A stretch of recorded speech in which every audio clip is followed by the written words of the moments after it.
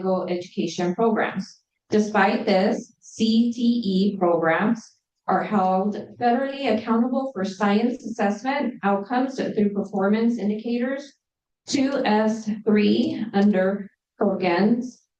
If the board reviews performance data submitted to the U.S. Department of Education prior to the 2024 Perkins program year, it will note a consistent decline in pass rates from 30.47% in Perkins program year 2021 to 16.74% in program year 2023.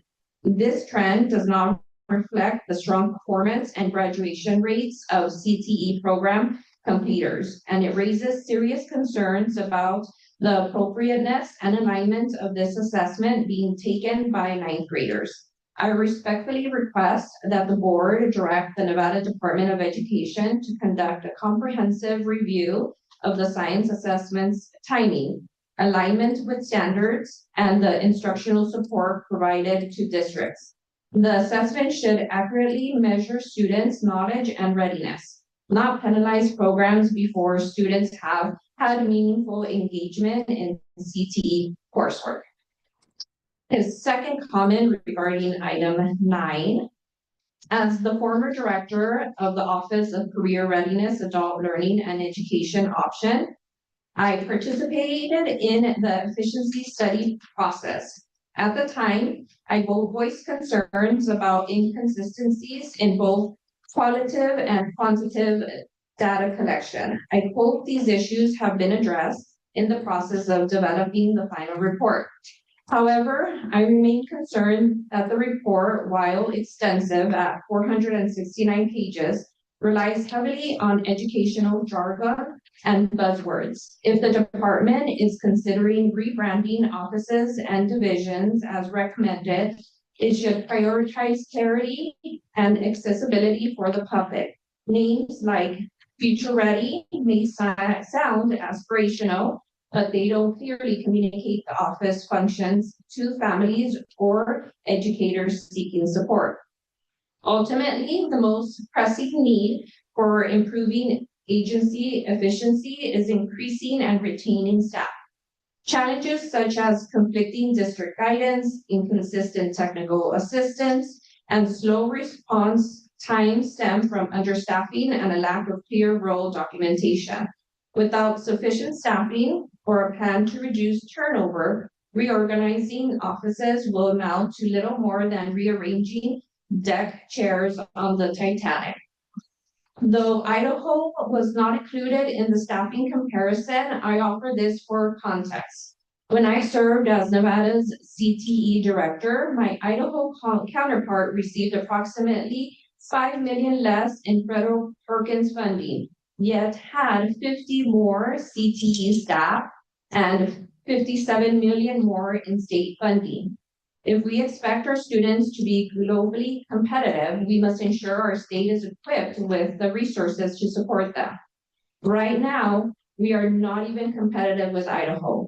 I urge the board and department to focus on addressing the root causes of this, particularly staffing shortages, before undertaking structural and branding changes.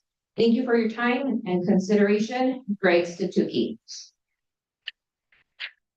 Thank you, Angie. Any other public comment before we move on? No other public comments. Thank you. We have a motion to approve the use of a flexible agenda, allowing me to take items out of order if necessary. Member Hudson. Member Hudson, I'll move to have a flexible agenda. Second. Okay, all in favor? Aye. Any opposed? Any abstentions? Okay. We will move to the Vice President's report.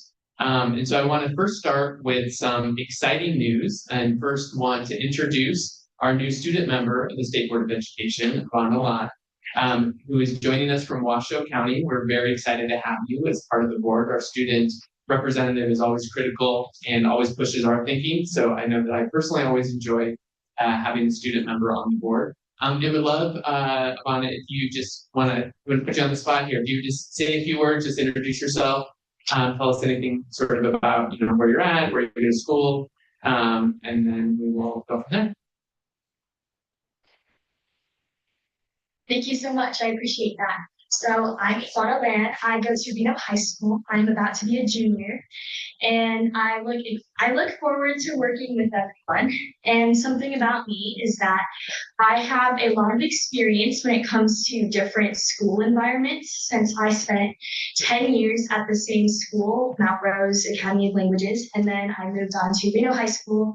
I'm extremely involved at my school. I do student council. I do NASC, of course. I do speech and debate. Actually, I came back from nationals last week for competing for that.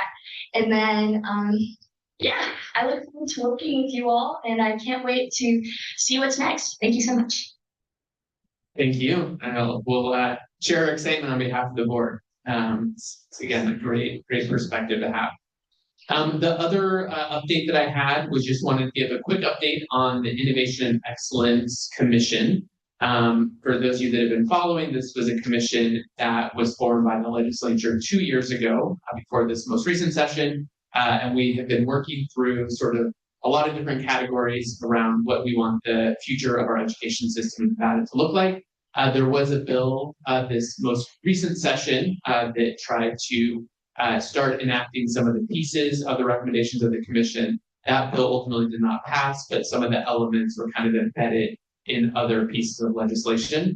And so we are sort of continuing the work of that group, figuring out what the next steps and next phase may look like.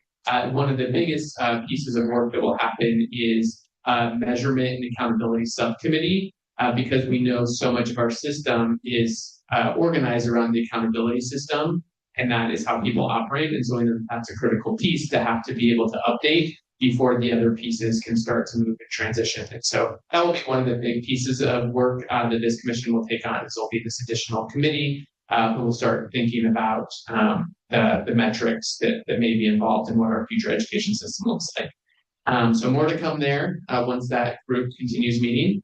And now would open it up to any board members for any updates and or if there's any subcommittee updates.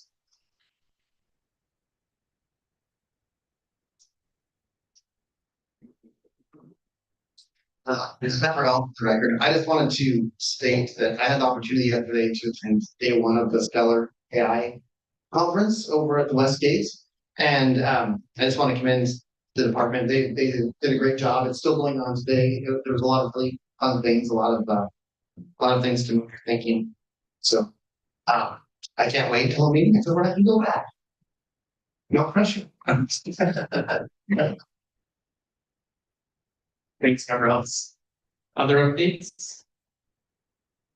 I'm Member Dawson Owens. I just wanted to give a shout out to the graduation celebration that we had here in the South. We had about 100 youth experiencing foster care or kinship care, celebrating them, and that remarkable next step for them as they are supported into independent living.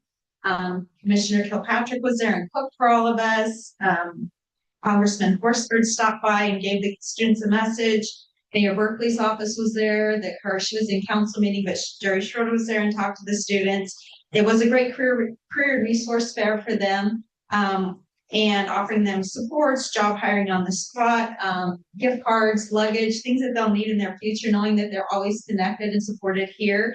And I'm grateful also to Assemblymember Mosca and Haven, who've been champions in this area for increasing supports for students, as well as Senator Cortez Masto. So it was a great day, and I'm excited to see what these youth do in the future.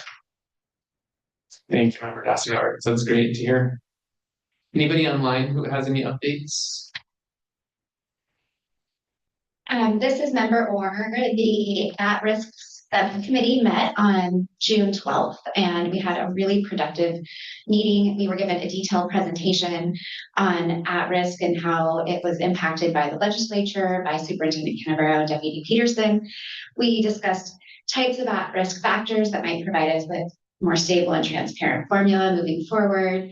And we've asked the department to research how the characteristics that we came up with are aligned to academic performance metrics.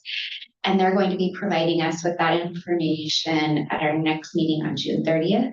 I just want to thank everybody who's a member of that committee because it was a robust and really great conversation. And I feel like I'm learning more and more. And I also wanted to thank Mr. Guy Hobbs of the Funding Commission, who over the last several weeks has provided context and helpful feedback as well. And I appreciate that partnership.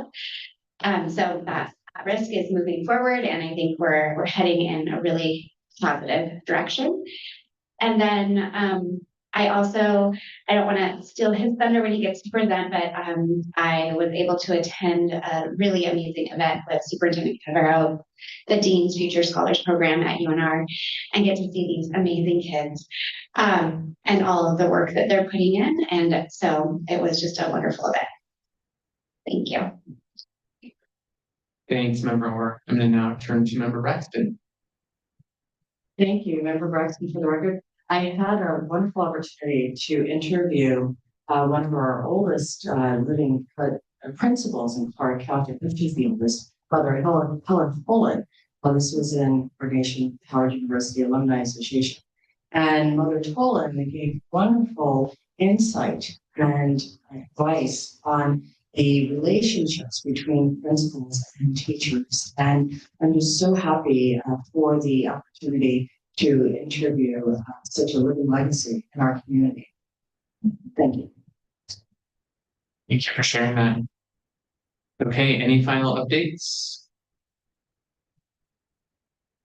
Okay, seeing none, so we are going to move to Dr. Canavero and the superintendent's report.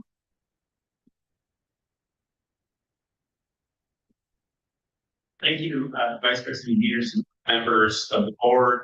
I just appreciate everybody's flexibility in the north as you may be aware or may not be aware. It's a technical challenge with the audio system in the north that we're attempting to replace. And so that's the reason why we've got everybody online here today, but just appreciate your flexibility there. Let me just begin with a couple of quick updates and stolen thunder today, but that's fine.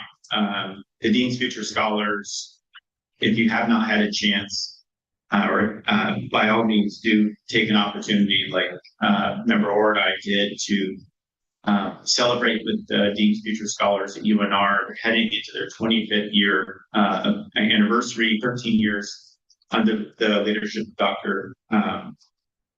Cruz, in just an incredible, successful program that brings youth as early as 6th grade onto the campus of UNR and has a culture of really partnership and family that you can sense the minute you walk onto the campus and into a DFS event. So a very fun opportunity for us to get out in the field and celebrate. The other update I had for you is the AI conference that Member Else is anxious to get back to. Incredibly proud of the NDE team for organizing, incredibly proud of the statewide stakeholder group that developed the guidance document around which that conference is largely centered. Very important discussion specific to AI's use in education for educators across the state. So definitely appreciate that work. Also just mention that our assessment data and accountability and management team is fully engaged as with the department or with the different departments within the school districts and gathering, validating, and publishing all of the year-end data for the upcoming state reporting cycle. As you all know, and as Vice President had mentioned in his opening remarks, the accountability system and our ability to use it as a continuous improvement monitoring tool is a critical task for us and an ongoing task as well. We're 3 weeks, 23-ish days since the legislative session wrapped up. And as you can imagine, there's a lot of work not only just to the finish line, but now once the finish line has been reached, a massive amount of work for the agency.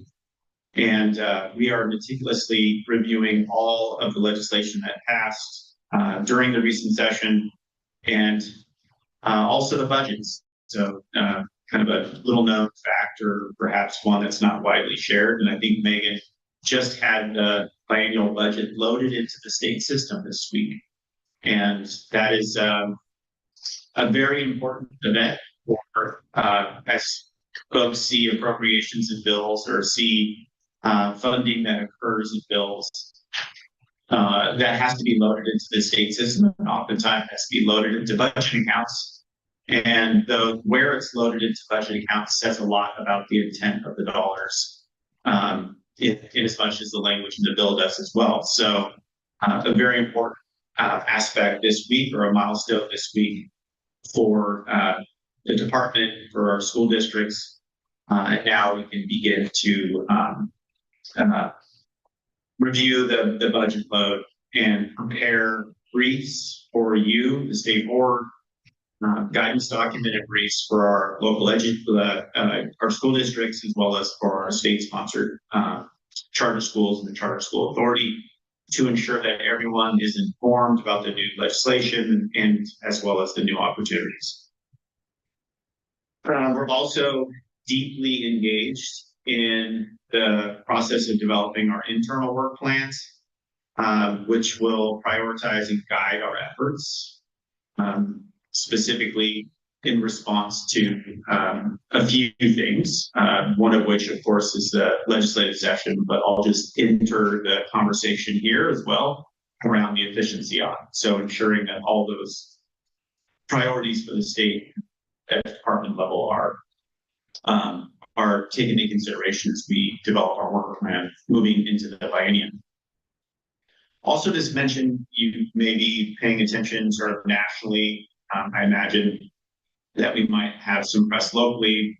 A lot of questions around federal funding for the fiscal year. As you all know, the continuing resolution was adopted.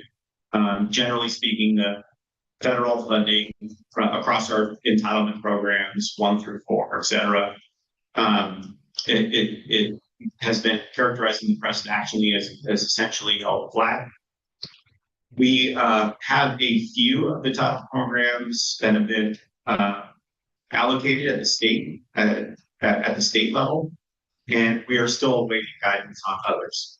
So we're seeing it essentially flat to just a minor decrease in some places, but we're also responding to press inquiries asking us if we have an appropriation specific to the state level yet. And in some cases we do, in other cases we do not. So we keep the districts informed. As soon as guidance comes in from the feds, we turn it around as quick as possible for our districts to through their budgeting process as well. And that kind of leads me into the legislative update, and there's sort of 2 legislative updates, at least for us today. So I'll just spend my time here focusing on a couple of bills. There's also under the informational, you see a document, a support document that Amelia had put together for the board, which gives you kind of a quick summary of some of the major bills within the education ecosystem and their impact on you, as well as other boards, councils, and commissions. But as part of the informational, you'll get the initial recap, but I want to focus on a couple, one of which is Senate Bill 81, and that was the department's omnibus cleanup bill. If you've lived through a few of these legislative cycles, we tend to have one bill that is our sort of cleanup bill that creates efficiencies in how we operate, but it's critical. And it was designed to remove and streamline various reporting requirements, and it also includes important cleanup provisions related to our scholarship programs, many of which you're familiar with. Another, I would say, landmark piece of legislation from the session is Senate Bill 460. The Education Accountability Bill, that's the governor's bill, and the majority leader's bill that were combined. The bill addresses a number of aspects of Nevada's education system. It's almost 300 pages long. It's complicated, but it also permits districts to select their Read by Grade 3 assessment from an approved list curated by the state board. It revises the Nevada Educator Performance Framework, reduces certain class size reduction reporting requirements. Notably, it also introduces a K-3 STEM literacy pilot and further revises the Nevada School Performance Framework. It also establishes a comprehensive tiered accountability framework for districts and the State Public Charter School Authority. Core component of the bill is the codification of the science of reading and foundational literacy, which will now require all K-3 educators to complete a specific course on the subject matter. It develops the Nevada Registered Teacher Apprenticeship Program and revises the K-3 English Language Arts standards to integrate foundational literacy with STEM. The bill also clarifies and revises the scopes of work for both the Commission on School Funding and the Commission on Innovation and Excellence in Education, clarifying their roles and responsibilities. It revises training requirements for the regional professional development programs and enhances the Commission on Recruitment and Retention by creating a new commission and sunsets the previous task force. And my understanding is that was the recommendation coming out of the Commission on School Funding. Finally, the 460 allows for the impaneling of the Public Education Oversight Board under specific circumstances and formally establishes a new entity for the state, the Education Service Center. It's a widely known as intermediate organization, one of 11 states that did not have one until now, and it sits between the state and school districts in order to support state activities. The last thing I'll just touch on, we're turning it back over to you, Vice President Hughes, or members of the boards for any questions of me, is just a quick update on the measures of academic progress assessment. From our last time together, we have been able to secure a one-year extension for this assessment for the upcoming school year, allowing for a smoother transition as we move to the sort of post-legislative ecosystem, which I think on our July 30th meeting, we'll have a discussion there related to Read by Grade 3 assessments and the impacts that 460 has had on that. So with that, Member Hughes, I'll turn it back to you or to members of the boards with any questions. Yeah, thank you for all those updates. Yeah, I will open it up to board members for any questions for Dr. Canavero. Good morning, Dr. Canavero. This is Member Else. I was just curious what that will look like for districts as far as being able to choose. Some of my colleagues reached out to me and asked, being able to choose the Read by Grade 3 assessment. We can get some clarification on that as districts, because I know there's a lot of questions about it. So I would appreciate that. Thank you. Yeah, do you want me just to touch, Member Else, Steve Canberra, do you want me just to touch on sort of high level? That would be amazing. Yes, please. Yeah. Well, I don't know that I'll be able to meet Member Else's expectations of amazing, but let me just try to provide some clarification. The intent behind the changes in 460 are to allow for district flexibility to choose an assessment that is comparable to the statewide, let's say the state's assessment. I'll use the state's assessment as the single assessment system the read by grade 3. Currently, it's math, and that was what you had previously been charged to do, is to establish just the one assessment and the cut score of that assessment. So math and let's say the 40th percentile at this point are the two components. In conversations with legislators, there was an intention to say, hey, can there be some flexibility in allowing for a district to choose a different assessment, but to not impact the efficiency and the opportunity that the state provides to the districts by establishing a contract at the state level with a single provider.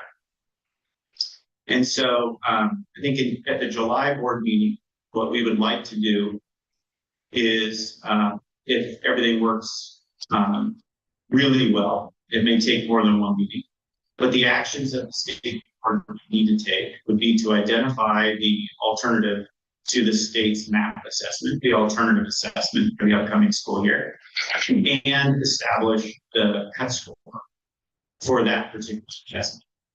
You could do those things at different meetings. You could establish another eligible assessment, and right now I think Curriculum Associates is the one that for those school districts who are currently choosing to double test, take the state and their district, they're using the Curriculum Associates test. They would you would be able to say that's the Curriculum Associates is an eligible assessment. And then you could follow on by then saying, this is the cut score, so that for a district could choose one or the other. The state would maintain its contract with a provider to provide the state assessment. And any district that, let's say, opts out of the state assessment and then uses an alternative that you all approve at a cut score that you all approve, could then be reimbursed their share, but not to exceed whatever they would have been had available to them through the state's contract. So it provides, we think, and I think the intent here is if you provide the scale, the efficiency, and the support at the state level for a single assessment, and then you create a lane or an opportunity for districts to opt out of that state assessment and then move it into their own, and then eliminating the double testing. But there's still guardrails to ensure that there's trace comparability, so that student in District A takes the state assessment, is identified for literacy supports. That same student in District B taking the alternative assessment would, with a high degree of confidence, be similarly identified as needing literacy supports. So hopefully that helps a bit on number else, but happy to answer any questions that you have. Superintendent Kennedy, Superintendent Walker, and I have a quick question about that. So July 30th is real close to the start of school for most of our districts. So when we're looking for next year, I guess my question is, selecting those read by grade 3 assessments for next year, is your advice for districts to stick with MAP for another year, or do you anticipate having that guidance ready? It's a good question, Steve Canberro. Our intention is, well, I would say early in the first conversations, it was established as a pilot program for a single school district who brought the bill forward. And we felt like you could do the pilot program in the second year of the biennium, but then over further discussions, we found out to say, well, we could actually do it in the first year of the biennium. A district that wants to take the opt-out, so to speak, of the state assessment, if they were ready. So there's no mandate for anybody other than the state mandate for the read by grade 3 and the state assessment, which has been continued for another year with the measures of academic progress. So it's completely up to a district. I believe Washoe County is the most ready, and they are the most prepared to seek an opt-out in the 25-26 school year because they've been choosing to double test for a number of years. But for those districts that don't want any change or want to give it some breathing room or another year, work with the department to figure out if they want a different reading assessment, then there's plenty of time for that to occur. This is member Orr, so I just want to clarify that if we don't choose a cut score on July 30th, then for another perhaps curriculum associates as a test, then school districts would not be able to use it for their first read by grade 3 assessment, which is typically in August and early September, correct? So it is kind of really incumbent upon us to make sure that we have a cut score conversation July 30th if districts are to use it for their first testing of read by grade 3. Steve Gamero, I would generally concur. I generally concur that you want you would need both. I think there is a world where you can establish we don't want to rush the cut score. We want to make sure that the cut score is correct, and we want to make sure that it's comparable. But yeah, preferably on the 30th, we have both of those. You have both the alternative and the cut score for the alternative. But we have, again, we have yet to dig into the research to see what's available there to understand the amount of analysis that would be required. Okay, any further questions? Dr. Canavero, so is there flexibility within the ACE accountability language that the curriculum and associates assessment would meet the criteria for the ACE accountability goal for read by grade 3? So the district still wouldn't have to double test. Steve Cambro, yeah, we're in conversation. I'm in conversations directly with the governor's office about the ACE accountability, but it will come back to the statistical analysis of the comparable cut scores. I mean, ultimately, that's what it's going to come back to. Thank you. And just one more favor. I understand there's still a lot of things surrounding it, but if potentially districts could get some type of memo that this is maybe, because everybody's in the process of finalizing contracts right now. So I know for some districts, this is really going to weigh heavily on their decision. So I know you don't have all the information right now, but the best information that you have, I guess, prior to the July 30th meeting would be appreciated. Thank you. Okay, any additional questions? Okay, thank you for those updates, Dr. Canavero. And I know people are excited to dig in future meetings to some of the specifics of those legislative pieces. One other just quick flag I would make for the next conversation we have, we don't need to get into this now. One question I would love for us to explore is when we did the RFP for the new assessment, it was under the guise of a statewide assessment, and I believe there were scoring criteria that sort of were aligned to this idea of statewide assessment. So I just have a broader question about if this is no longer the way we're operating, does that sort of criteria still hold in what we just did a whole procurement process for? So we don't need to get into that now, but I think it probably is part of the conversation about what the slate of options are. But thank you, and thank you for the specific questions. We know our school districts are trying to figure this out, and all the frantic planning happens over the summer. So appreciate the need to get some of these answers. With that, we're going to move to item number 6, which are informational updates. And so these do not require action by the board. These are reports that are intended to meet statutory reporting requirements, ensure relevant updates from the department. So as you see posted, today's items include an initial recap of the 83rd legislative session and an overview of the Delta Academy's participation in the Nevada Alternative Performance Framework. One thing to note that we just saw even from the quick update is there are several of these bills that were summarized with information that do have implications for the state board, as well as other boards and commissions across the state. So I would just urge board members to take a look at those and then potentially during our future agenda item section to lift up any that you feel like would be for the full board to engage in. Knowing that, again, the dust is still settling and we're still trying to figure all that out. Okay, so we're going to move along to number 7, our consent agenda. So I trust that our board members have had ample opportunity to review the consent agenda and support materials. As a reminder, board members are asked to review all materials and request clarification in writing ahead of the meeting. Any board member may pull an item for discussion, or we can approve them with a single motion. Would any member like to pull an item for discussion, or may I have a motion to approve the consent agenda?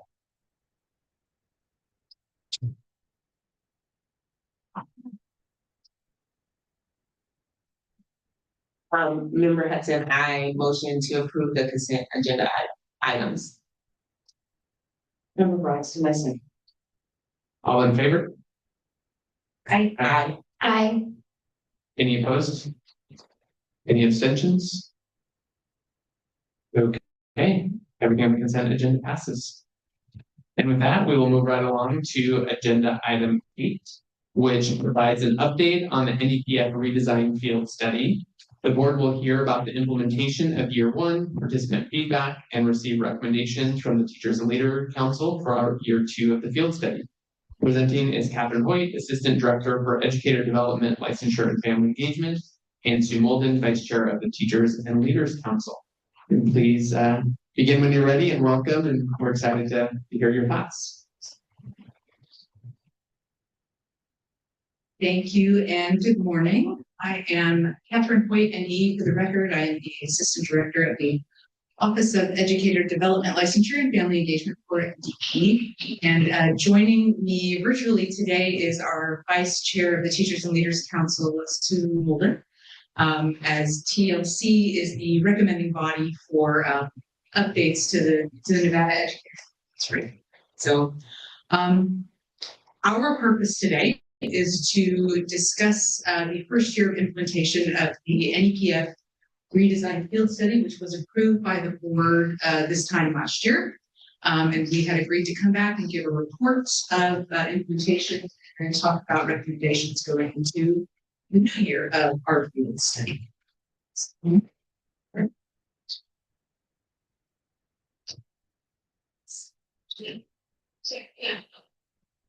So the goal of the redesign field study was to provide opportunities for our LEAs to be able to field test some updated rubrics and new scoring system for the NEPF, just for administrators and for teachers, under the guise of 1 year of improved accountability, opportunities for our administrators and teachers to save time in regards to implementation of the system, because there was a repeated call for that when it came to survey feedback, and to kind of move forward a little bit with evolution of system.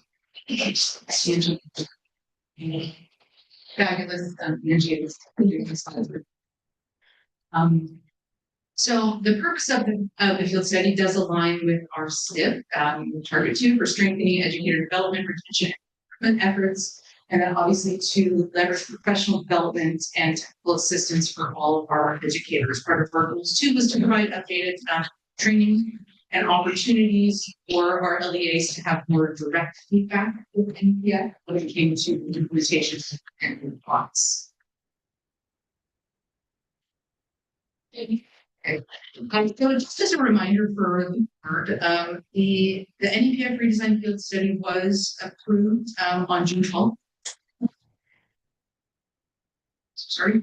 Invitations to participate were initially sent to Clark County, and we included just a limited number of students. Is so large. The districts of Elko, Lincoln, and Washoe County were also invited to participate, and the state auditor's party. At the time, Washoe County declined to participate, which was okay, and so they were replaced by the Mike County. Approximately 85 schools throughout the state field tested the NEPF redesign rubrics and tools for teachers and school administrators during the 24-25 school year. And we held introductory meetings to support school site leaders who would then provide us feedback. We had school supervisor, administrator, and teacher work groups that were established in September through May to encourage discussion, feedback, and refine the NEPF redesign for the 25-26 year. Their recommendations.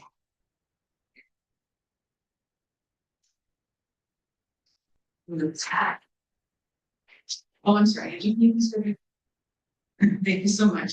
So we wanted to do some reminders too of what stayed the same, the NEPF, because our goal was not to completely redesign the system. We wanted to maintain the integrity of and the rigor of the original standards, as best practice for our education staff. So within the field study, spring domain percentages did remain the same at 65% for instructional practice, 20% for professional responsibilities, and 15% for student performance. Final ratings did not alter from the domains of highly effective, developing, and effective. But what did change was the scoring formula. So with a 1 through 4 score being given for each standard instead of each indicator per standard, with the goal of requiring less collected evidence throughout the evaluation cycles. So instead of being required to collect multiple pieces of evidence per indicator, done our NEPF rubrics, administrators and teachers were only required to have 2 pieces of evidence per standard. So significantly advanced. For the documentation itself, when it comes to the tools, the total pages of the rubrics were consolidated from 24 pages to 11, eliminating a lot of extra verbiage to create a more concise view. And the total pages of the summative evaluation tool were reduced. So again, we didn't want to alter the original intentions of the rigor. We didn't want to compromise the original intent, but our goal was to streamline the NEPF and consolidate the document for accessibility, with the hope that this would result in a reduction in time spent on implementation and promote deeper feedback conversations between administrators and teachers. The goal of the NEPF is to really drive professional growth. One thing that we did in order to support our LEAs so they would get direct access to resources and activities is we created the NEPF Redesign Field Study online toolkit. So all of our LEAs had access to any of the rubrics. It was a one-stop shop for our districts to access training materials that we provided, any of the tools and work group calendaring information and assignments. We also offered weekly office hour support for office, and we had an Ask a Question Google form if anybody wanted to reach us. So we tried to be as accessible as possible because we knew it was going to be a big shift. So,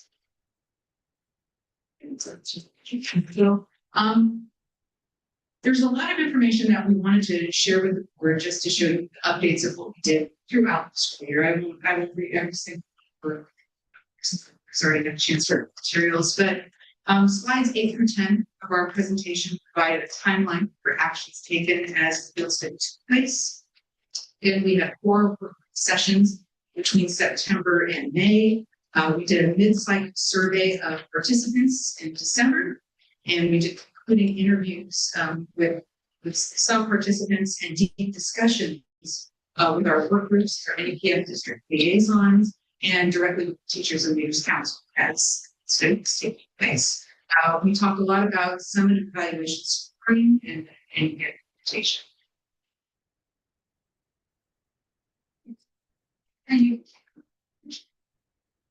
All right, so I do have a lot of data for you just to be clear. Survey data. So starting with our winter survey, at this point it was December, so it was early implementation. I would say July. We initially then started meeting with districts July and August to December. See how that first round of observation cycles took place between our administrators and our educators, how training opportunities were conducted at a site level to see how it was implemented per site. We had 256 participants, so it was 209 teachers, so mostly teachers responded, 46 administrators and then just one principal supervisor. We didn't include them in the principal supervisor data because that, one person is too small in size. But we did ask several questions regarding, again, field study site-based implementation and trying to gather a lot of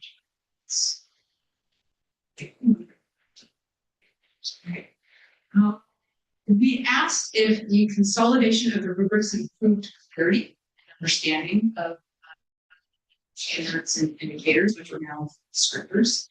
About 83% of administrators and 67% of teachers responded favorably, at least to the initial design materials. We asked our administrators if they had felt between, say, August to December if their teachers' understanding of standards had improved. This was kind of an even split on whether or not they agreed or disagreed, and also kind of tied into later questions that we asked about site-based direct implementation training. 60% of teachers responded favorably when asked if shift to descriptors were helpful in guiding their own professional growth. So we took that as a positive. And then you want to go on to the next page. We asked school site administrators if the redesign itself was an efficient use of their time when evaluating their teachers. So they were at their responsibilities. 78% of the time responded favorably. And then we also asked if the redesign was an efficient use of time as they themselves were being evaluated by the principal and supervisors. And again, the majority. So we felt good about the initial goals of these trying to save time.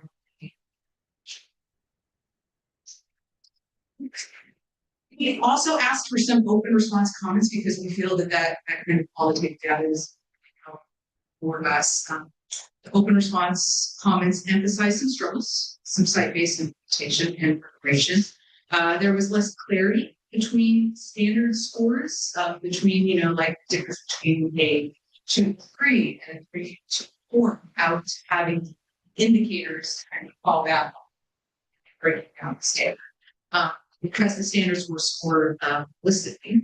And then there were asks for even more calls for training beyond what had been provided from the administrative to strengthen their ability to have those conversations with their teachers and to give that guidance when it came to professional growth opportunities. Suggestions was very good. When fielding the questions and concerns regarding scoring, we consistently referred administrators back to the performance level language of standards. We reminded them that if a teacher was not performing at a level 4, which is the highly effective rating in each of the descriptors, and meeting the highly effective performance level in its entirety, then truly they were not highly effective in meeting that standard. There wasn't a half score or anything like that. It was either they were or they were not. And we recommended that should be the feedback provided to the teachers that they were consulting, along with any suggestions for improvement or growth to reach that target. That was our consistent callback.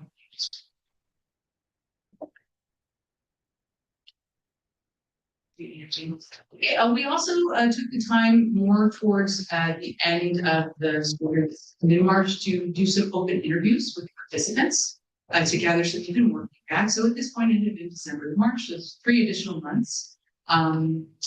Many of our administrators are in the process of moving their summative evaluation cycles, preparing to have those kind of conferences with their educators.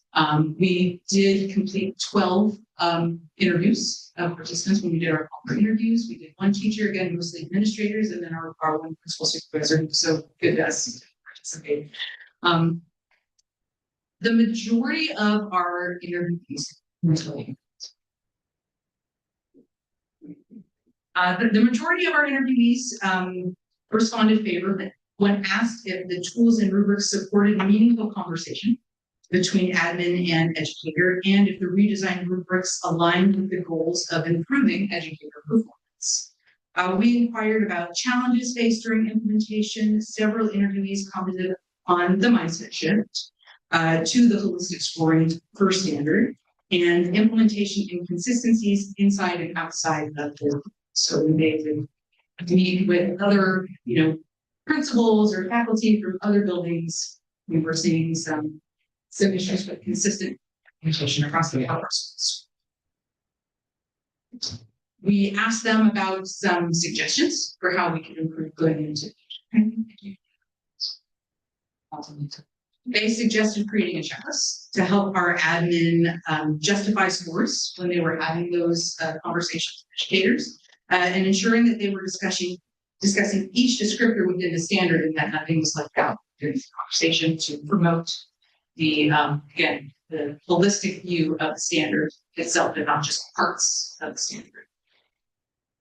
Again, we talked about greater training for evidence collection, for coaching cycles, and aligning feedback scoring, because that's a very important piece. And then they also called for more examples of descriptors in action across different subject areas and different levels for educators, which we agree would be very beneficial. While the standards and descriptors are themselves, they are best practices, it's not going to look exactly the same in a kindergarten class as it would in a 6th grade science lesson and a high school physics class. So that is something that we would like to work on for sure. NDE is also hoping to partner with RTP going into next year to implement more of the training suggestions as we're kind of learning and growing on our. So we do have a concluding survey to wrap up the year. It will not conclude until July 15th. We didn't want to overwhelm our LEAs with survey team. At that point in the school year, there are multiple surveys that our educators and administrators have to complete. We also have our required NEPF monitoring survey, which we typically share information. So what we did is we, the power of some skip logic within our survey itself, we were able to add an additional section for field study participants so we can gather their data all in one place. So it's concerned about participation. So I don't, as the survey is ongoing, I don't want to comment on preliminary, but we will have that back.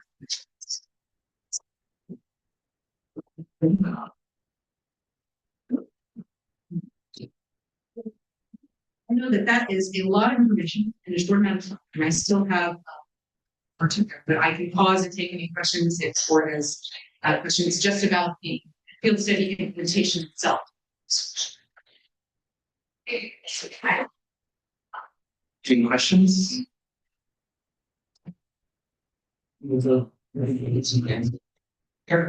Any questions online? Okay, we're going to keep going. So where we are at is we want to make clear the understanding that the NEPF redesign in itself is a large undertaking. There are a lot of parts. We want it to be something that is not done in isolation. We really do want feedback and the partnership with our LEAs as they are boots on the ground that are implementing the system. We're gathering data, we're making adjustments, and we're trying to refine a statewide system that ultimately is going to impact over 25,000 employees across the state.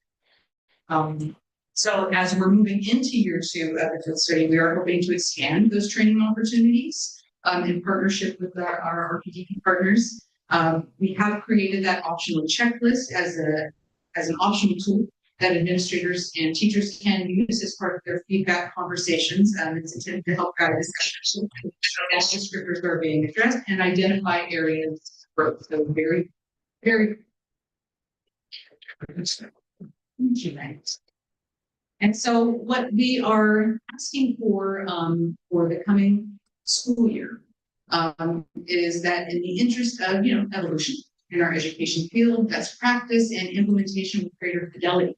The Department of Ed would like to recommend that the field study be continued with the same LEA participants from 24-25 moving into a year 2 course. so we can monitor progress between year 1 and year 2.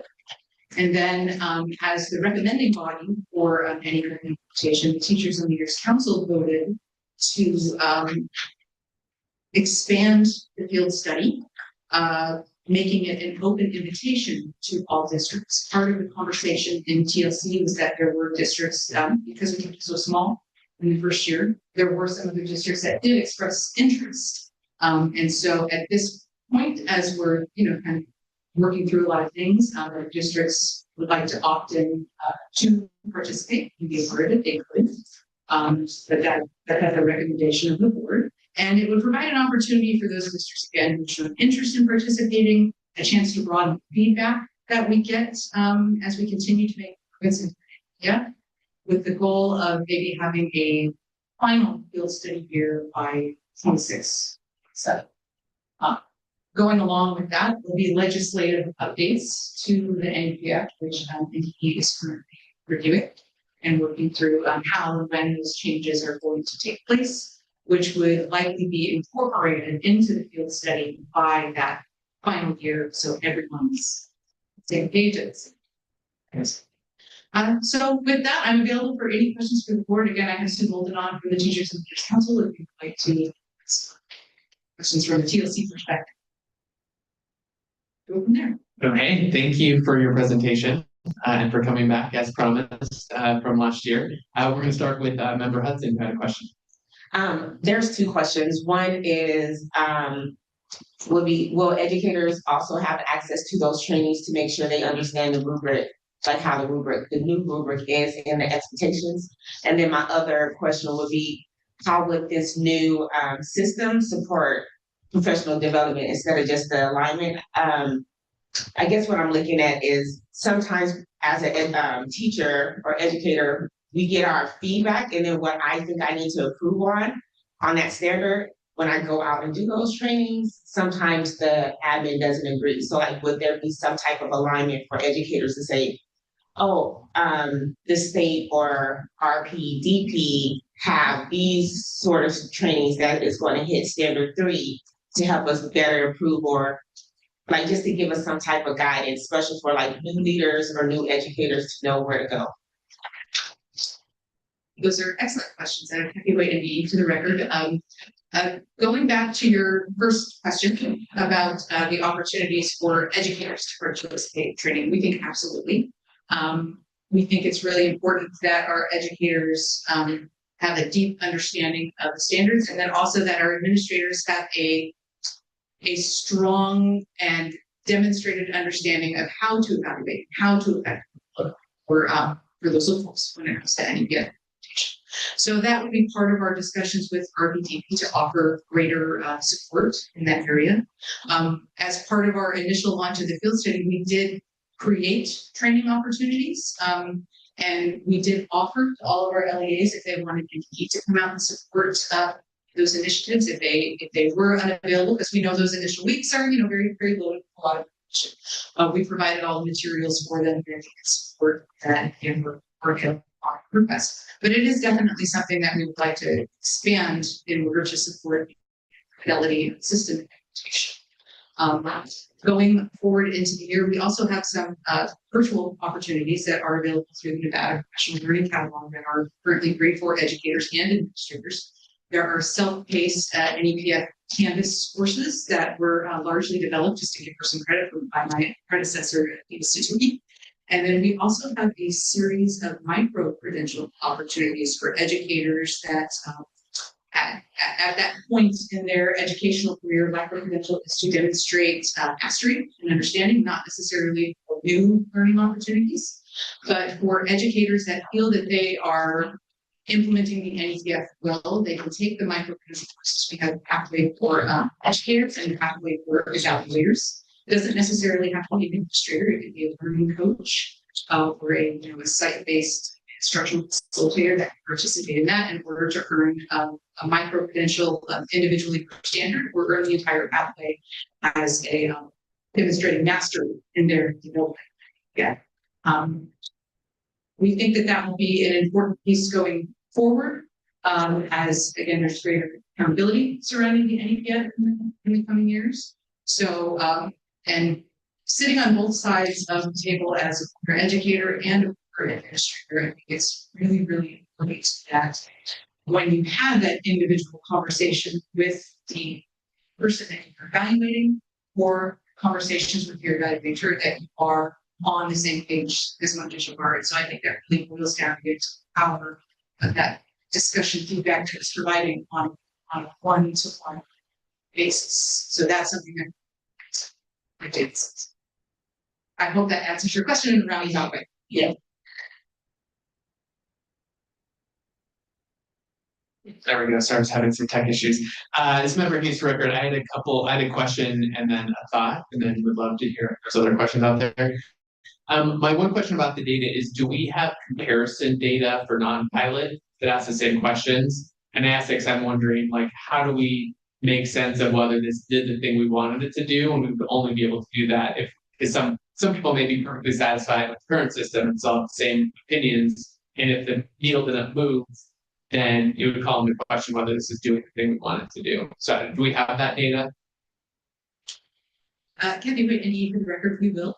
We are required each year by statute to do monitoring for continuous improvement with our districts, do a statewide NEPA, called the NCI implementation survey. So again, being collected at the same time this year along with our good studies. But we do ask several similar questions in regards to, do you feel that your evaluation was fair? Do you feel that it meant to your professional growth for stations and administrator or educator productive and helped lean towards their growth and their professional growth? So we do have that data annually, and we'll be able to compare it when we do our final review after July 15th. Because some of our smaller districts have participated, the entire district participated, we'll be able to kind of disaggregate some of that data to see all the districts that implemented the redesign. It'll be a little bit tough with county because the survey data we need to see. We identify the district, but it's not broken down so much to the individual districts. But we will be able to see a lot of differences between field study districts and schools as opposed to non-field study English. Yeah. And that will definitely guide our implementation. Got it. Thank you. I guess my one sort of thought / push is in my perspective, I think the NDE recommendation of doing year 2 of the pilot makes sense. Seems like there's still some challenges to work out given the feedback, and both probably with the tools themselves and the implementation and people's understanding, it sounds like. I think I have a question about whether we're ready for expansion for 2 reasons. One, it sounds like we need to actually do that comparison study of before, did this work? And I think we want to be able to answer yes or mostly yes before we feel like we are ready to expand. More importantly, I'm worried about investment of the system. And if we start to introduce something that's not quite ready, it could sort of have the opposite effect where then people are uninvested in the new process. And then you're starting, if we do widespread implementation, then you have people already disgruntled about it. And that's probably not the best launch for statewide implementation. So that would be my thought. But would love to open it up for other questions from board members or other thoughts about how the direction you might want to take for year 2.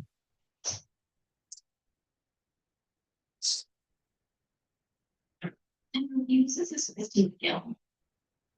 I just wanted to go ahead and also let you guys know. So thank you. Kat and her team and her teaching and learning team really have tried to use the progress monitoring of this system. And so the problem of practice that they were really trying to get at is the reduction of time it takes to do the NEPF.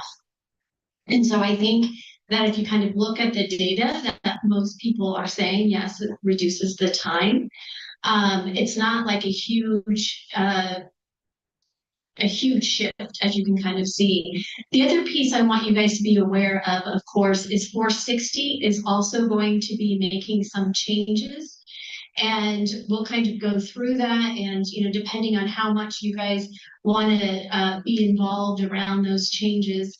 But I see the changes that 460 has, and then also the reduction of the time it takes to do the NEPF, kind of going hand in hand. So I just wanted to let you guys know that, this is a process, and the expansion is just allowing other people that want to try it out, to be able to move forward with that piece.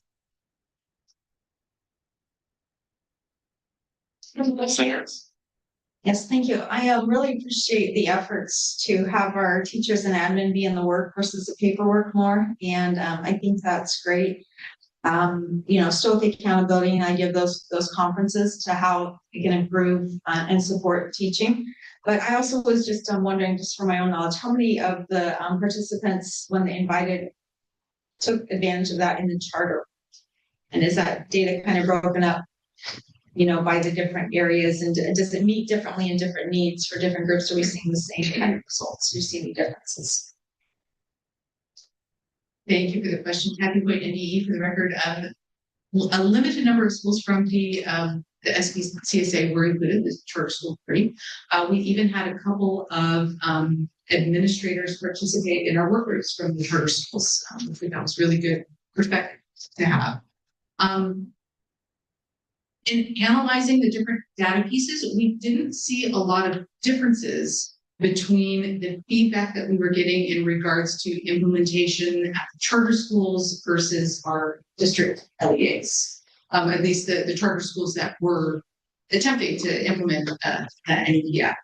The work group feedback that we received from a few administrators and conversations that we did have is that they appreciated the structure and the push towards, again, those greater feedback conversations to help grow their practice. So looking at their, curriculum and implementation within their buildings, they were still able to apply the NEPF as it was, again, in the interest of just best practice, structure. Other questions? Anybody online? This is Member Walker. Go for Member Walker. I just wanted to, as an administrator who actually participated in the field study, I wanted to say that it really isn't different, but the change in the conversations you have in those evaluation meetings, it's about the process and about improving instruction rather than how to hit each little tiny component. So they're more holistic, teaching focused conversations. And I think that expanding it would be great because that's going to allow more educators and administrators to say, do they appreciate those more holistic conversations, which save time and really put the focus on teaching and learning? Or do we want to do indicator by indicator, which is much more tedious process and more focused on artifacts and saying the right word at the right time when your administrator's in there, if that makes sense. So for me, I would recommend that we do expand. Thank you for that, Member Walker. Other thoughts, questions? Okay, the final thing I would just share and totally appreciate your perspective, Member Walker. I think the one thing we also have to keep in mind as a board is that we are setting an expectation through this vote. And so there's a world a year from now, we wouldn't, maybe, I don't know. There's a world where we might not vote for full scale implementation. And then you have even more people in the mix who then might be disappointed. And so we just have to, again, think about the implications of what happens if we keep expanding and then don't actually go full scale. Then again, that creates a different set of complications. But from the discussion I was hearing, we sort of have three options. I would love to entertain a motion. We can continue and expand for the 25-26 school year. We can continue with the same group only for the 25-26 school year, or we cannot continue with the field study for the 25-26 school year. So we'd love to entertain a motion and see where the board is at. Bruce moves that we continue the field study and leave it open for additional districts to opt into the study. There a second? Member Braxton, I second. Okay, all in favor? Aye. I, All opposed? Any abstentions? Okay, motion passes to continue and expand for the 25-26 school year. Thank you. Okay, we're gonna move to item 9. So next, the board will have information about the Nevada Department of Education's recent efficiency study and efforts to improve operations, streamline processes, and enhance service delivery. Dr. Steve Canavero, interim superintendent, will present an overview of the report's recommendations and take questions from the board. Dr. Canavero, please begin when you're ready. Good, thank you, Vice President Hughes, member of the board, Steve Canavero, interim state superintendent. The efficiency assessment, I think I had mentioned to the board, maybe, I guess 2 meetings ago, or last meeting, when I was first named to be the interim superintendent.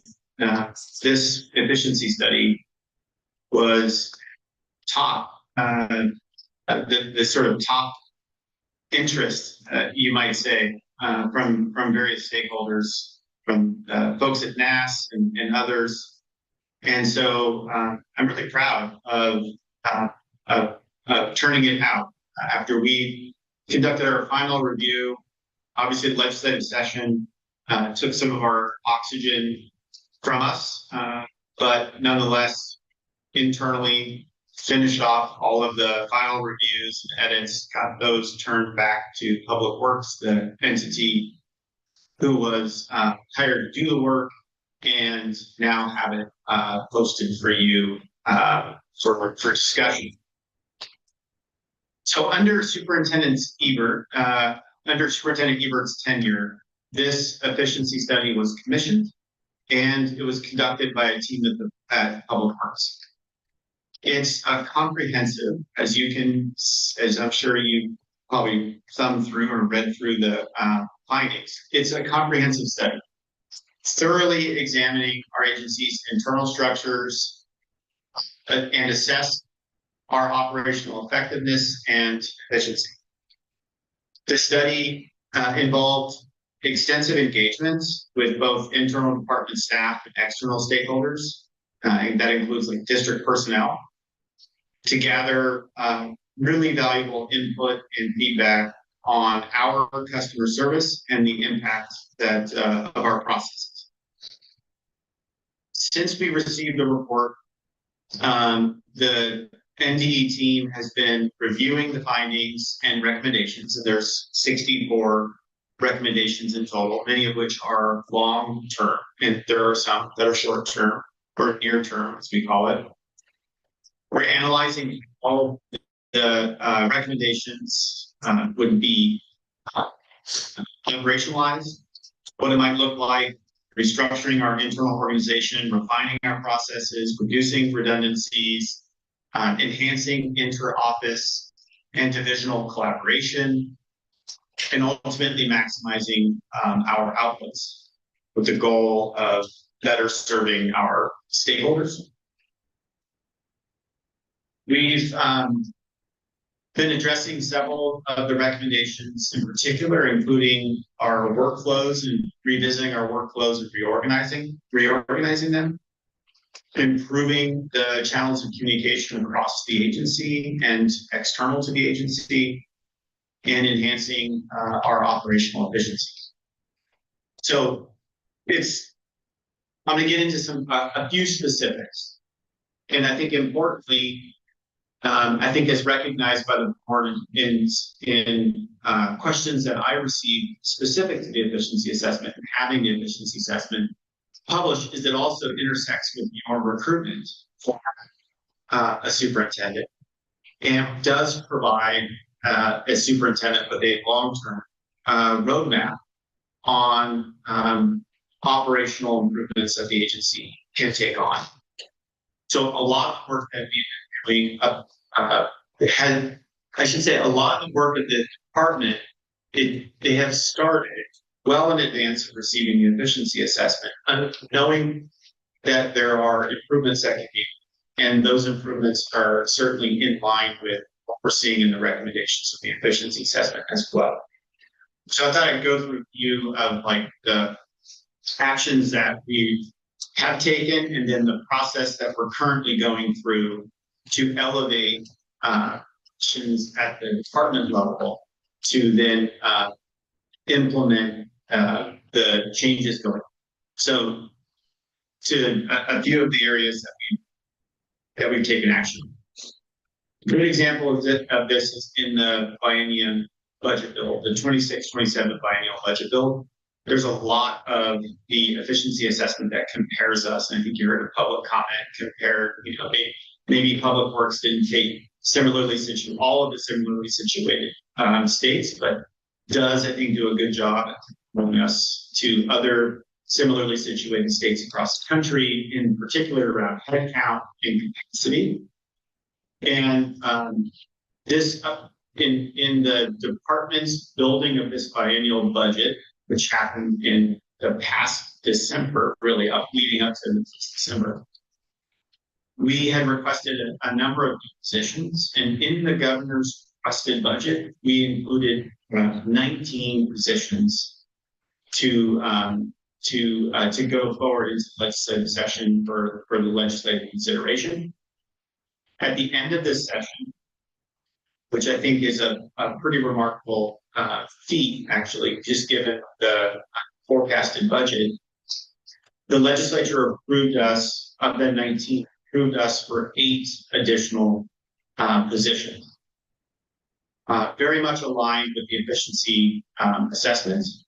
And in particular, there's a recommendation around administrative, like a chief operating officer, if you will, for the agency. So we're sort of calling it outside of state parlance or state HR parlance.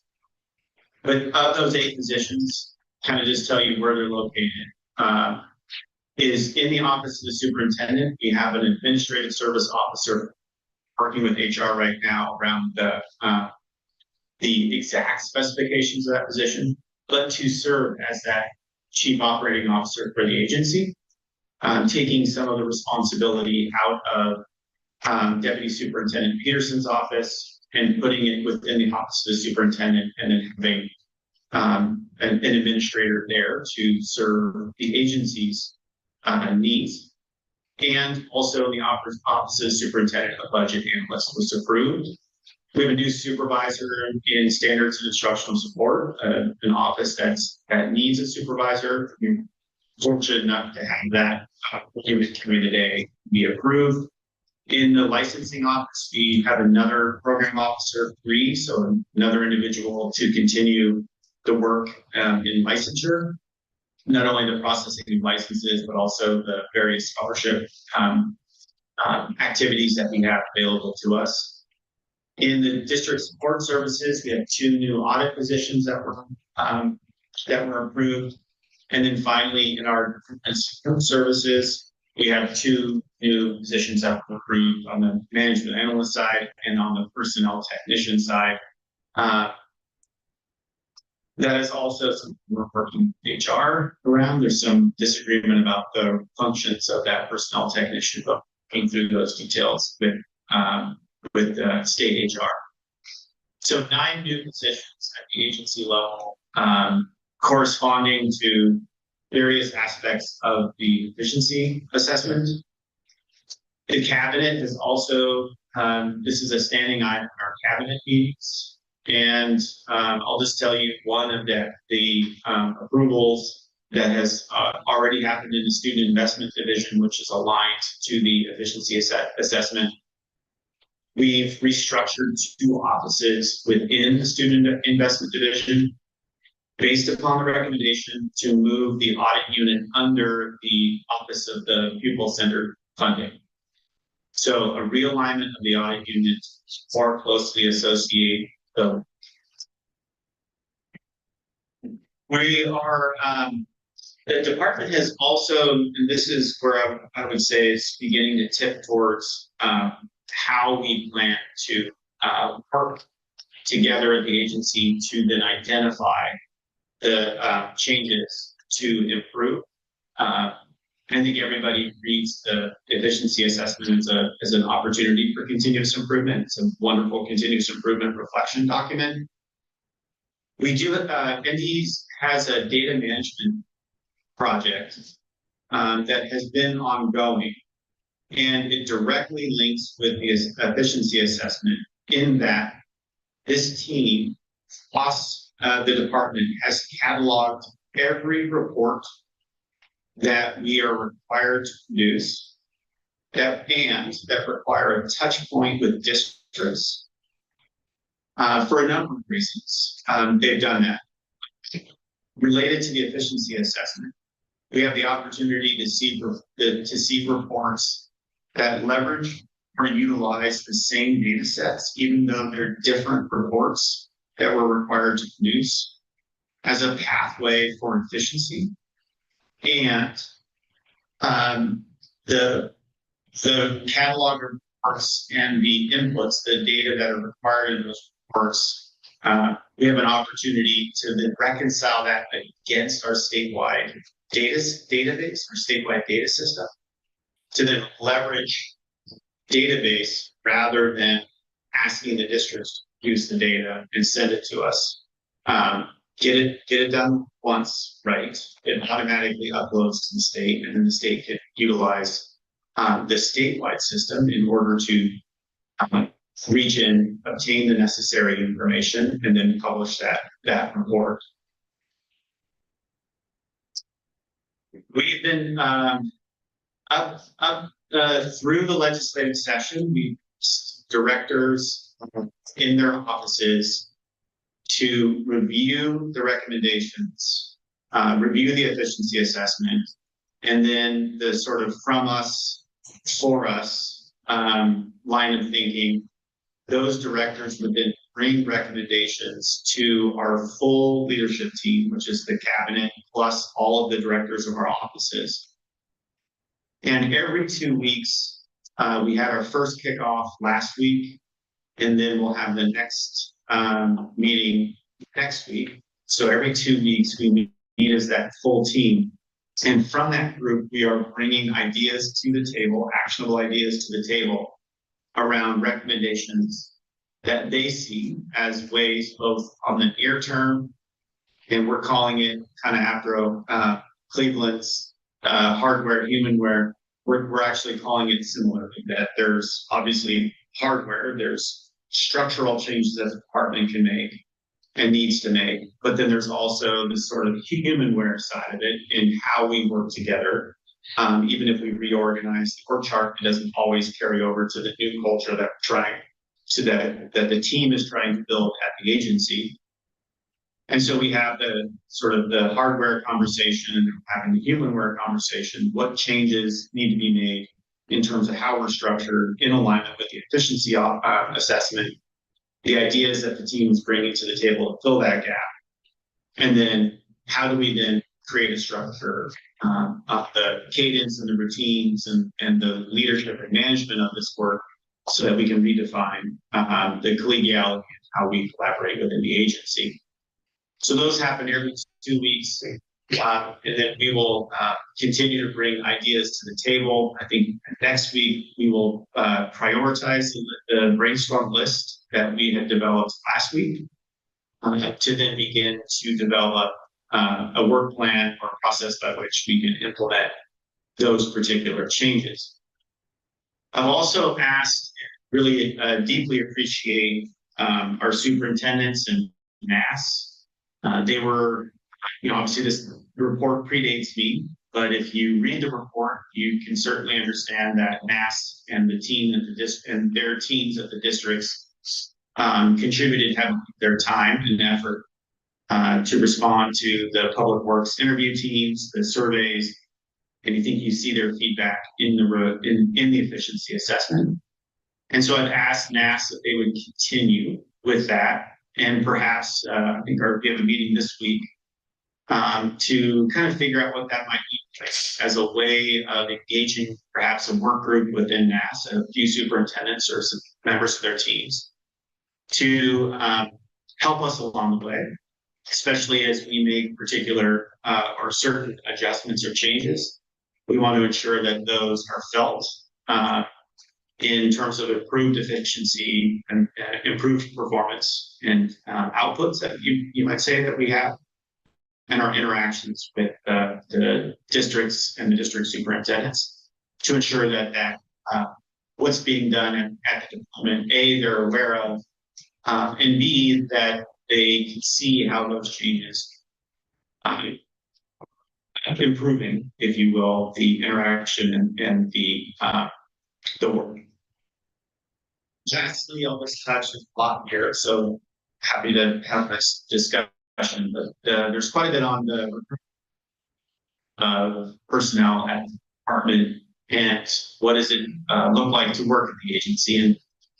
And there's a lot of that that's within our control, kind of referencing how we work together, the culture, the climate of the work at the agency, where and how our divisions and our agency is structured, the sort of form of who we are. Those certainly are within our control. Superintendent has large discretion over how the Department of Education is organized. And then there's some matters related to retention that are beyond our control. Salary structures, of course, being one of those. Those are legislatively established. The number of people, we have to have legislative approval for those in our budgets. But there are some things that we can do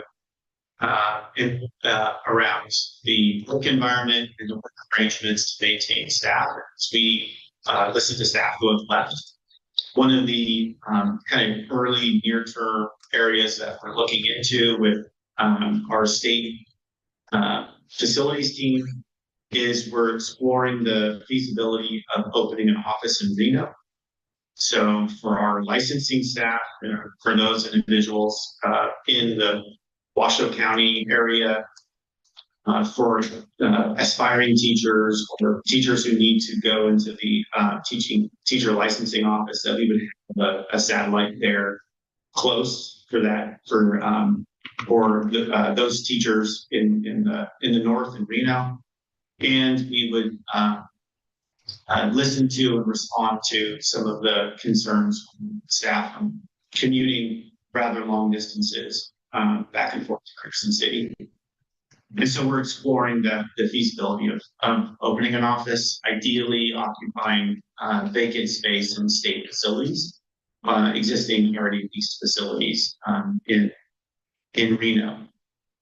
So what I hope to do is in the coming months, continue to provide you with like regular updates or responses to specific questions that you have around the operational changes that we're undertaking, that are all in direct response to the valuable feedback that's being provided in the efficiency assessment. So with that, Vice President Hughes and members of the board, happy to answer any questions that you might have. Great, thank you so much, and appreciate providing that document and for all the work that went into that. I know several folks on the board and in districts participated in that study and gave their thoughts and feedback. So appreciate everybody who contributed. I'll kick us off with just one quick appreciation and then a question. So one, just want to appreciate Dr. Canavero, your attention to the human and culture side of this. When I reviewed the report, that was one of the things I was personally struck by, particularly from the open-ended comments. So like a lot of people seem like they have not been having a great time in their day-to-day work. And so we know that that is critical to doing good work, is also that we need to take care of our staff. And so just really appreciate you all doing some work there. The question I have though is around what are the implications of the Education Service Center, and are there implications and I ask because I know some state agencies are set up where they just are about keeping the lights on and doing compliance work, and those tend to be very lean state departments, even though we're like on the extreme side of that. And then other state agencies do more robust continuous improvement work, plus all the compliance and lights and things. So I'm just curious, does that change any of the thinking about what actions would be taken if there is this intermediary who potentially might take on some of the capacity concerns that were named in this, or maybe that is going to be such a small organization that it won't have any implications? Steve Gamero, that's actually a really insightful question. One, I don't know that we've really opened up or has entered into the conversation as we discussed with the teams at NDE. I think some initial thoughts though, there is a chat, like there is always an issue or a challenge that's confronted by a state education agency as they serve as both the regulator and the supplier with and to the districts. There's obviously plenty of examples where that can be navigated sufficiently and without real issue. Other times it can come up and be a bit of a challenge. So when the Ed Service Center, it is going to, I think as it's conceived in the in 460, it is a relatively small enterprise specifically focused on school improvement and district improvement. So really to carry out the supports as necessary by that the state deems necessary to work with school districts and schools to improve. So I think it's narrow focus. The conversations, limited as they be, have really only centered around student school supports and what that might look like as a shared responsibility with an existing office at the department. But again, very early in the conversation, both at the meta level, the agency in response as we digest the recommendations and turn those into kind of near-term, mid and long-term actions. But something to think about as we have a new enterprise that has sort of entered the state discussion as a way of working hand in glove with the districts and schools, but then also with the state. Thank you for that. Okay, what other questions do board members have?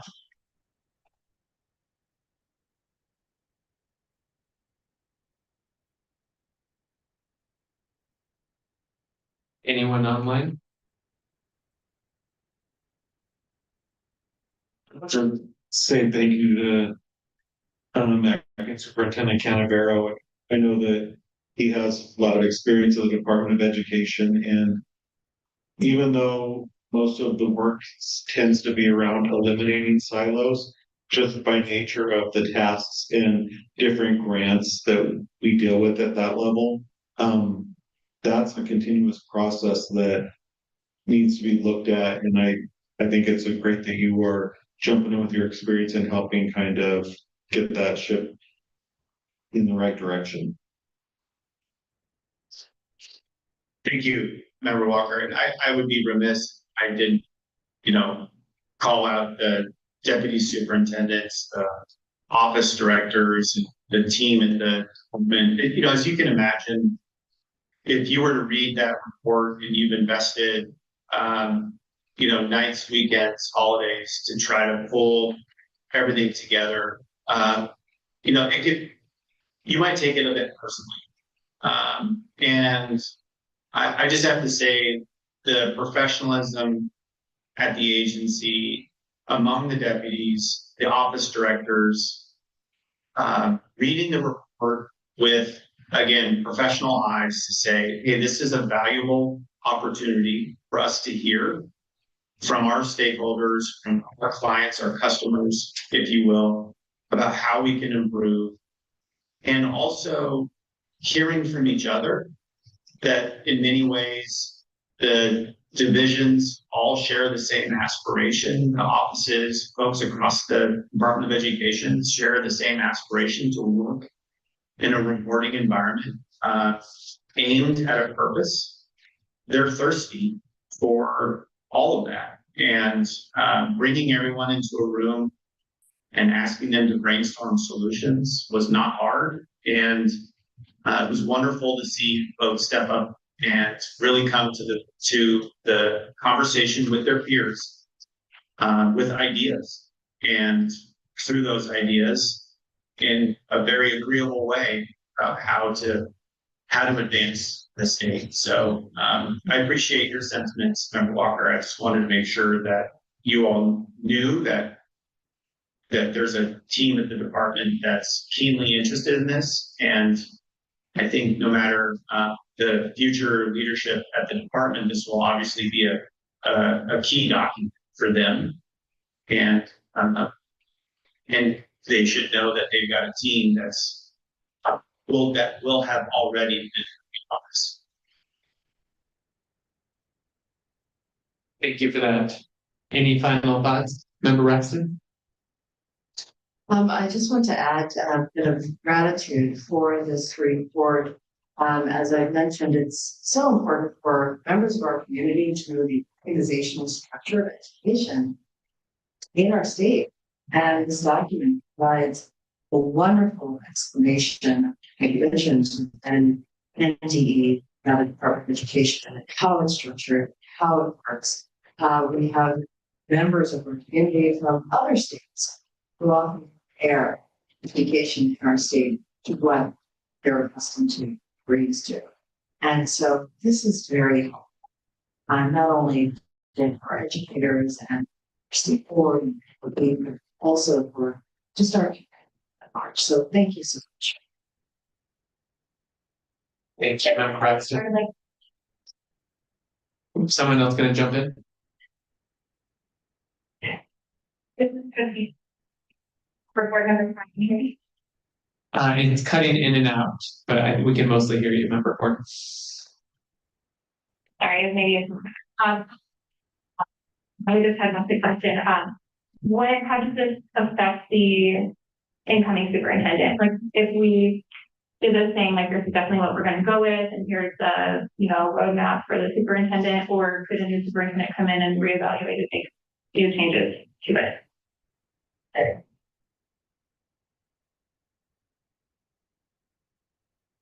Is that a question for me, Vice President Hughes? Would you like me to take the first crack at it? Yeah, go for it. Whoever. Yeah, I'm happy to. I think this is a material document for a new superintendent.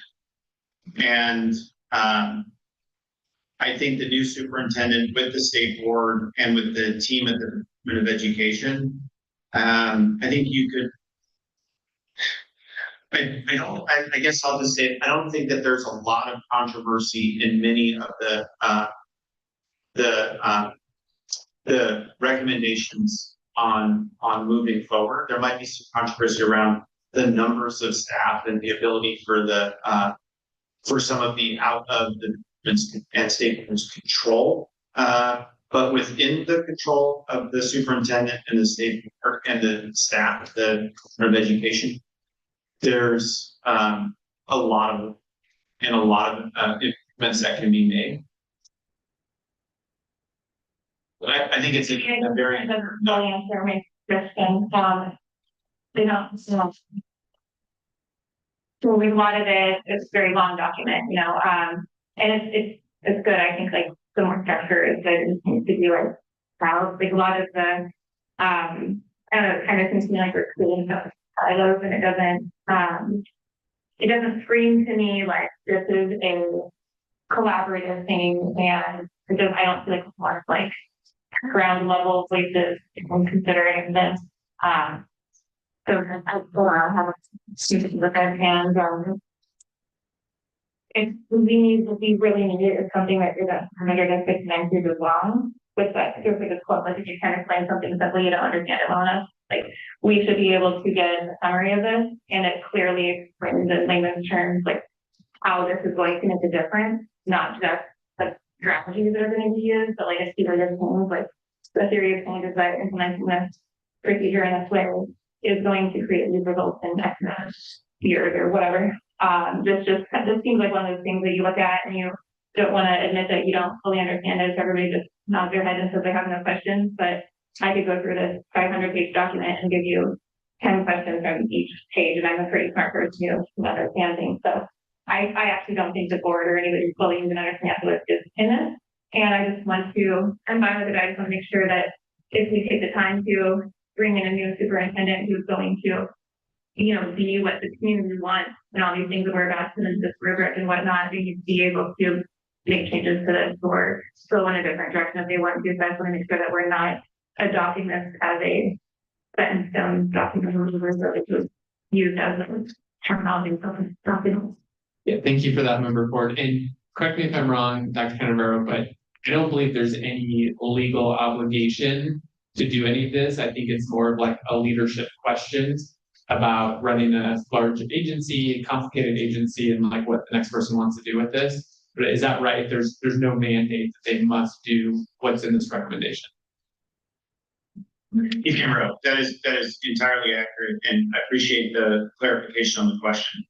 That's entirely accurate. This is informational for you, and it's informational for the agency to take action on. I will say, anybody who's interested in this role, if I were similarly interested in a role and this document was published, I would be digesting it fully, and then be working and asking questions with if I were selected to take the leadership role of the agency, working with the team and having this document would be on the center of the table.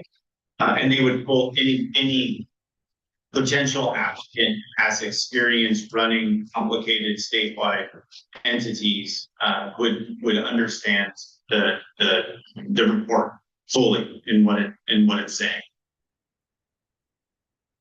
So if somebody didn't have experience running a statewide entity, they wouldn't be able to understand it. That's kind of what I'm hearing. I appreciate it. I like thoroughness. I just want to make sure that it is a set of resources and not necessarily a roadmap. So I'm good. I appreciate the thorough work that everyone has done. Thank you very much. Thank you, Member Ford. Any final questions? Member Daphne? Yeah, go ahead. I just want to say, thank you so much for this work. And as I look at the ratio, and the load compared to other states, it is so high, as well as the salary being the lowest. Amazing what you're able to do, we're able to do. And to the point that, that Danielle just made, just as the new superintendent should have this at the center at the table. I think we as board members, I would love to have it at the center of the table too, to understand it more in depth and the efficiencies that are needed.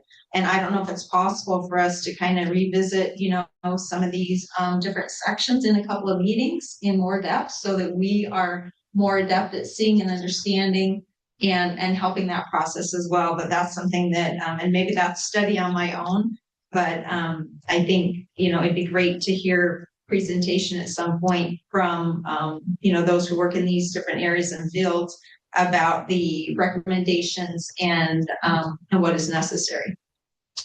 Yeah, that's a great suggestion. And I think it might speak to Member Braxton's idea about how does the public understand kind of what the inner workings are and how everything happens. And so that might be a way to sort of chunk that out.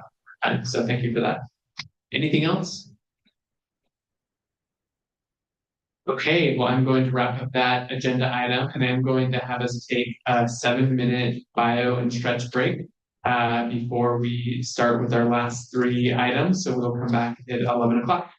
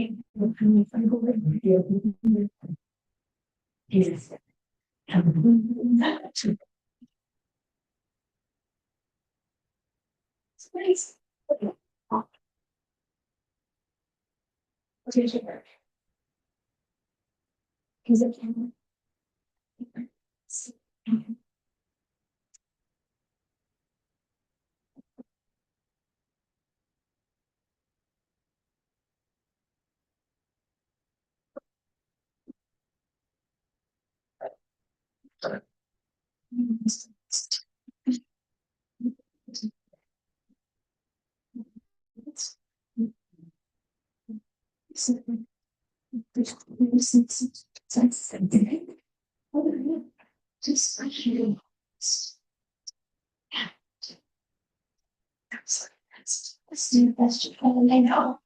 I'm like, I didn't even look at it. Yes. Just gotta get messages. Or has been. It's a meeting document. Did I just come to our trend? I just happened to have a promotion. It's a US teacher. So I got a message. Hopefully there's a budget enhanced. Oh, heck yeah. I'm like, girl, like.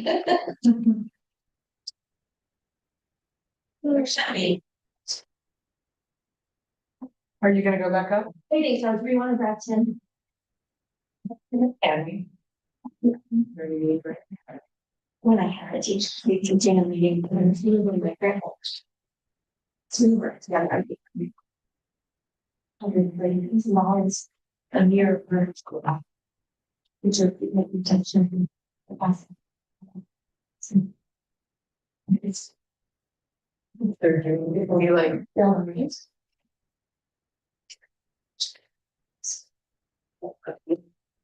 And that's how. Hello, Maria. Good. thank you, Angie, you did great. I was like, where do I go? What's this? No, you were great, that's my fault too.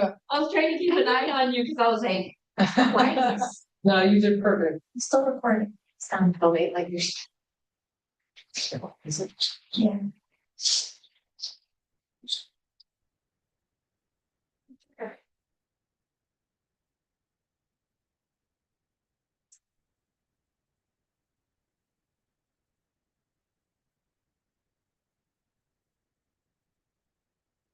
Actually, in the future. Future there. The oil on future plans. And one has a bachelor in the middle of like. We don't get like sport family, we all have to do that, you know. And have sanity. Yeah, yeah, I mean, yep, you're. And they don't sponsor. Me, how are you? How are you? Good. See, Kevin. Why? See, everything's. Yeah. Would you like to hear me? Sure. Good job. Sure. Yeah. 20 years. Okay, cool. Yeah, you just want to send me info. It's been, because we were gonna do a policy summit, Jamaica was, and then we saw that was happening again. I'm competing, so we changed our stocks. So. Yeah, we met to do this. Okay. Okay. Children's Ocean, who had done a presentation to the board last time. One of your comments about asking question stood out to them. Like, so make sure to tell him everybody in our school work, Love it, whatever it was. love it. Yeah, thank you for being here, presenting and sharing all the That's all final, and then I'll have Yeah, just reach out. to get on. Awesome. Okay, let's see how things work like. Other than this work. Really. Yeah, there's. Yeah, so. How are you? Oh. Good. You're my host. Well, no, you. I retired. I don't know. You're kissing things. Yeah. But I mean, they don't do it. Feedbacks. So, like, that there's. This is how it's leading. I mean. Because it's honest. It's real secret comment. Very. 6 minutes. So, Yeah.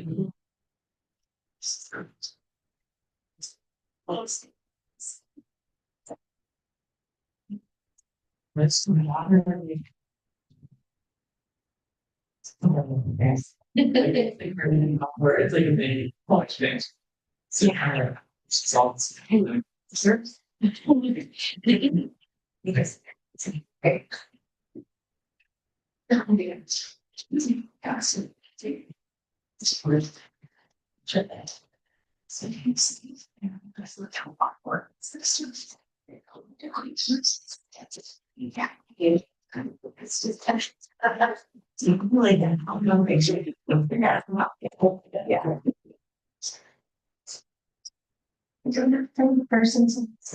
Oh,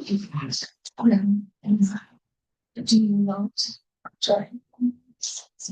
It's so sad. I did that. 6 for 2. Just you. Means that you have a suggestion. Yes. I love all this. Don't use systems. Thank you. How was that? In all of it. I don't want to be guessed. So today. And it was like 3 years ago, now that, so I think they all. We have to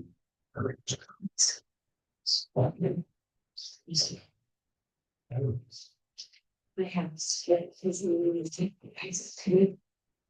There's yet, this of last week was all the. She's taking 85 seconds. Yeah, so. So, it's really. Okay, businesses are coming in, how it's house. Yeah. It's almost time to catch it up. Yeah, it's supposed to. Like this. Yeah. See. Yeah, that's all the, yeah. I mean, that's amazing. Yes, so they have it. Even with the storage. Yeah, because you just, 2, 6, 7, or like down heavy. It's a pretty great. That's it's pretty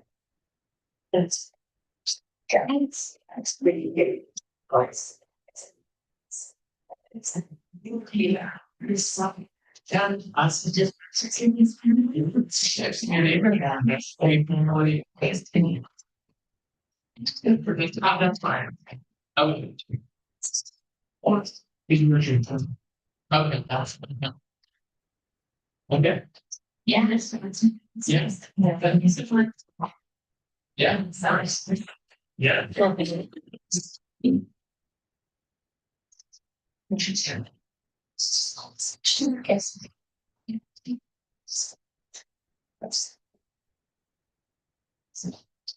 So we're gonna get started in just 30 seconds here. Just wanna.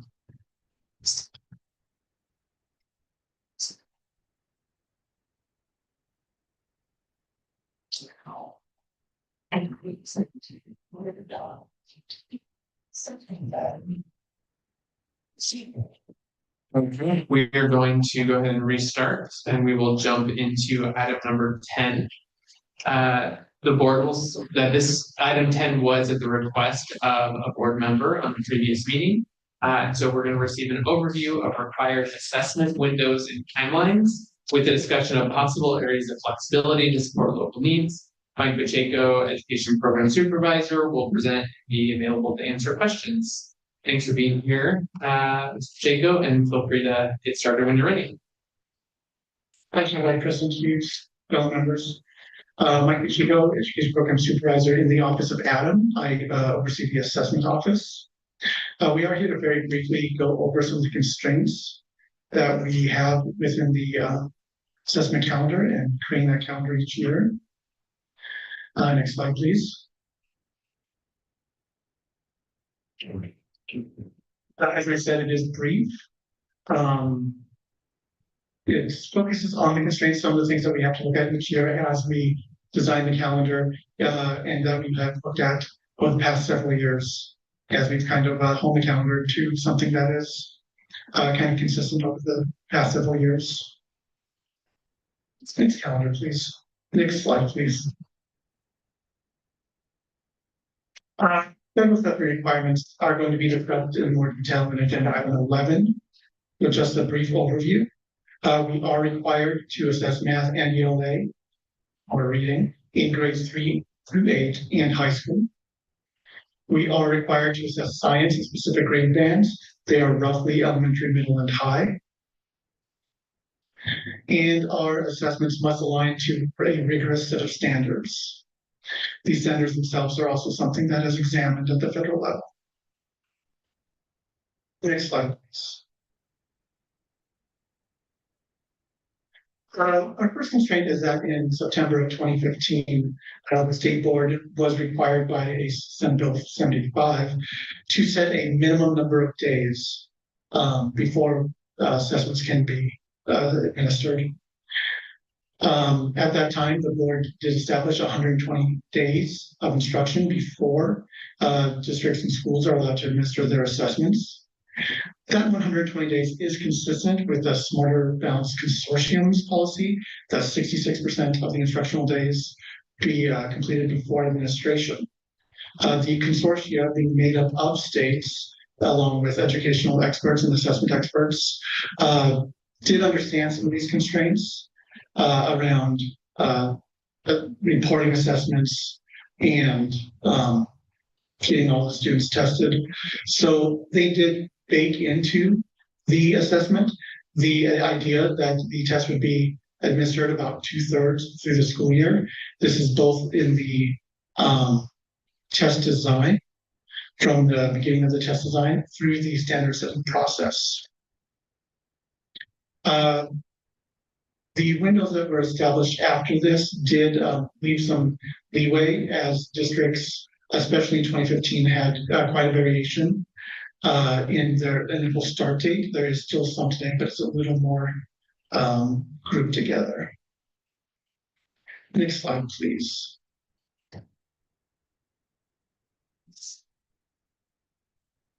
Here is this year's assessment calendar. Per our process, this was approved by state leadership a couple of weeks ago and shared with our districts. As those of you familiar with last year's calendar, you can see it is extremely similar to last year's assessment calendar, adjusted, of course, for the annual progression of time. We do have the Smarter Balanced Science ACT. We do have a new assessment for the kindergarten entry assessment that is not run through our office, but through the early education office. And of course, our MAP assessment, which, as Dr. Canavero addressed, we may need to look at that and publishing other dates if other districts are looking at other assessments. Those of you accessing the slides, there's a link to this calendar within the PDF. Next slide, please. Post-assessment, well, during assessment, we work with our districts to validate the data on their end with all of our data recognition corporation assessments. This is a process we go through each year to ensure that student data is most up to date. We do have a lot of students moving throughout the year, so districts will move students, make sure that all their demographic information that we're required federally to report on is up to date and current. After the assessment process, we do go through several other validations, both internally and externally with the vendors. Then all of our vendors do need time for multiple processes. Most of our assessments do have written components, and there's a hand scoring timeline to make sure that all of those written components are scored. And then our assessment vendors are required via our contracts to calculate and demonstrate their validity and reliability measures. They do publish reports on our assessment, and we share those with the federal peer review. All of this has to be completed kind of backwards planning from our NSPF release date in September of each year. So we kind of start there, plan backwards to see when we can administer in cooperation with our assessment vendors to ensure that we get everything done in time. That's kind of all for here. I'm of course here for any and all questions. Thank you for sharing that. And just again, to give a quick reminder, this came about because, well, we hear two consistent things from parents, families, school district, educators. One, everybody feels like we have too many assessments, and you can see from those slides, obviously there's a piece of this that's federally required. There's some additional state requirements, and then districts often tack on their own sort of interim assessments and other tools to drive instruction. And so at the end of the day, then you have all these sort of compounding assessments, and we've tried to be smart where possible of doing double duty and sort of overlapping different assessments. And then there's also the issue of we're assessing students before they have they had enough instructional days, and should we expect them to do better because we're limiting the days not only of the assessments themselves, but then also when they're administered. And so that was sort of where I think this item came from, is wanting to see what flexibilities, if there were any flexibilities, might exist. But we'll open it up to the board for questions, thoughts, clarifications.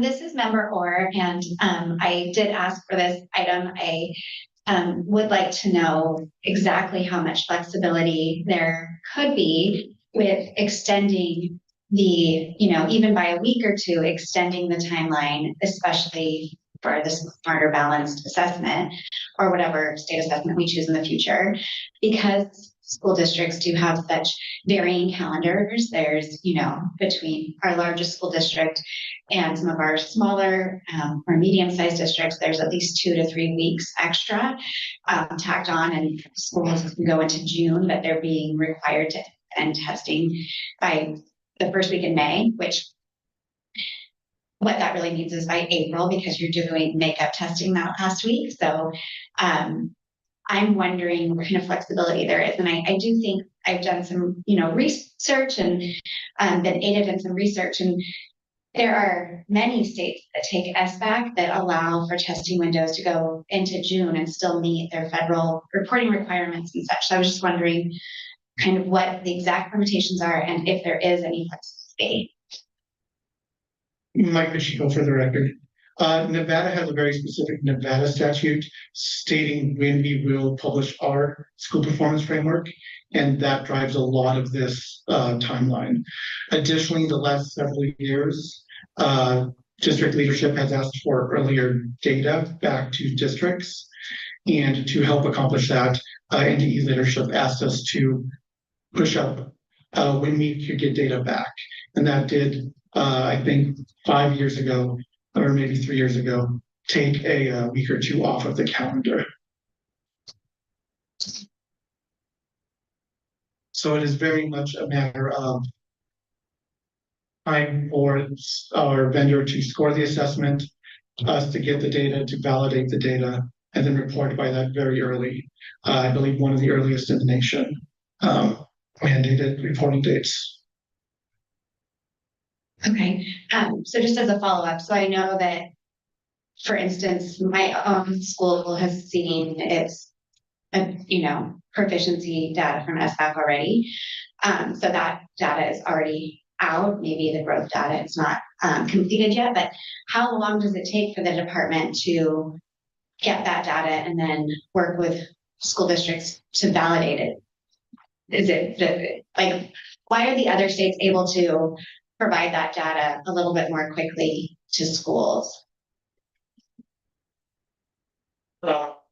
Mike Pacheco for the record. I do not believe that other states get that data back to schools faster. Primarily, our timelines are based on that statewide reporting, and that does take right up to when we have to release the data by state law. Steve Cameron's a quick observation to add to this. It's certainly something that can be discussed and continue to be discussed with the districts and all of the various players, especially as if there's going to be an extension on one window that compresses another window, which I think is what Mike is suggesting. The review window is compressed. Have a conversation with the districts about that and their ability to meet a compressed time frame The other thing out there is in 460, the time to publish the data now moves earlier again. I think it's the third week of August instead of, and Mike, correct me if I'm wrong, the second week of September. Or September 1st, is that when it's required to be published publicly? Mike Pacheco for the record. I am not 100% sure that is published by the Accountability Office, but I believe it was September 15th. 15th. So it could be a swing of like 4 weeks now earlier. Just to add that, because that's going to be obviously under 460, you have to produce the public facing data earlier, up to 2 to 4 weeks, but then earlier, which may impact any. That's a conversation that has to happen with the districts to understand what the testing window then looks like, because you've got 120 on this side, and then you've got August, the third week of August on this side, and then all of the stuff in between. This is a conversation to be had with the various folks. So I don't want to like just adding in the reality of what now we have to do consistent with 460, but it is an opportunity to have another conversation with districts about the calendar. This is Member Hughes. One question I have, and this might be for Dagat. I just like, so hypothetical, let's say the board decided to extend that 120.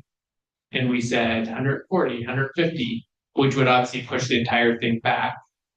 What happens when there's a conflict in terms of then some other reporting requirement in date, if then that's actually technically not feasible?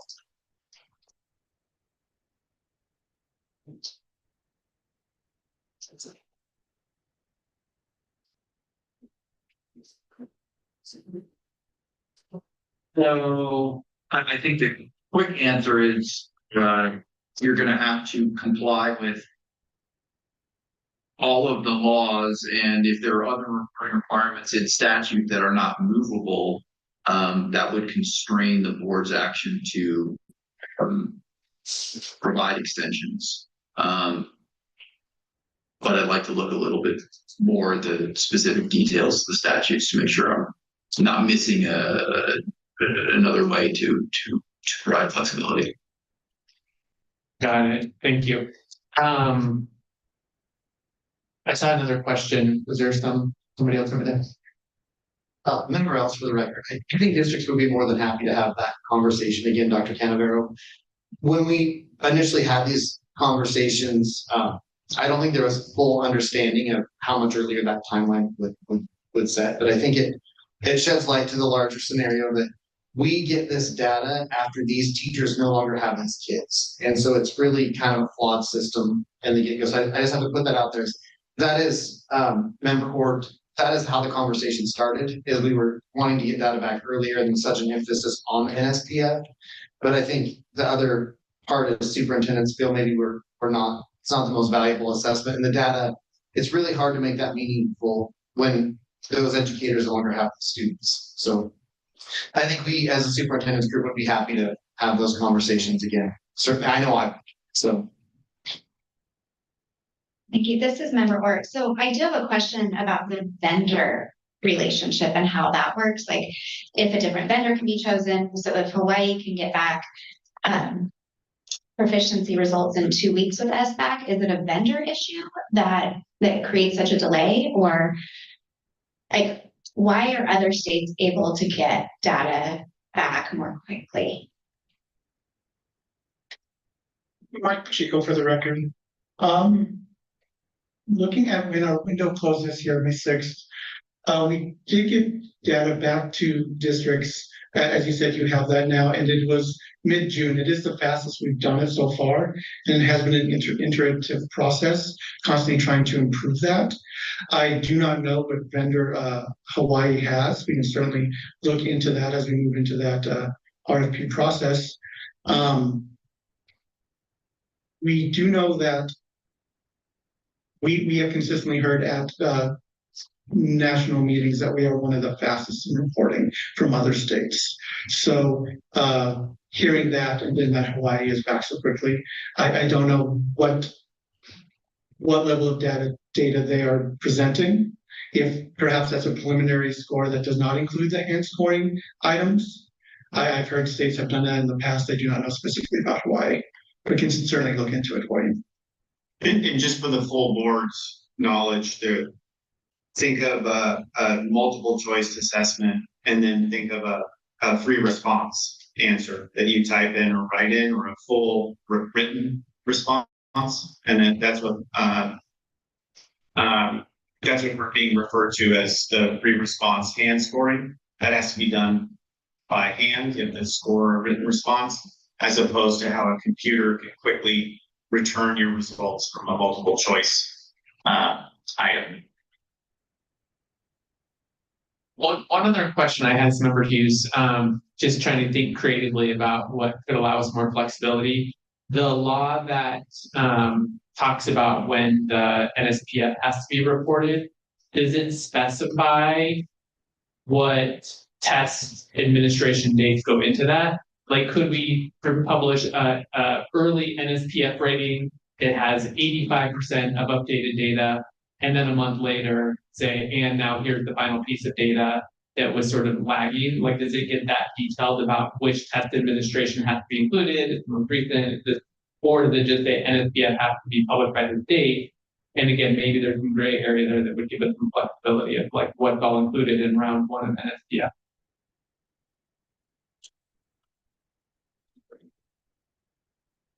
Right now,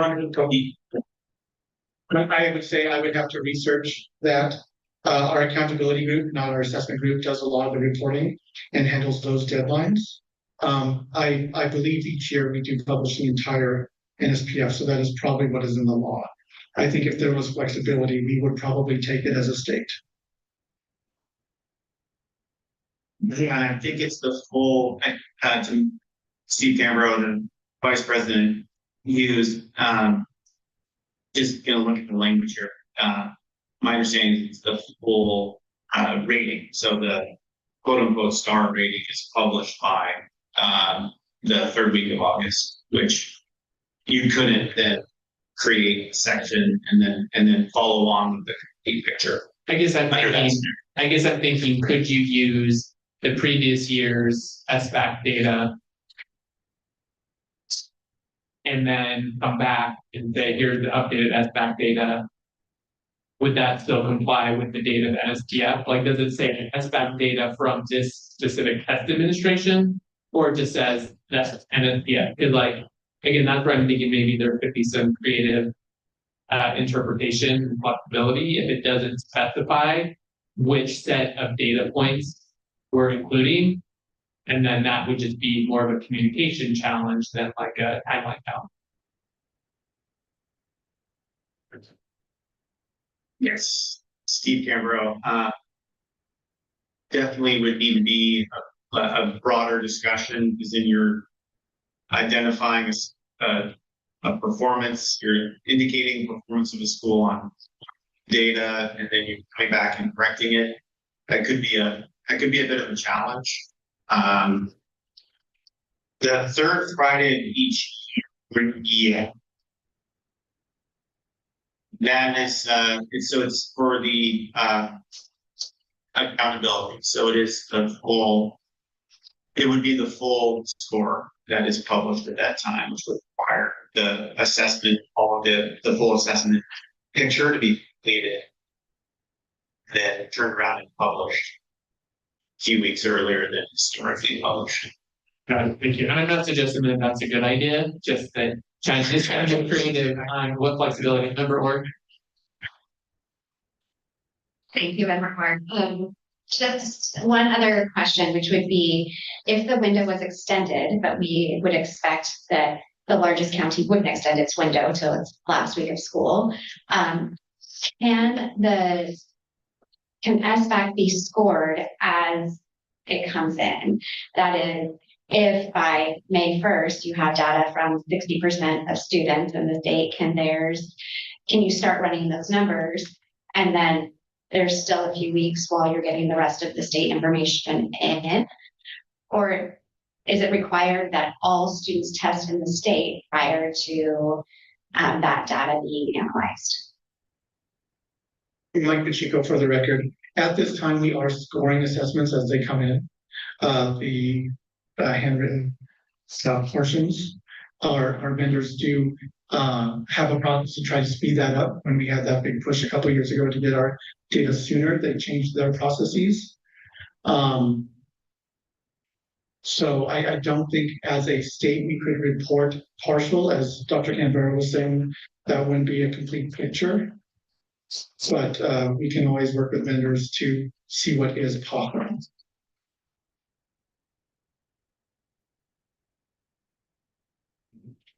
Any additional questions from the board?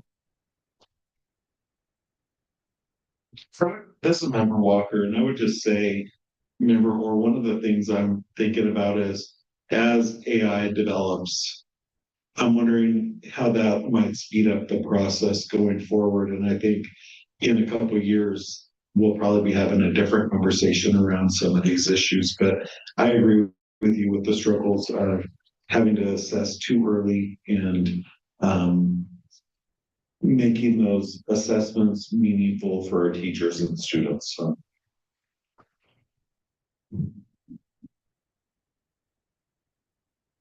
Okay, if there are no further comments, I'm going to close out this item. Thanks for the presentation and for all the information and for the in-depth questions from board members. We are now going to move to agenda item 11.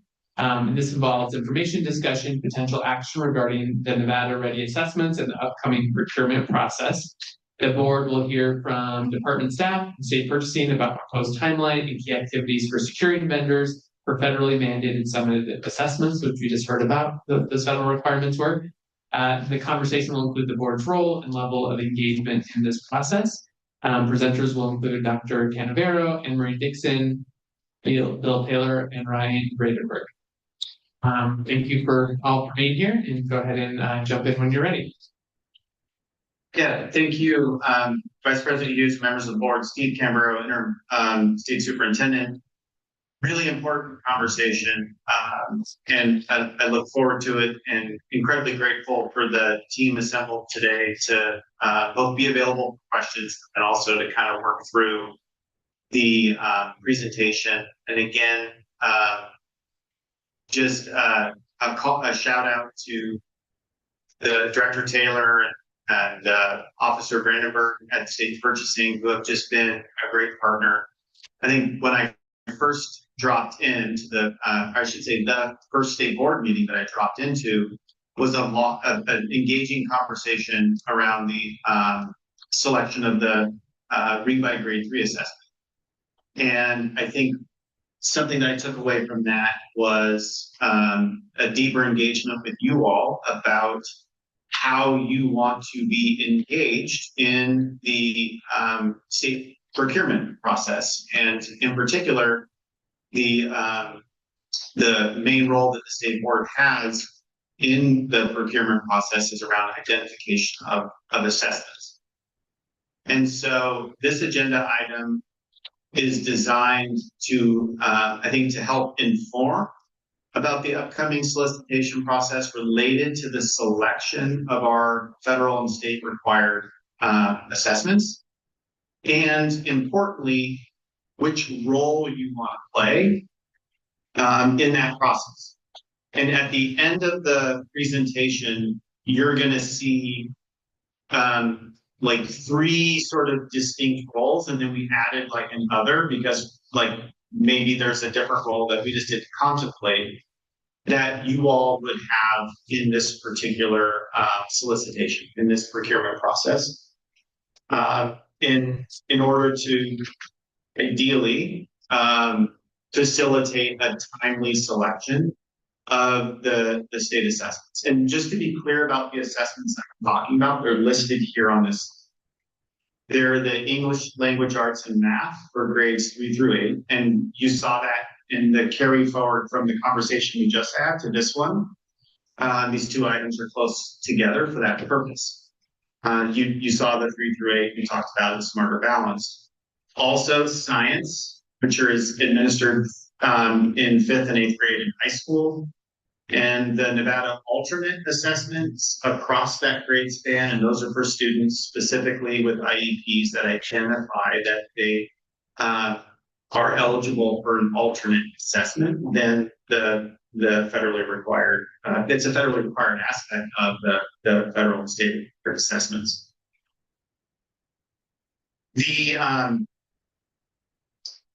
Our state summative assessment has played a very important role. And that's what we have affectionately called the NSPF, or the star rating system.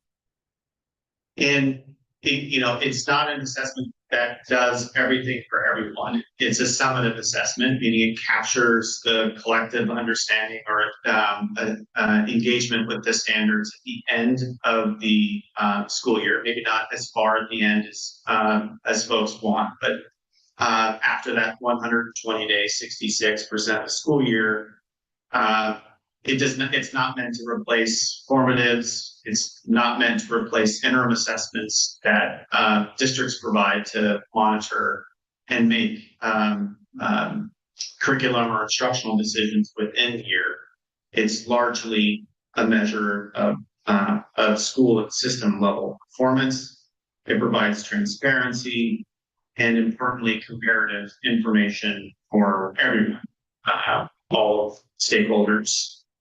And it also ensures, if you look through the sort of federal laws, it's really consistent with the civil rights laws, and it's consistent with the idea that when we talk about all students, we mean all students, and in ways that the federal engagement here on the assessment system can be traced back to ensuring that all means all, and that it's even consistent with a requirement that 95% of students participate in the state assessment system.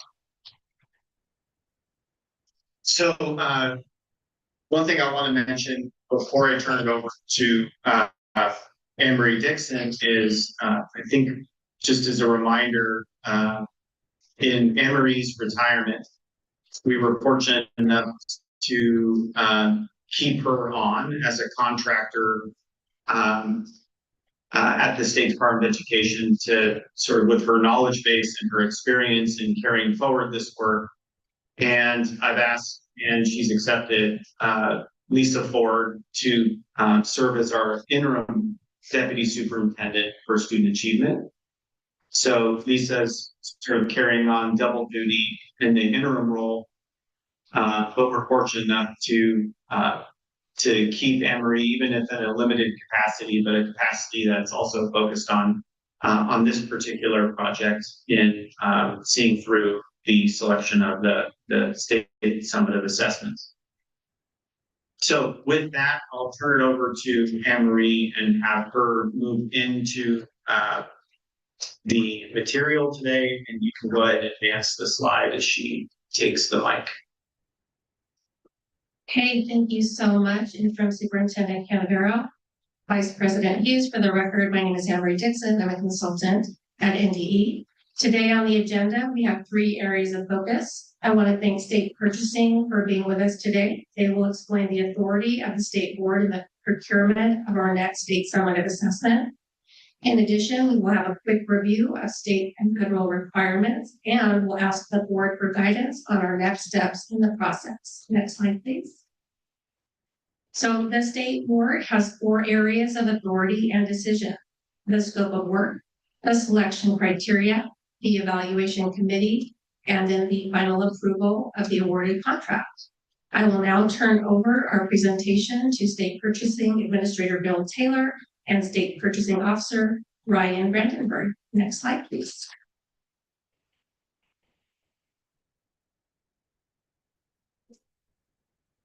Oh my God. So, State Administrator or Purchasing Administrator Bill Taylor.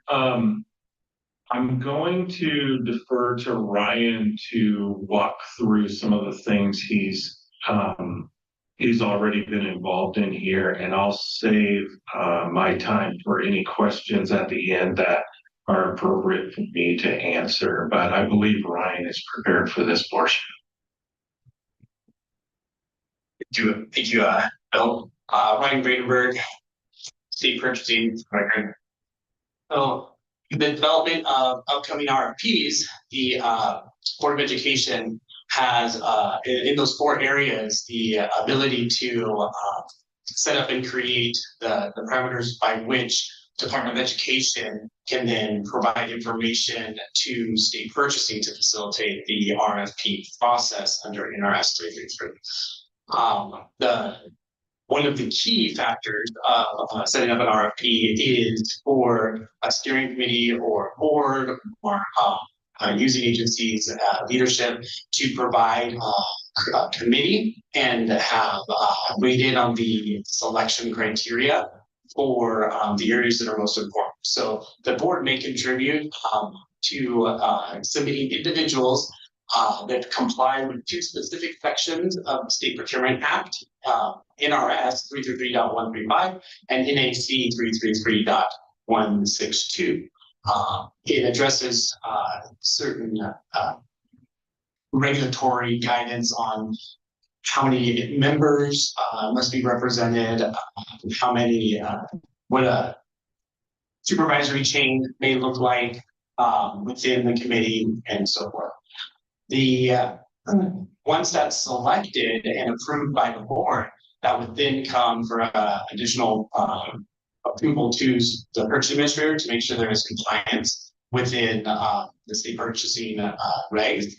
And the Board of Education is encouraged to work with the board to identify 3+ members. 3 is the minimum we like to see, but it can have more the larger you go, the harder the timeline gets to control with coordinating calendars. But that is the decision of the agency and the influence of the Board of Educators. With the criteria, with the criteria, the board or a youth agency should identify the most important areas of their scope or the request or their problem statement to identify for the committee that will be evaluating to focus in on when reading through response. It should not be too generalized. It should highlight most important parts. There can be, we encourage no less than 3 again into the criteria, but you could have as many as necessary in order to adequately evaluate the responses to the needs of the state. Committee and the criteria help with the selection of finding the solution that meets the best interest of the state. Next thing. So the other area of influence and decision-making authority that the board has would be in the development of the scope of work and the requirement. State purchasing is, we know a little bit a lot because we see a 30,000-foot view, but we don't know the specifics that are required for each individual scope of work or need that goes out. And we work in tandem with the departments to facilitate a RFP that answers those scopes and requirements that have come from the using agency. And so each board, sometimes we use steering committees to have represent more than one agency. The director themselves has the ability, elected official, to meet ahead of time in whatever capacity that would be within the normal operations of what their position or division is. There's some examples listed here, like focus groups, stakeholder, but town halls.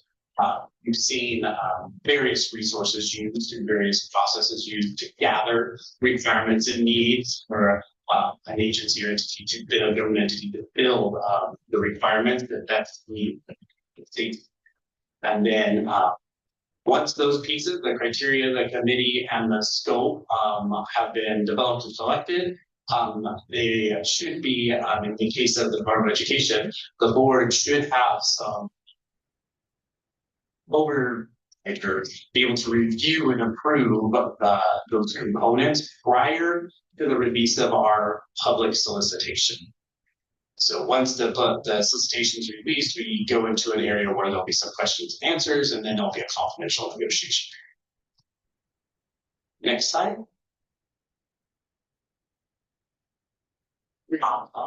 This, I'll hand back over to Superintendent and Marie Dickinson.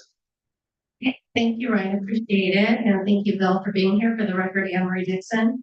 The next group of slides contains two important points. First, the federal law that requires an annual assessment, and second, process and criteria by which that assessment must pass in order to meet standards. The Every Student Succeeds Act, ESSA, outlines the primary federal requirements for assessing K-12 students. In grades 3-8, students must be tested annually in reading language arts, mathematics. Additionally, students must be tested in the subject areas once in high school. For science, students must be tested in elementary, middle, and high school. All statewide assessments must be aligned to the state's academic content standards, must have appropriate accommodations for students who are identified as English language learners, and for students who qualify for an IEP or 504. These accommodations will be determined through the IEP or 504 process. In addition, states must develop an alternative assessment for students with the most significant cognitive disabilities, and states must provide evidence of continued validity and reliability of the state assessment. Our state law requires us to deliver assessments that meet this standard. Next slide, please.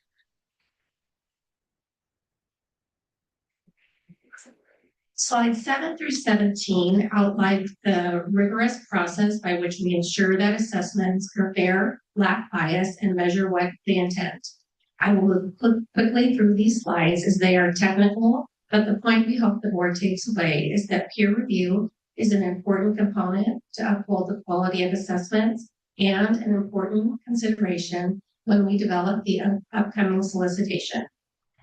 State assessments must align with state academic content standards and be designed to determine the student's understanding of those standards, and must include challenging content and requires the demonstration of higher order thinking skills. All students in public school must be assessed, and districts must be made aware of this requirement. The overall validity for assessments is consistent with nationally recognized professional and technical testing standards, and there are established and documented standardized scoring procedures and protocols for state assessments. The assessment produces reliable, meaningful results, facilitate valid score interpretation, and report assessment results in terms of the state's academic achievement standards.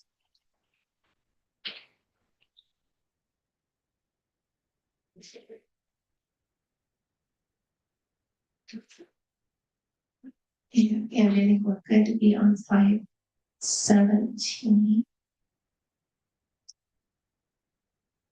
Thank you. What you'll see here is that this is the status of our current assessments for federal peer review here in Nevada.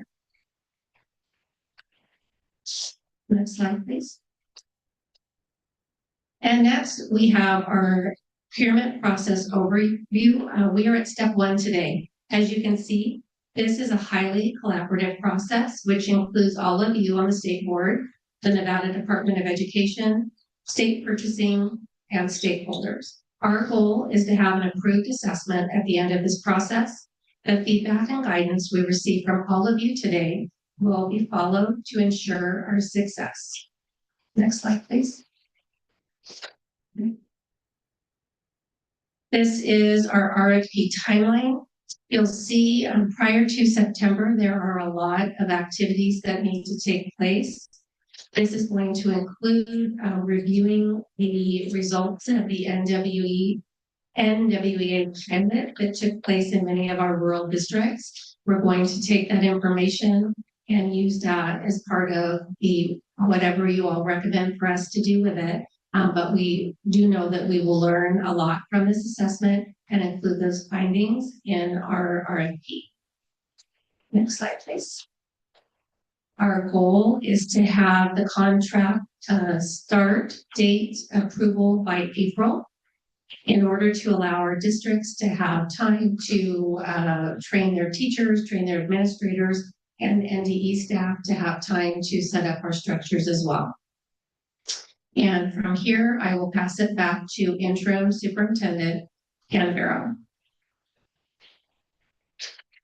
Thank you, Emery. And so I'll move through this slide and the next slide fairly quickly and then provide a recommendation and then open it up to discussion. So the scope of work, the selection committee and or selection criteria and the evaluation committee. And then in addition, obviously, you are empowered to select the assessment. So yeah, 4 kind of critical areas. The next slide, you kind of, as I mentioned in my opening remarks, sort of provide 4 different options for you. The first is, hey, the department take the lead, keep us appraised. So that would look like participating potentially in meetings initiated by the department, but essentially this is department, you run with it and keep us informed. The second option elevates your involvement a bit, where you would participate and provide input. You would co-lead with the Department of Education. This could look like, I think as was mentioned during purchasing's time in the slides, was creating a work group or other activities so that you can participate in the activities that are co-led by the department and having the state board as a partner in that work.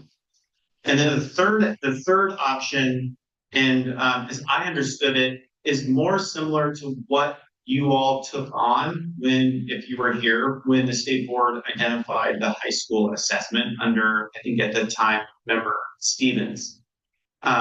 When you basically lead, and then you've got the department providing these behind the scenes. And then of course, there's a fourth option, we just put other, that perhaps is generated today that we just didn't think about, but we thought of sort of 3 different levels of state board engagement, from being informed to being engaged to then to leading the work with the department providing supports.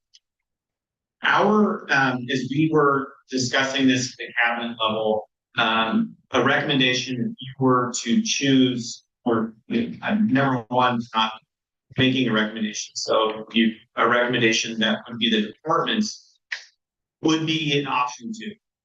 That today's action, you would create a work group that then becomes a partner with the department as we work through that timeline and help you navigate the areas of your authority and the decision making, and then get stakeholder feedback and input to then inform the scope of work, inform your decision around the selection criteria, inform your selection of an evaluation committee, so that when it comes time to approve the awarded contract, you have a work group that's been engaged from the beginning that can share with the state board their experience and feel confident in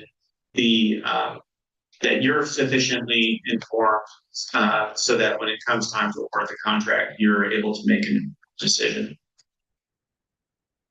So with that, the last slide is just a placeholder for us to, you can probably pull it down if you want. And Vice President Hughes, we can turn it back to you and the board for questions, for purchasing, for the team at the department.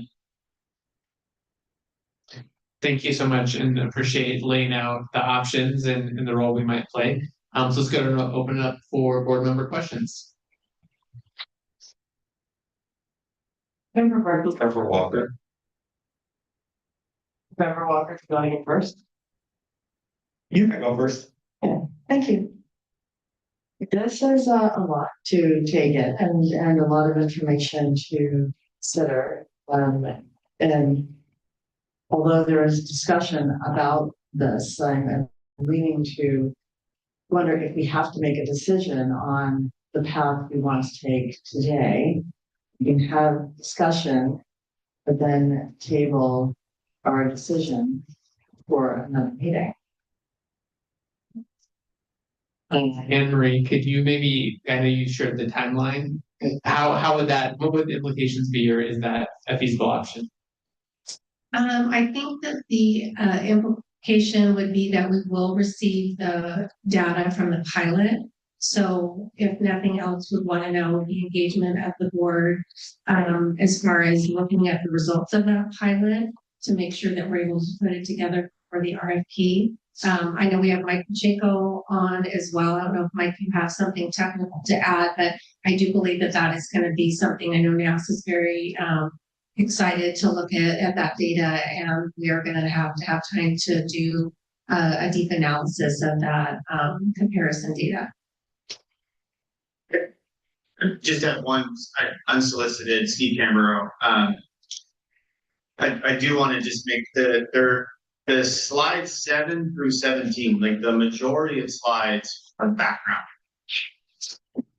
And I just wanted to make sure that the federal requirements and sort of the why and the technical merits of the assessment are really the behind the scenes that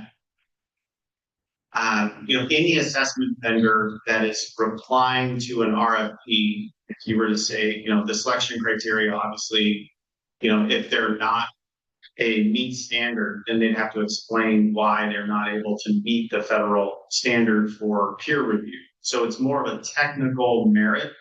But we just wanted to make sure that the board was aware that, behind the scenes, there are requirements for the universe of vendors that may sift out a number of them from responding to the RFP due to the technical demands, validity, reliability, lack of bias, and things of that nature. So we didn't want to overly.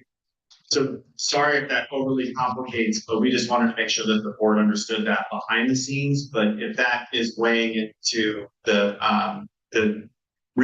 rationale to delay a decision, I just wanted to clarify that that's not sort of part of it. It's more of the role that you want to play as we develop the components that the state is required to act on. Any follow-up, Member Braxton, Member Walker? I'm interested in what Member Walker has to say. Okay, you're up, Member Walker. Thank you. I wanted to say, first of all, I'm really happy we're having this conversation because one of the concerns I've had over the last year and a half has been that these decisions by work groups are made, and then as a board, we're not valuing that input. And so I think that this conversation is really important because we as a board, especially, I think that option 2 allows for our input throughout the process. I just want to recognize that it's a big commitment for school district employees, teachers, community members to sit on these panels to evaluate assessment tools and programs. And then if at the end it's just kind of thrown by the wayside, it makes them feel like they've wasted their time and time away from their classrooms and schools. And so I think that having leadership throughout the process by this board so that at the end there's a shared understanding between what is recommended for the state and what is recommended by our stakeholders, that goes hand in hand. And it's not like we're continually redoing processes and making people feel like their input wasn't valued. So I think this is a great process, and I think option 2 would really allow us to do what seems to be, I feel like the last couple of years, it felt like at the end we were recommended something and board members were saying, wait, why is this our recommendation? And so this allows us to be part of that process, which is great. Yeah, thank you for that, Member Walker, and I would concur. One sort of question / thought I have is when I reviewed the slides, agreed with your thinking, Member Walker, that option 2 seemed like it was a good balance of co-leadership and making sure there was input throughout, that there were no surprises, but also relying on the expertise of the department. One question though, Dr. Canavero, I had is, feels like it was so long ago now with the ACT conversations this board was having, I would have characterized that as falling into category number 2. But I heard you categorize that as number three, so now like maybe I have a misunderstanding about, is like we did not pass the initial recommendation and then went back to the process, and then the board engaged more thoroughly in the criteria and committee members and those sorts of things.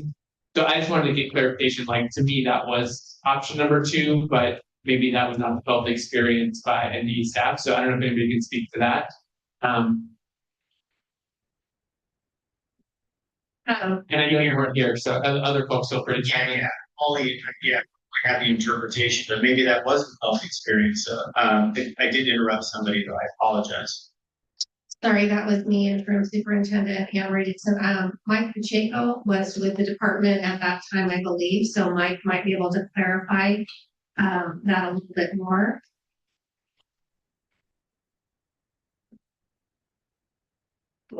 Mike Pacheco for the record, this is a matter of interpretation. Both groups worked on the RFP process, the state board and the department. The state board, after they rejected the initial recommendation, did take a heavy lead, and it was we were there to support them. Great, thanks for sharing that perspective.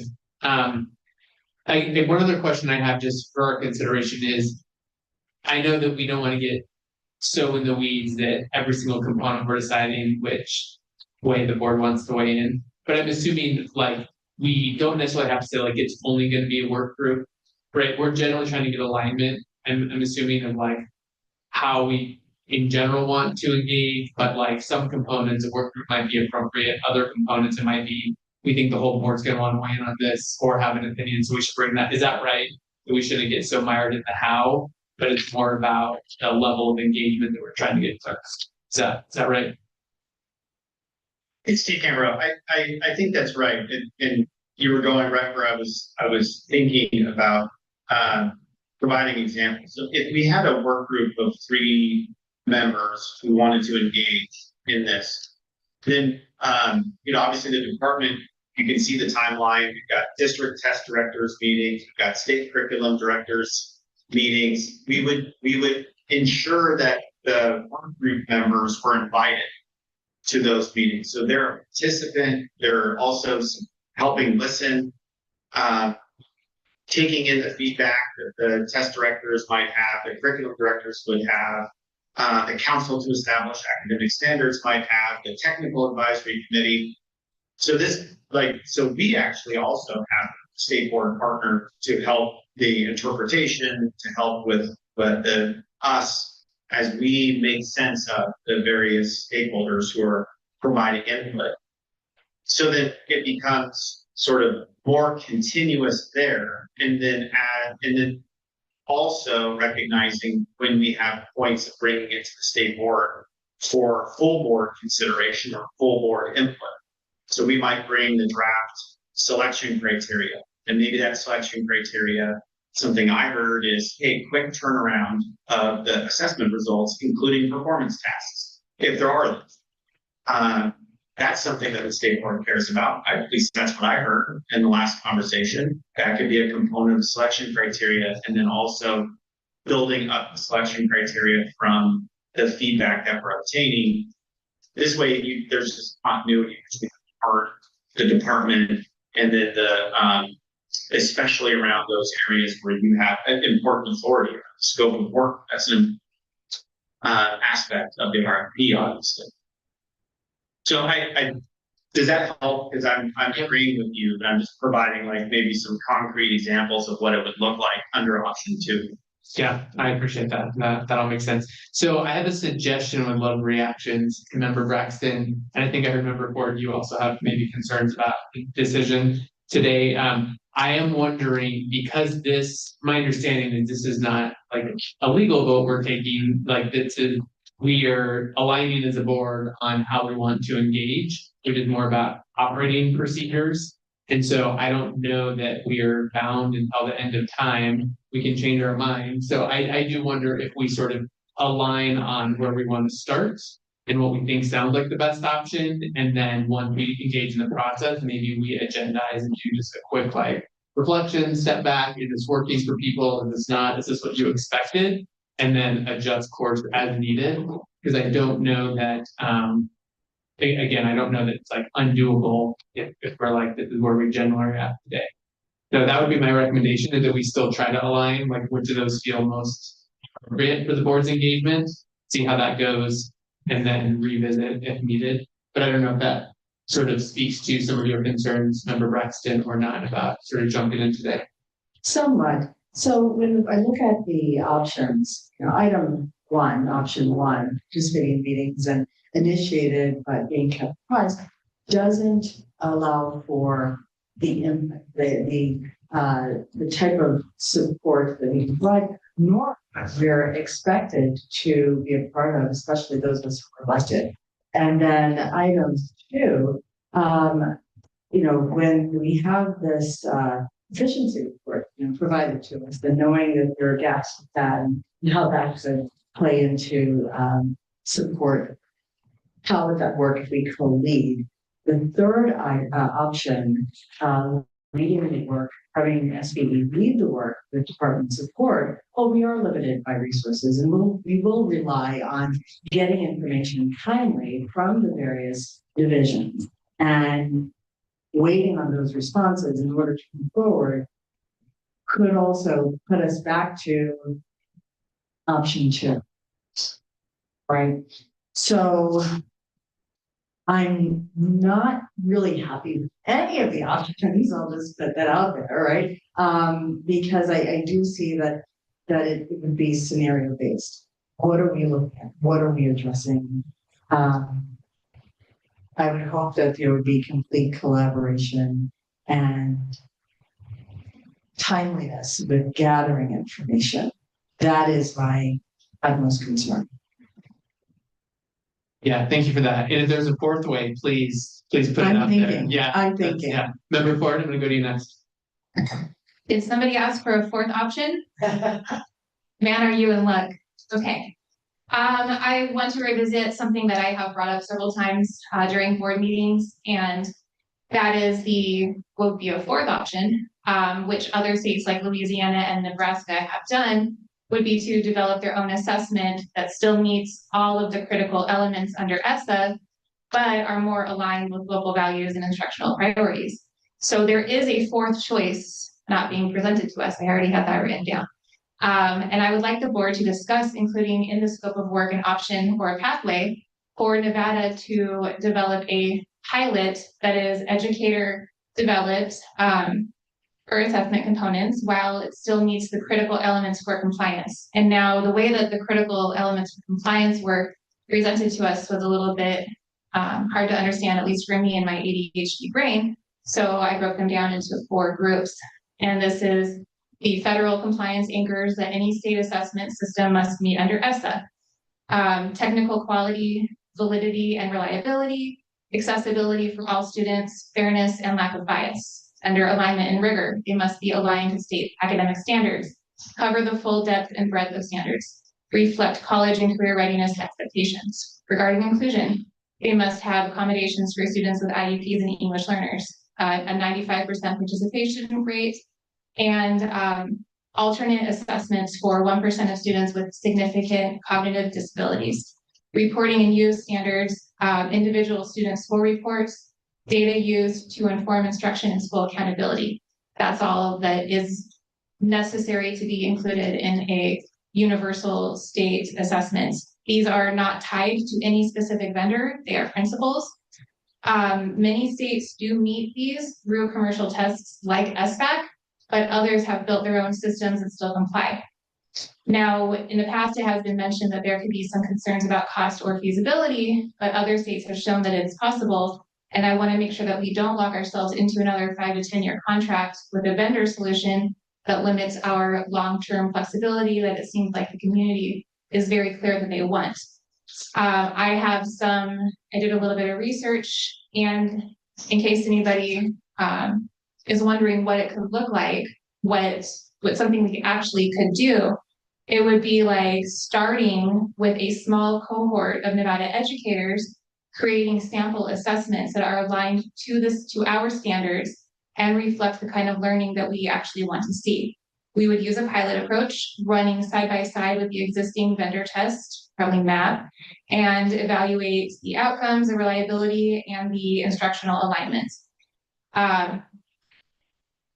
The year, like this is just like a vision of what it could be. If we decided to go this route, it could be something like this. Parallel development, year one.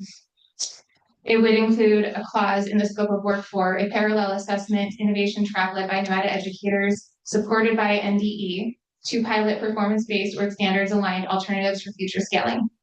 This would be used to identify 3 to 5 districts to participate voluntarily, both urban and rural. We would assemble a Nevada educator assessment cohort, teachers, curriculum experts, and assessment designers, partner with a higher ed or nonprofit assessment for psychometric support.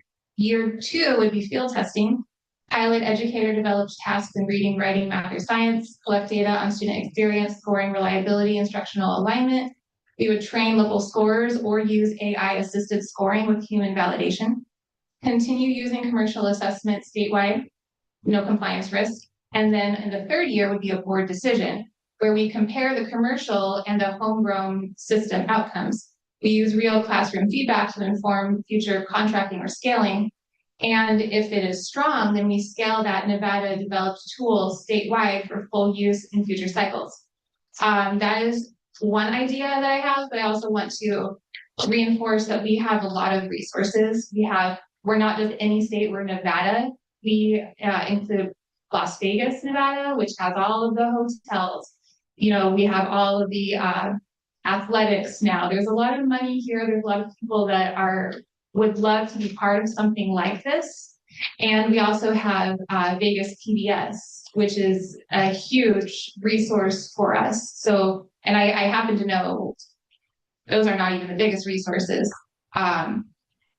We have thousands of educators that are biting at the bit to join something like this and help be part of the solution.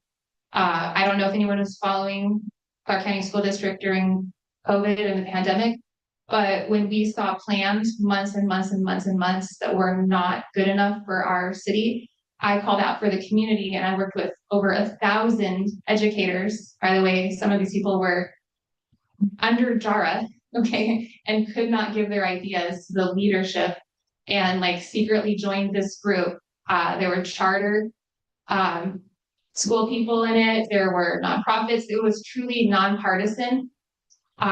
Came together and came up with real innovative solutions, including developing a core curriculum.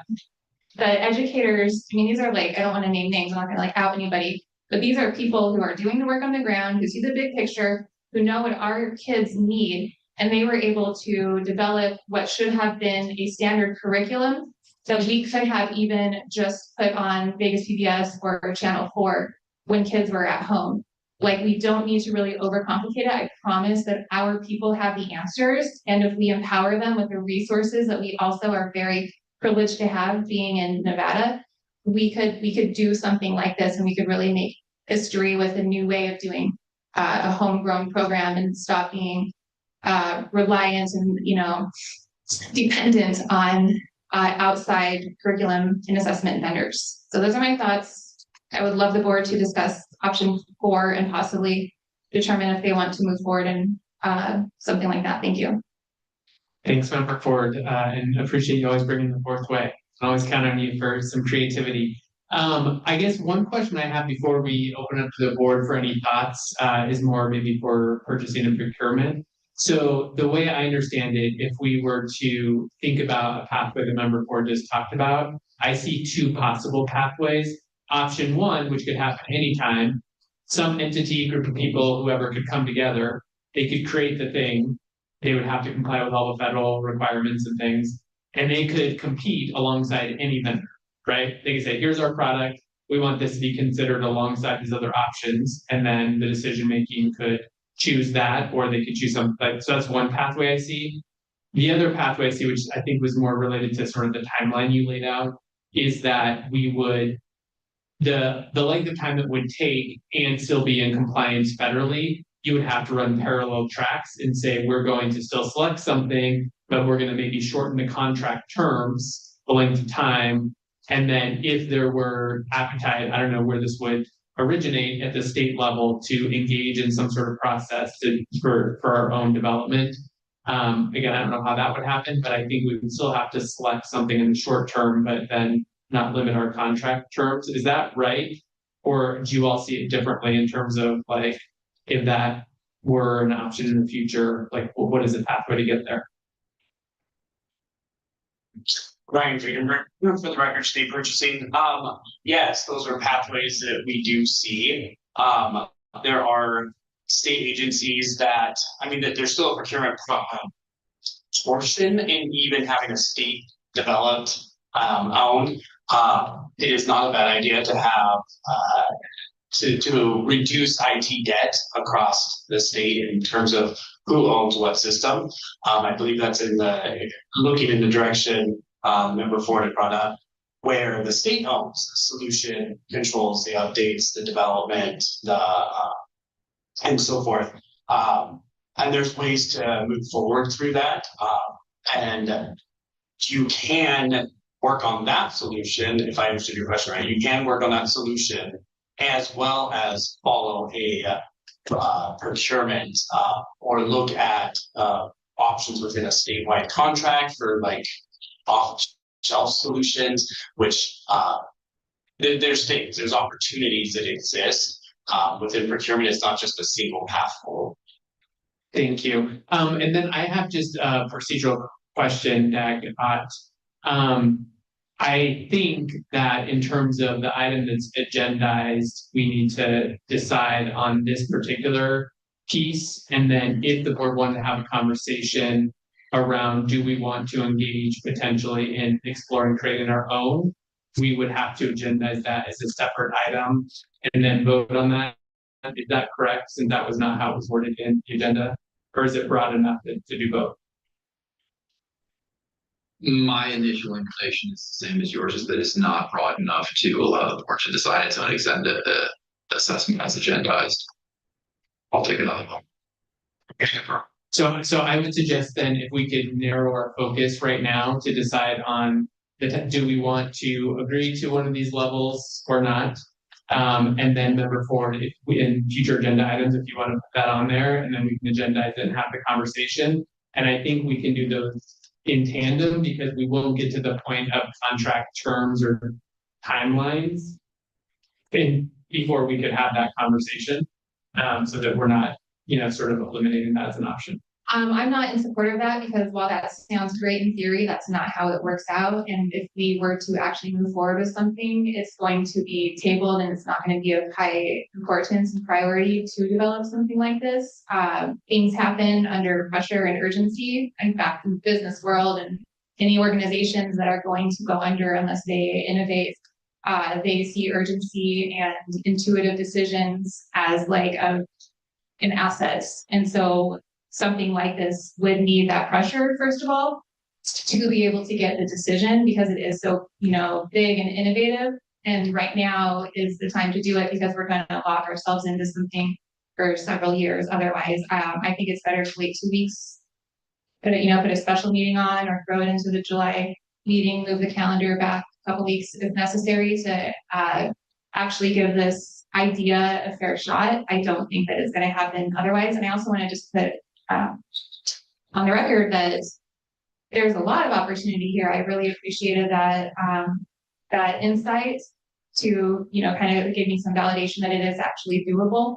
I did 4 years on the CCSD board at a time when we were looking at major horrific budget shortfalls. This was just so terrible. But I have been in rooms about funding of education, and I have heard the commissioners talk about it. I've been in meetings with the commissioners about the sales tax, not wanting to put toward education, and the legislators who don't want to fund education.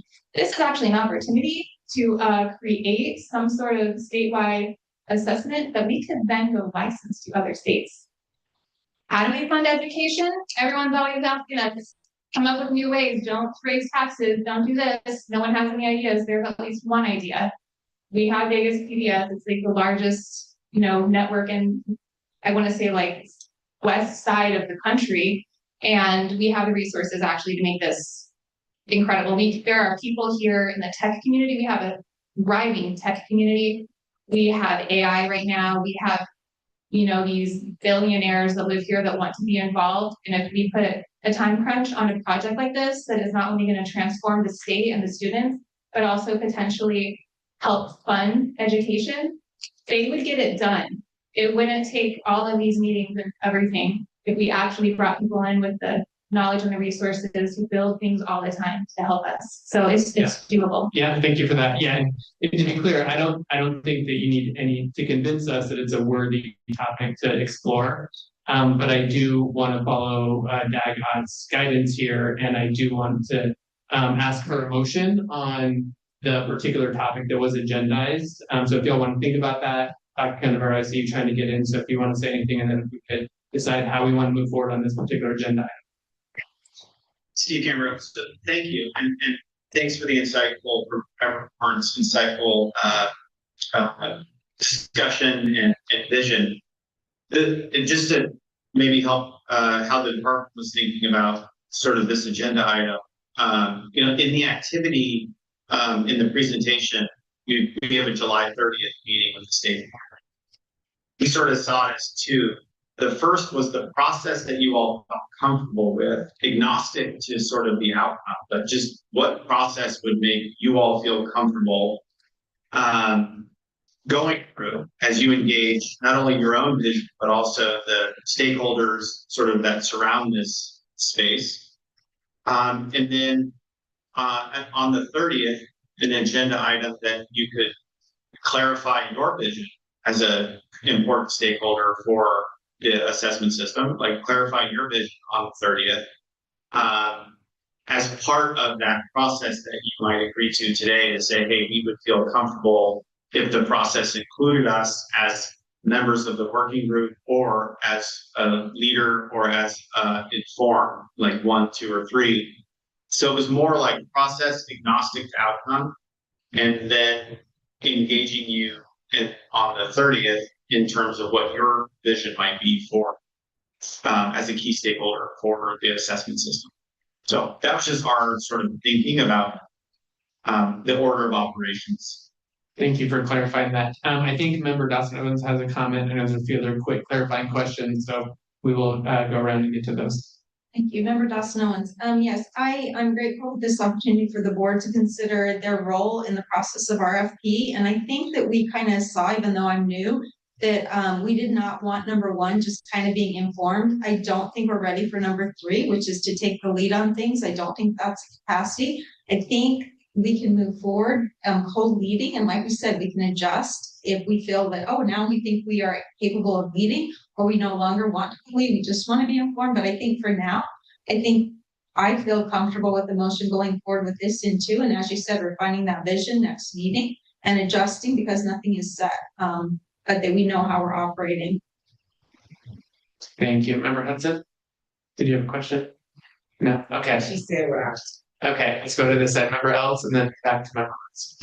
Yes, I love the discussion. I'll be honest with you.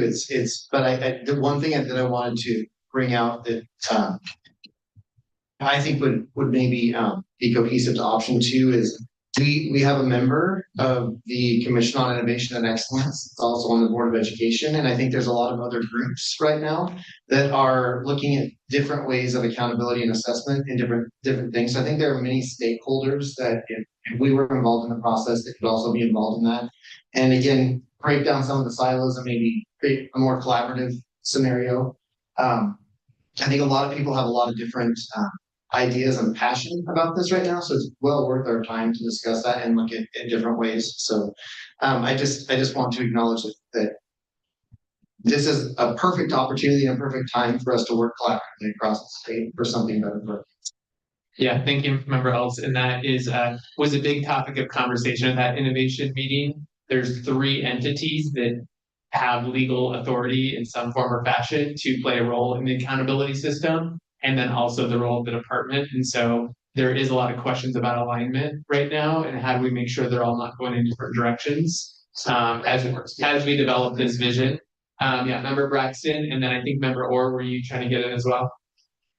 Okay, so member Braxton, member Orr.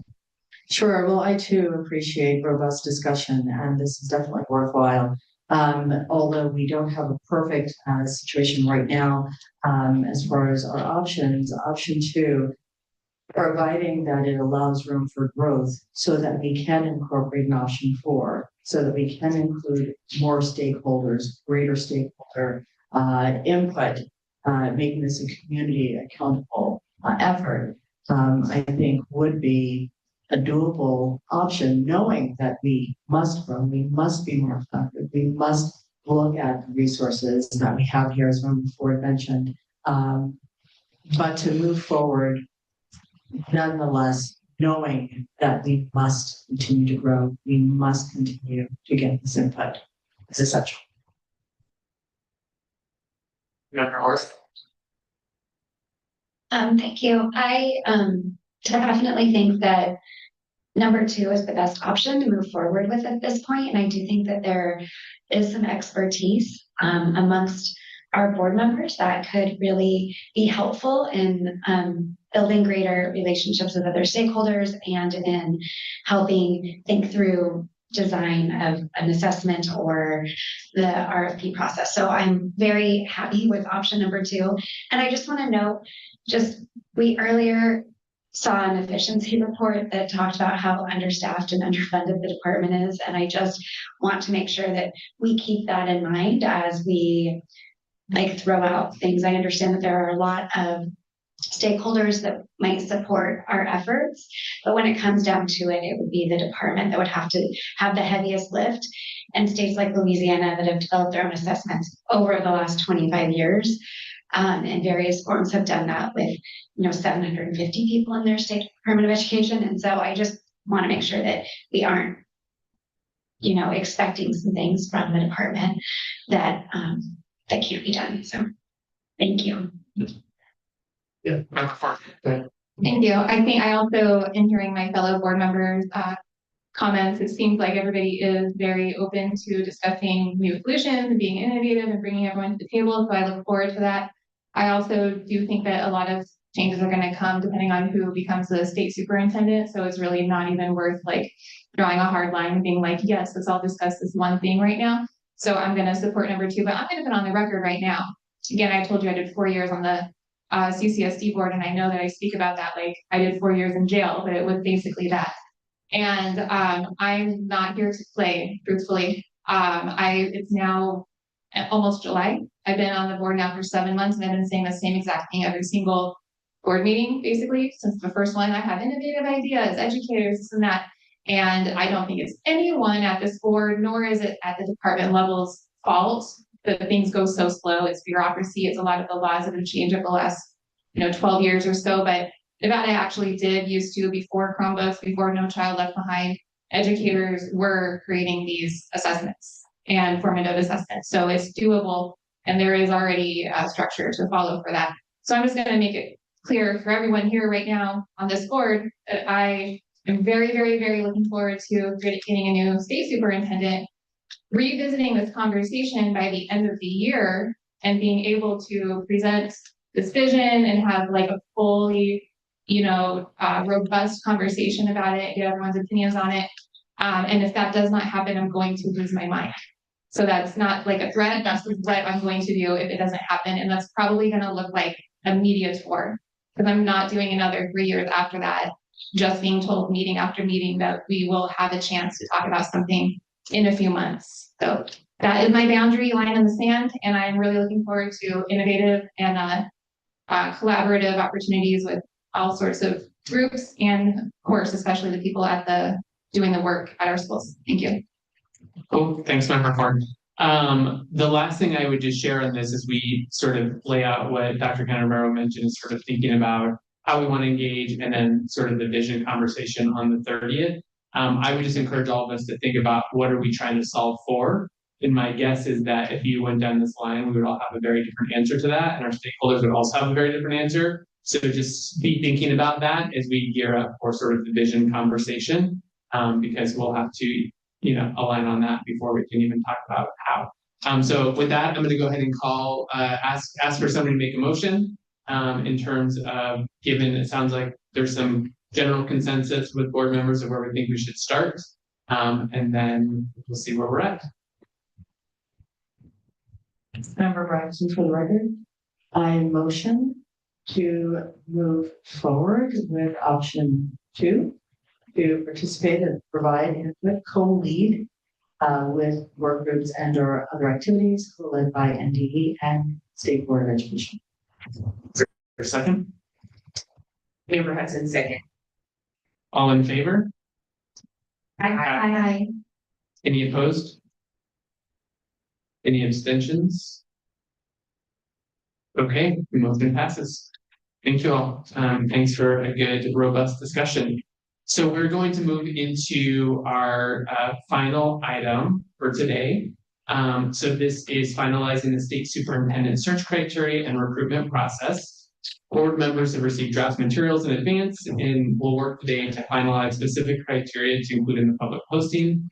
The discussion will also cover the application components, evaluation methods, and a proposed timeline, along with any legal guidance we may need along the way.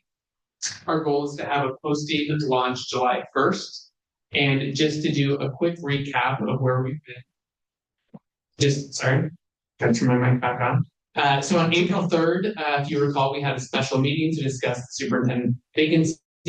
At that meeting, we reviewed materials from previous state superintendent searches, including a previous job description that was used the last time. The board engaged in the discussion about additional qualifications of skills that felt important to include, and what other components they wanted to be true of the process. The board approved a motion to give allowance to update the job description, given that conversation. We talked about having stakeholder engagement conversations and developing a survey to solicit public feedback. So that was sort of the first piece of this. Then during our May 14th meeting, the board received a presentation that shared high-level trends from the survey feedback. During that discussion, individual board members shared additional feedback that they had heard from their constituents. And a request was made at that meeting to see the full set of data from the survey responses, which was provided for this meeting today. So that was part of the materials that were posted. And so depending on how the discussion goes today, this is the proposed timeline for the search and the next steps. So our goal would be to post a position on July 1st and keep that posted for 20 days, so through July 20th. After the 20th, NDE staff would take several days to redact all the information from those applications. They would then post those applications, in which time the board would also have access to them with redacted information. The full board or subcommittee, which we'll talk about in a minute, would review and score applications. During the July 30th meeting, we would then ideally have our final slate of candidates. And then the goal would be likely to hold a special meeting early in August for finalist interviews. The last thing I'll share is sort of depending on where the board lands today in terms of process and how much we need to work through or not. There is a world where we have to extend, but this board early on indicated they wanted to have a efficient and quick process. So just keep that in mind as we're figuring out kind of all the next steps. So a few goals of our time today. We want to most importantly finalize the job description so we can get that up July 1st. We want to decide on a resume review process to narrow down the list of candidates and decide on a process to develop interview questions. And so with that, I'm going to take this in pieces. So we'll kind of go piece by piece and we'll start with the job description. And so what I would love to do first is remind the board, so what we did after that April meeting. So some of the things at the April meeting that the board talked about being important to include were committed to all students' success, visionary leadership, someone who's collaborative and approachable, strong communication skills, integrity and ethical decision-making, innovative and forward-thinking, knowledgeable in education policy and practice, equity-focused, resilient and adaptable, and a student-centered mindset. So those are the specific qualifications or profile skills and qualities that this board brought up. When we cross-reference that with the old posting we reacted to in the April meeting, we saw a lot of alignment with the things that the board brought up and what was there. And so before we do the final pass of the posting, wanted to see if there were additions, edits, subtractions, any cries of outrage of any of those things from the board, particularly given any additional conversations you've had with constituent groups or any of the raw data you saw from the survey comments we feel like is missing or that we want to characterize differently in the job description. So we'll have that discussion, and then we will sort of solidify hopefully what we want included on the posting, and then we'll move to the post list. So let me stop there and open it up for board members based on what you saw from historical postings, what I just read in terms of the criteria that this board said was important. Any other final thoughts, additions, or changes we want to make?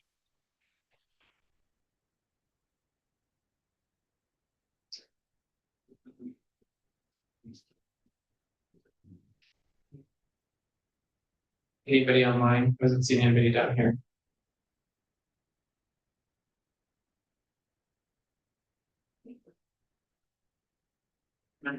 Remember Aura, were you excited?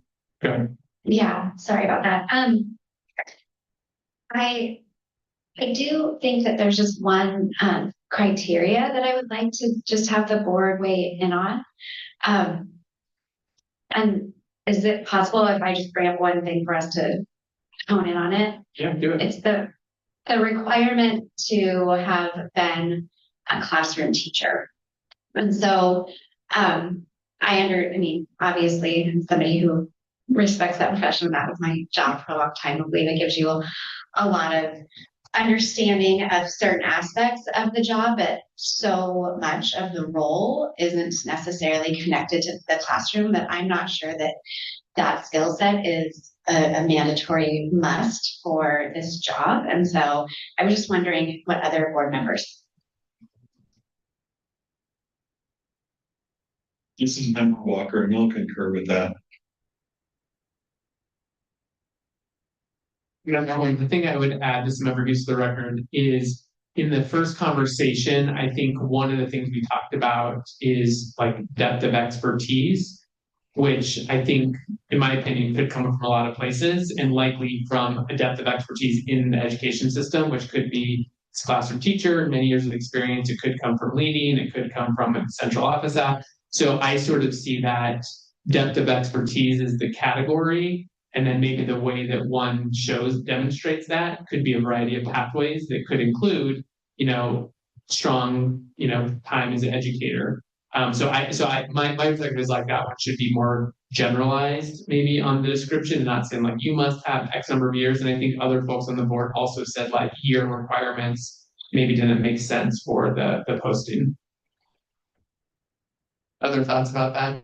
Member Bryson, for the record, I do recall us discussing having classroom experience. The depth of expertise, however, is very important because it does not have a timeline on someone's experience in a particular role. And so it would be a whole picture of that person's ability to lead and collaborate with various aspects of our.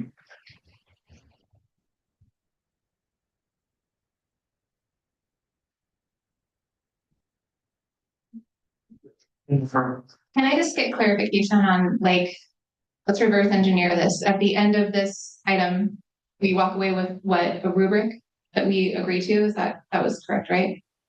At this part of the item, the idea is that we have solidified the list of qualifications so that then we can do one final update to the job description to get posted, and then we'll move to sort of the selection process. This is just getting the posting up. Okay, and then there isn't, except for the community responses, there's not any document that I should be looking at that is like a suggested list of qualifications already. What are we working from? Just the community responses right now? So we are looking at the initial artifact that we had was a former job posting. So that was shared during the April meeting, so it's still posted on the materials. So that was sort of the base level document. Yeah, thank you for clarifying, because that might have been confusing. I'm just used to like with CCSD, which is the only experience I have. If you're gonna reference another document, it would be like put into the reference materials for that one, you know, so you don't have to go back to certain meetings. And then actually like re-stamped with the dates, and so you keep it organized. But okay, so first we are developing a application, and we're going based on what the discussion that we had that we wanted in a leader, as well as this very long list of what the community wants, right? Okay, there's some things I would like to make sure is clearly articulated from my perspective and from what I believe is the perspective of my constituents, that I would really like somebody who has demonstrated experience in Nevada's education system, or a deep understanding of Nevada's regional, rural, and governance context. And I also would like to, that's number one, I have three. Actually, I have a couple and then another suggestion. Okay. I would like to, this is my biggest one. Okay. If I'm going to die on any hill, it's going to be this one. I would like to make it very clear that we are looking for somebody who is pro-public education, and I would like them to provide something that is a track record of commitment to strengthening public education systems over privatized or external reforms. And I'd like it worded just like that. And I think that we need to also, like a big thing with that. Of course, obviously I ran all this, you know, responses through my AI. So I got, you know, the themes that are coming up, and the themes that the community wants is communication and leadership. But I think that needs to be broken into two that we look at. We need to look at how somebody communicates with their internal team. And that's really important because you do not hear about that when they're currently in the role. We'll hear about that later. So that is something that we should look at, like maybe references from other people that worked with that person. And then public engagement and responsiveness, like how that person has communicated in the past with the media and with you know, constituents, and being transparent and inclusive in decision making. And then I think we should also talk about, like, I know we're going to put these qualifications out there, but then they're going to come back to us. So we need to determine like which ones are the most important, and are any of them going to be like weighted, or are we doing like some sort of, you know, 1 to 5 scale like we do with our educators? I'm good right now. I'm interested in hearing what other people have to say. Thank you for that. Other additions or things that folks want to highlight about the posting?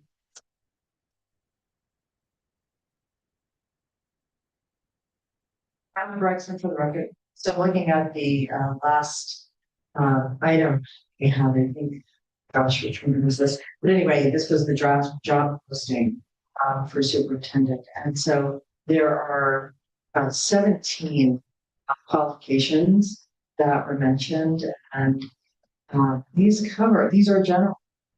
Do we want to be specific with some of these items? I guess that's the question right now, right? So looking at the qualifications, how specific would we want to be on? Yeah, it's a great question. I can give you my take, but then others weigh in, particularly if there's sort of a legal implication here. One of the things when we took the April conversation and then compared that to this, we saw a lot of overlap. And I think the posting that was there was meant to be a little bit more general, because it is really, as we're going through applications, that lens of the more nuanced piece is going to be what we're bringing to the selection and who we decide to move forward, because some candidates are going to meet 90% of these, some are going to meet 70, some are going to meet 120%, right? And so, and the way they meet them is going to look different. So like, Member Ford's earlier point, like she talked about like understanding Nevada. I'm going to probably get this wrong, but like, you know, the connection to Nevada understanding. And so there was like a general mention of that in this one around a deep understanding and appreciation for Nevada institutions, culture, political, and education landscape, right? So that's sort of like the blanket, but how you interpret that is like all the nuance underneath that, I think, about the selection process. And I don't know that that would become a very, very long document.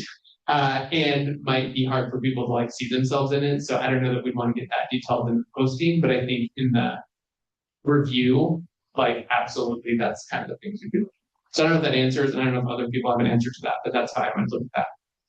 Definitely answers my question, because at one point, in the job description, that's general, but our criteria would be able to allow us to select someone based on your application. Other thoughts?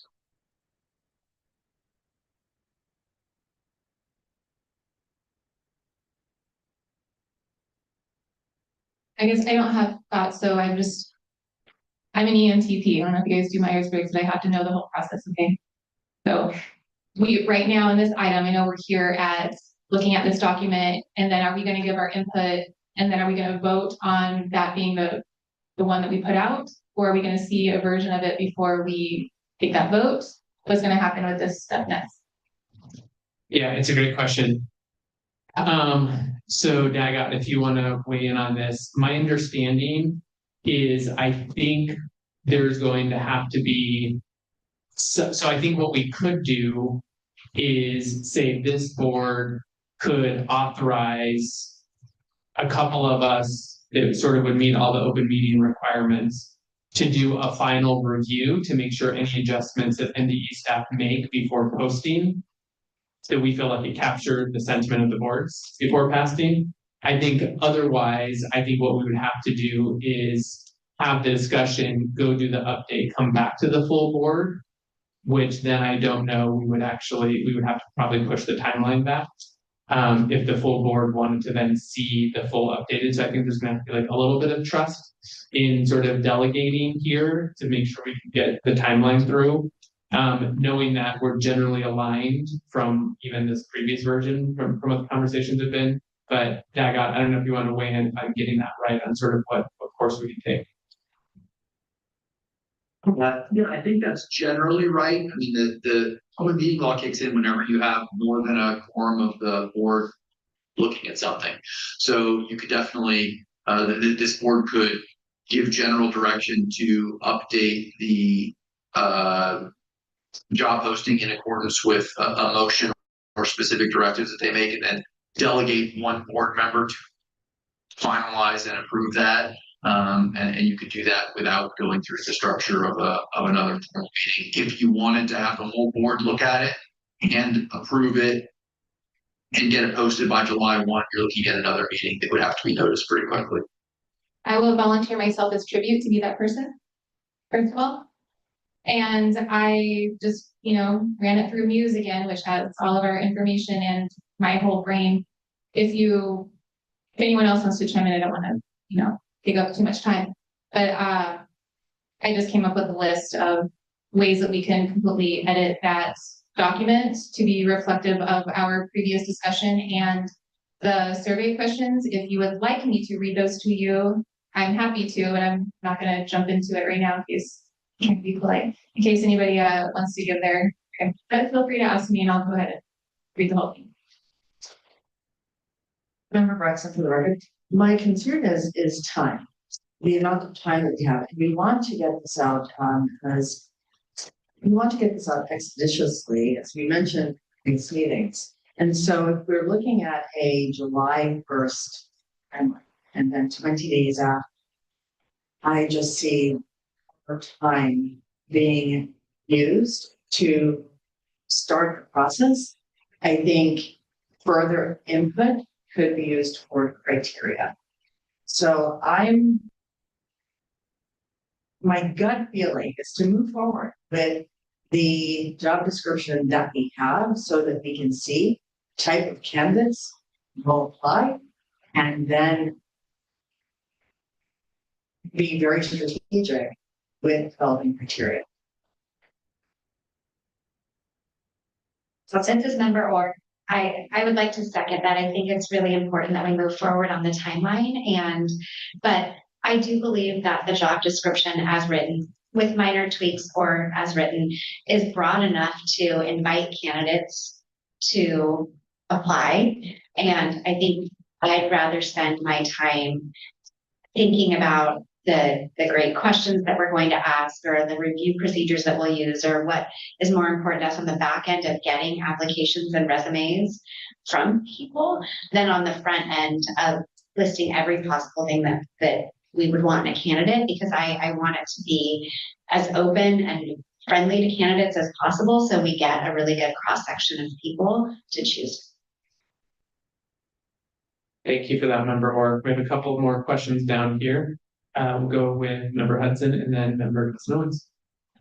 Member Hudson, I just want to know from you guys, is the classroom experience a non-negotiable, only because since it says like direct classroom experience, or are we open to candidates who be led effectively out?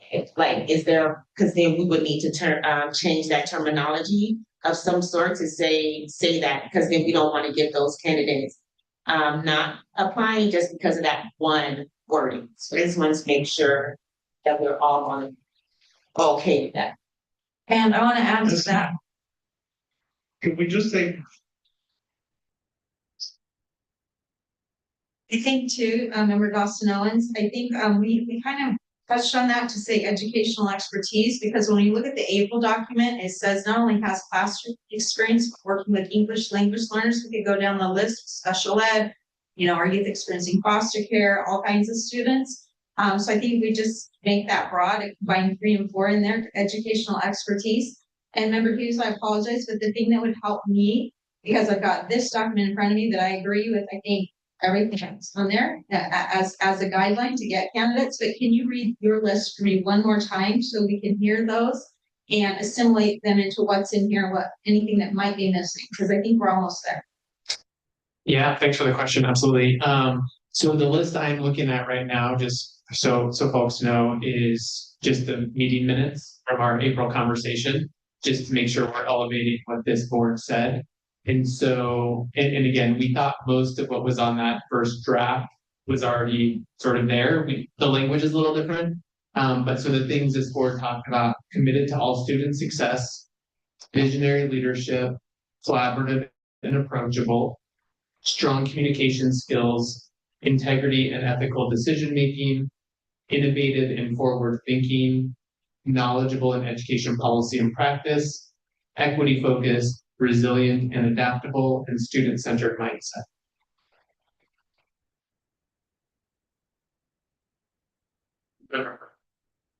I'm just like, first of all, I completely agree. We need to get this done.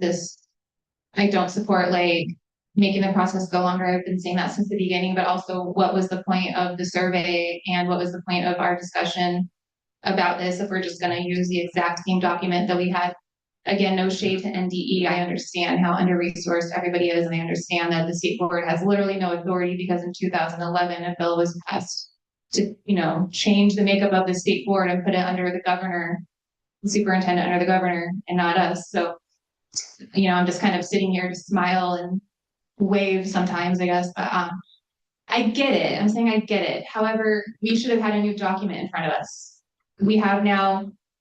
Okay, first of all, AI exists. So the fact that we did not put all of the survey result through it to at least present to us that information, and that there wasn't, transcript of our last conversation about this put through AI to give us a rundown of what the board's opinions are, and then throw this PDF from April into all of that and ask AI to give you a new document that encompasses all of that is nuts, though. That would have taken me 95 seconds to do it. So the fact that we're sitting here looking at a document from years ago, going over to our constituents and saying we're trying to do things differently and better, but using the same materials in 2025 when AI exists, and now that we have reasoning models and deep thinking models and deep research, I don't know what world this is right now. So again, I'm not pointing fingers, but this is crazy. Anyone could have called me and said, hey, put all this information together. And I would have said, check your email in 5 minutes. So we would have had a working document to look at. It's unacceptable. I criticize CCSD so much for all the things that they did and didn't do, but they are so much better at this kind of stuff with providing the board with the information that they need and having at least a plan or some framework to work off of, because I don't know if I'm like the person saying that Emperor has no clothes or whatever, but like, this is not being a board member. That's not how this works. So I'm super frustrated. I would love to be able to, go on Facebook now and tell my constituents, great news, just like I told you how all your survey responses were gonna be put into that.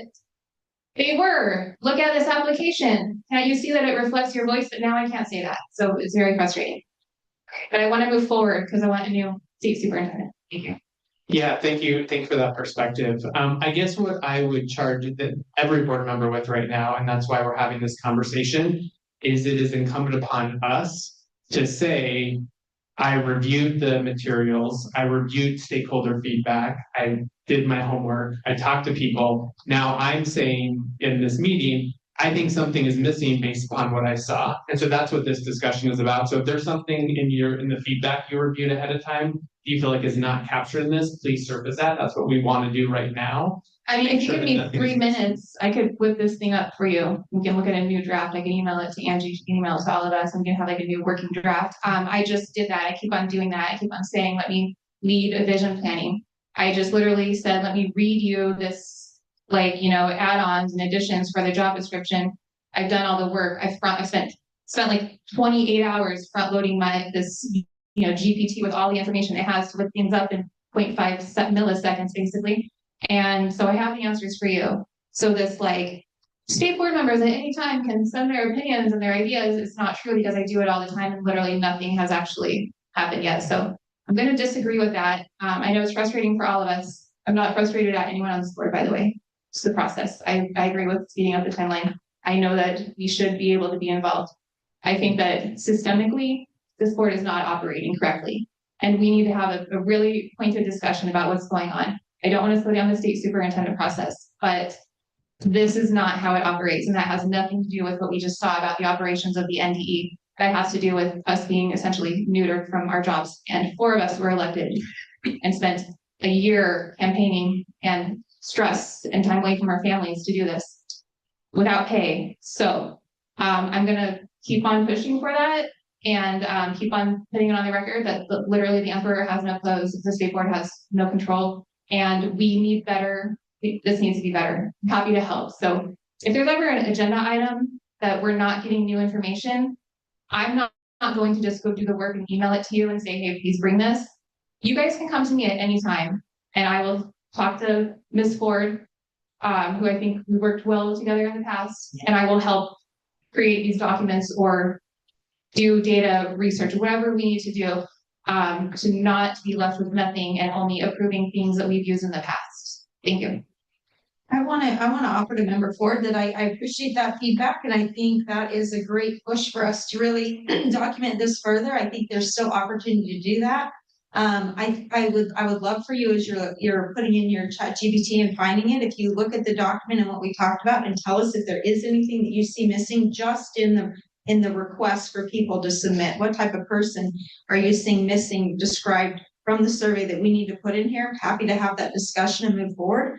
And then maybe we can put these into all of us, or come next meeting with really honing in more about what the community said and wanted to help us with the interview process would be my suggestion.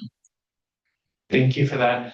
Okay, so as folks are doing all their research, pulling up all the things, looking at whether anything is missing that we want to make sure to include. All right, I'm ready whenever you're ready. Okay, I'll get to you in 1 minute. I think we have 3 pathways that I see that we could take. Option 1 is we want to create a new draft and we want to come back together as a board, which means we can't finalize and post today. So that's option 1. I think option 2 is we could designate someone on NDE to take all the notes, all the feedback, all the things, to go ahead and finalize the posting, run it by the HR legal folks, and then post it. Option 3, which is kind of a variation of that, is we could designate specific people on the board to make sure that the new posting, this conversation is reflective in that, and then do those same steps, run it by legal and HR. So I think those are the 3 things. So let's see if there's anything else that's missing from all the triangulation that needs to go into the description, and then we'd call for a motion on which of those options we want to go. Moving forward. Thank you. Well, first of all, because my Muse is not only my right hand lady, but also my therapist and biggest hype girl besides Anna Binder. She says that I'm very right to be frustrated. And then the minimum additions that I should push for based on what the board has said, what the community feedback says, and what is missing from the application process are 4 things. 1, Nevada knowledge. So adding a line that says strong familiarity with Nevada's public education system, including its rural and urban context, funding structure, and governance model. 2, public education commitment. Add a line like demonstrated commitment to strengthening public education systems with a track record of supporting educators and school communities. 3, community responsiveness. Add proven ability to engage with students, families, and educators with transparency, humility, and accountability. And then 4th, visionary leadership. The ability to lead transformative initiatives that are aligned with Nevada's portrait of a learner with experience balancing innovation and compliance. And then it gave me like a thing to say to you, but I'm not going to say it. I'm good with where I am. I appreciate the opportunity to add that insight. Thank you. Great, thanks. We will add that to the list and make sure that that is somehow captured. Final thoughts about any additions, changes? Member Braxton for the record. So adding new information, how long would it take us to get another draft together and then agree on that draft forward? You're saying if the full board came back to look at a new version? Does this addition create a new version that has to be reconsidered? It depends. We could say we want all these updates to be made. We want to come back to the full board and then look at that and decide. Or we could, the motion could be, we want an updated version to be created that includes the updates that we talked about today. And then we're going to move forward with that. Plus or minus, do we want one or multiple people involved in that process to do a double check? Okay. To make sure everything got, yeah. Thank you, because I really want this to move forward. My focus remains on the criteria afterward. So I really need this to move forward. Can I request a friendly amendment to the maker of the motion? I don't think we have a motion yet. I was just saying that was the options we had. Yeah. Can I make a motion? Okay, I'd like to make a motion to move this process forward by utilizing the same application process that we used in the past with these 4 additions that I laid out written verbatim into them to be used without coming back to the board for full approval, and that we designate one person that was present here for this conversation to review the application before it goes out. I'm also open to any friendly amendments if anybody would like to add in their additions besides the 4 that I suggested. Member else for the record, I would like to add the friendly amendment when making it for qualifications, just so that we don't exclude a candidate that may or may not be in there, and then that way the interview process will kind of be the determining factor. The maker of the motion accepts that.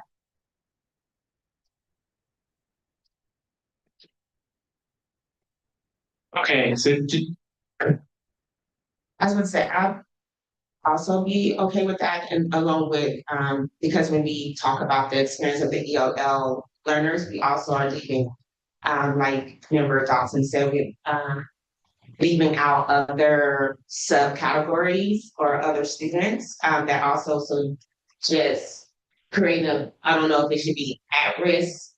I don't know how to, but just to say we just want them to have experience with ELL learners is unacceptable, especially when we have our Hispanic population is low, along with our African American population is lower than our ELL learners, and no one is taking a look or have expertise on them as well. So just keep that in mind. Just so like if you could just, I don't know what terminology you could use for those subcategories. My fellow peers can help me out with that.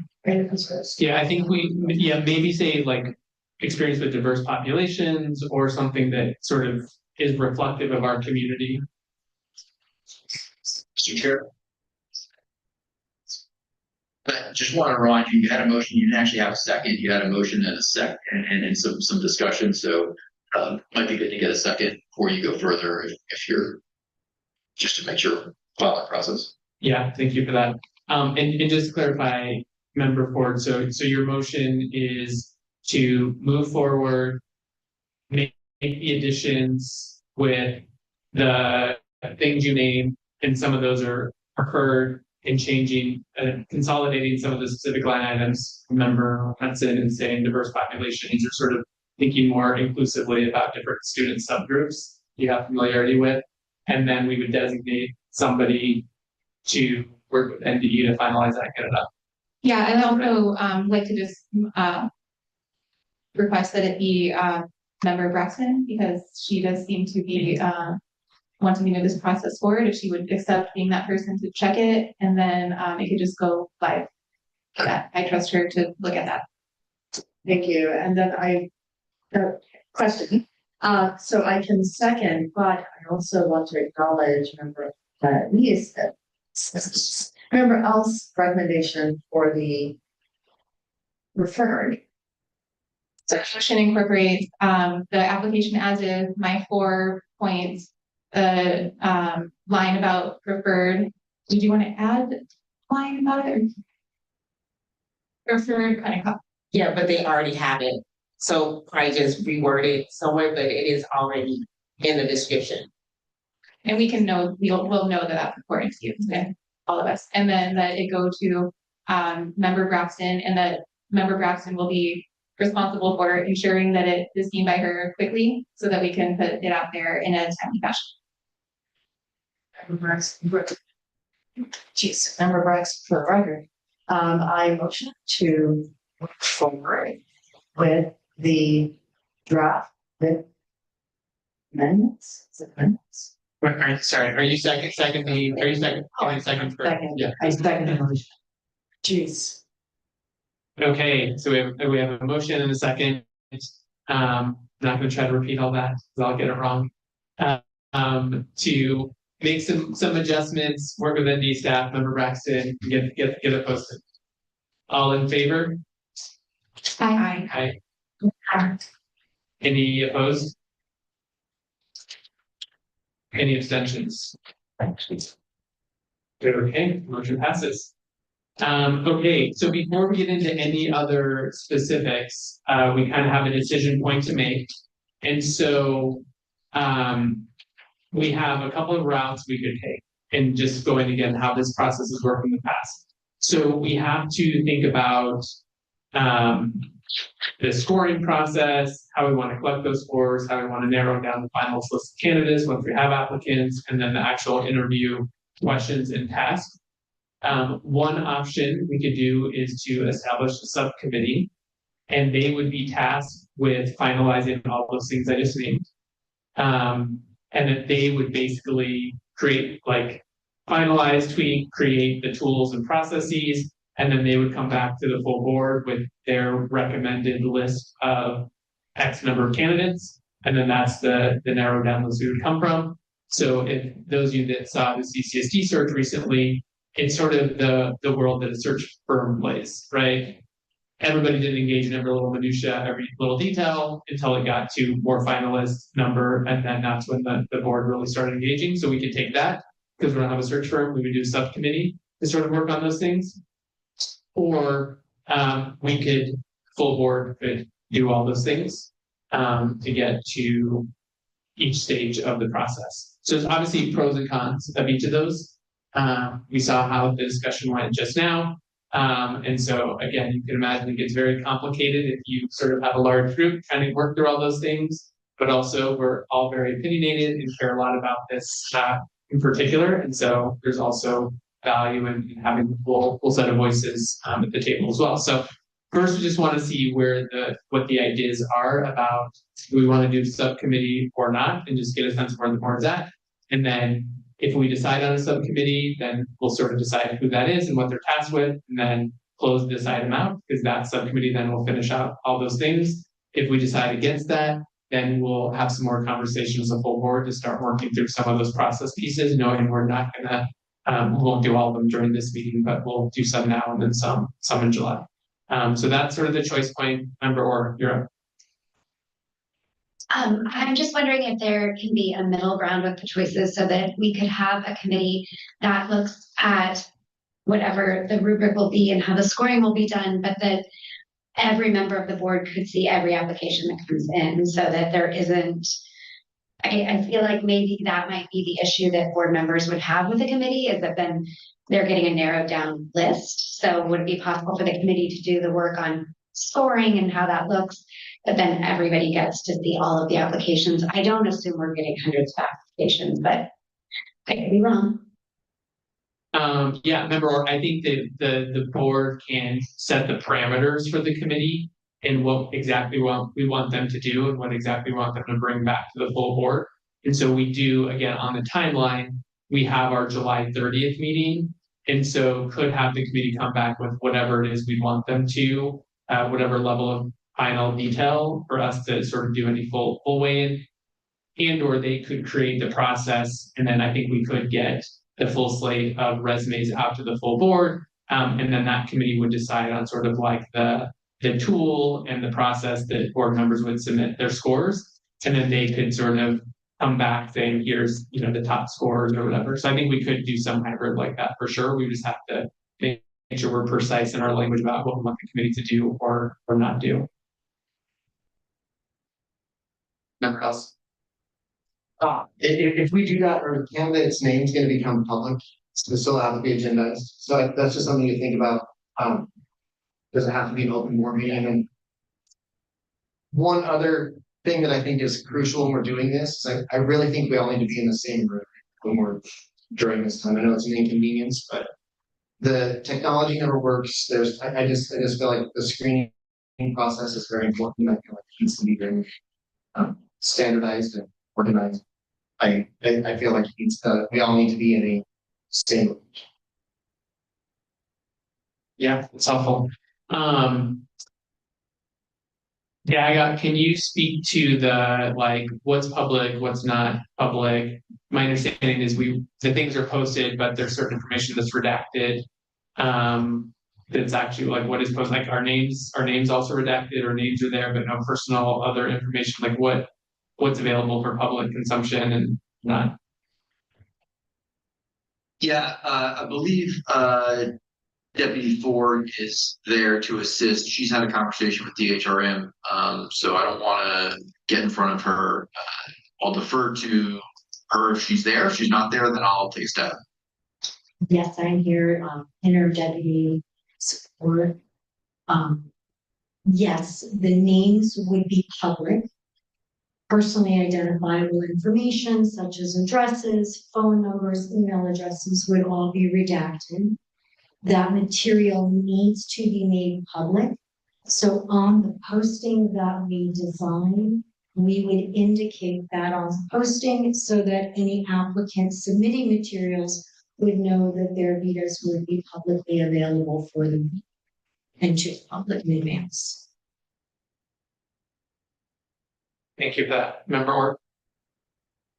I may be misremembering, but I believe in our last meeting, we had discussed that the initial screening down to the 3 candidates could be done individually by board members behind the scenes, so that information wouldn't be public until the final 3 candidates were brought in for interviews or the final 6 or whatever, you know, however we narrow it down, but the initial screening could be done via email with a rubric. Is that not possible?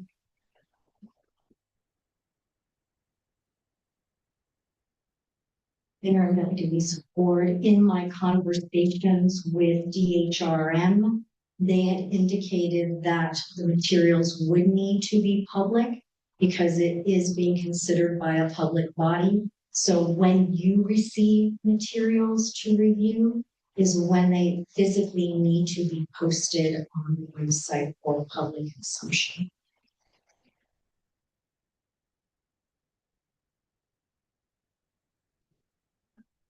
To your point, member, or it is something, whether it's this full board or the commit or subcommittee does need to think about in terms of like timing, who has access to what, when, to make sure we feel like it's a fair and rigorous process. So like, as an example, like there's a version of the interview questions where we have like a very public conversation, finalized list of questions, right?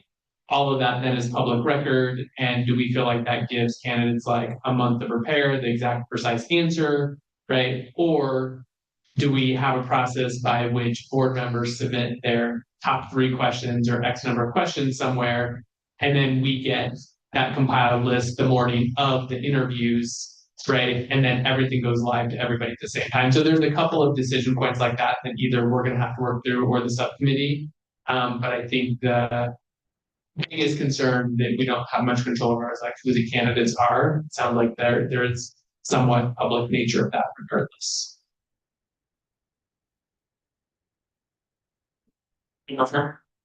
Thank you. At the last meeting, we had talked about 3 different potential options, and I think that the board members were thinking that we would do a scoring rubric and individual pre-ranking with no deliberation.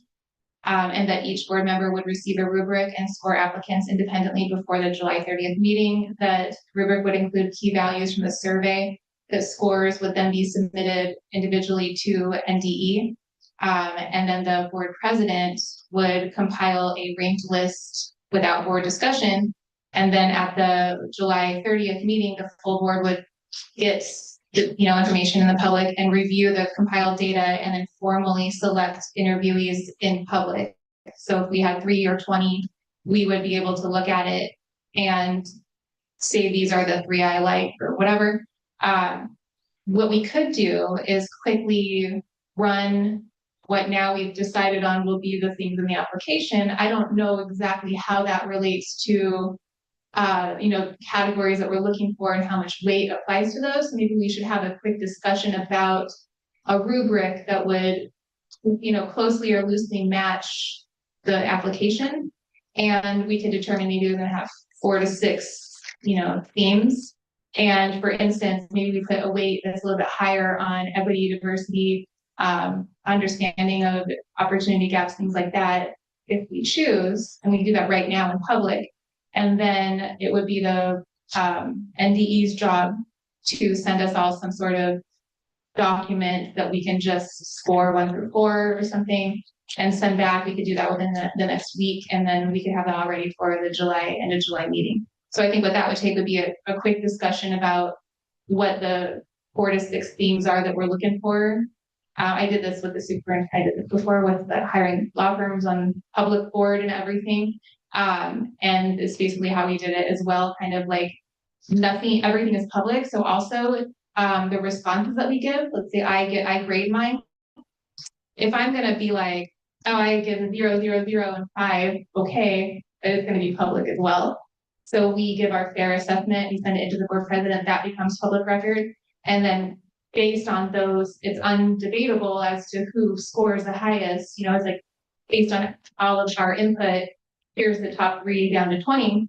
It doesn't mean we have to choose the top 3. We could discuss it, and I could give my argument as to why my score boosted this person or whatever. But at least all of that discussion happens at the July 30th meeting, and none of us have any extra information or communications in committees or anything like that. So I think that's what we should do.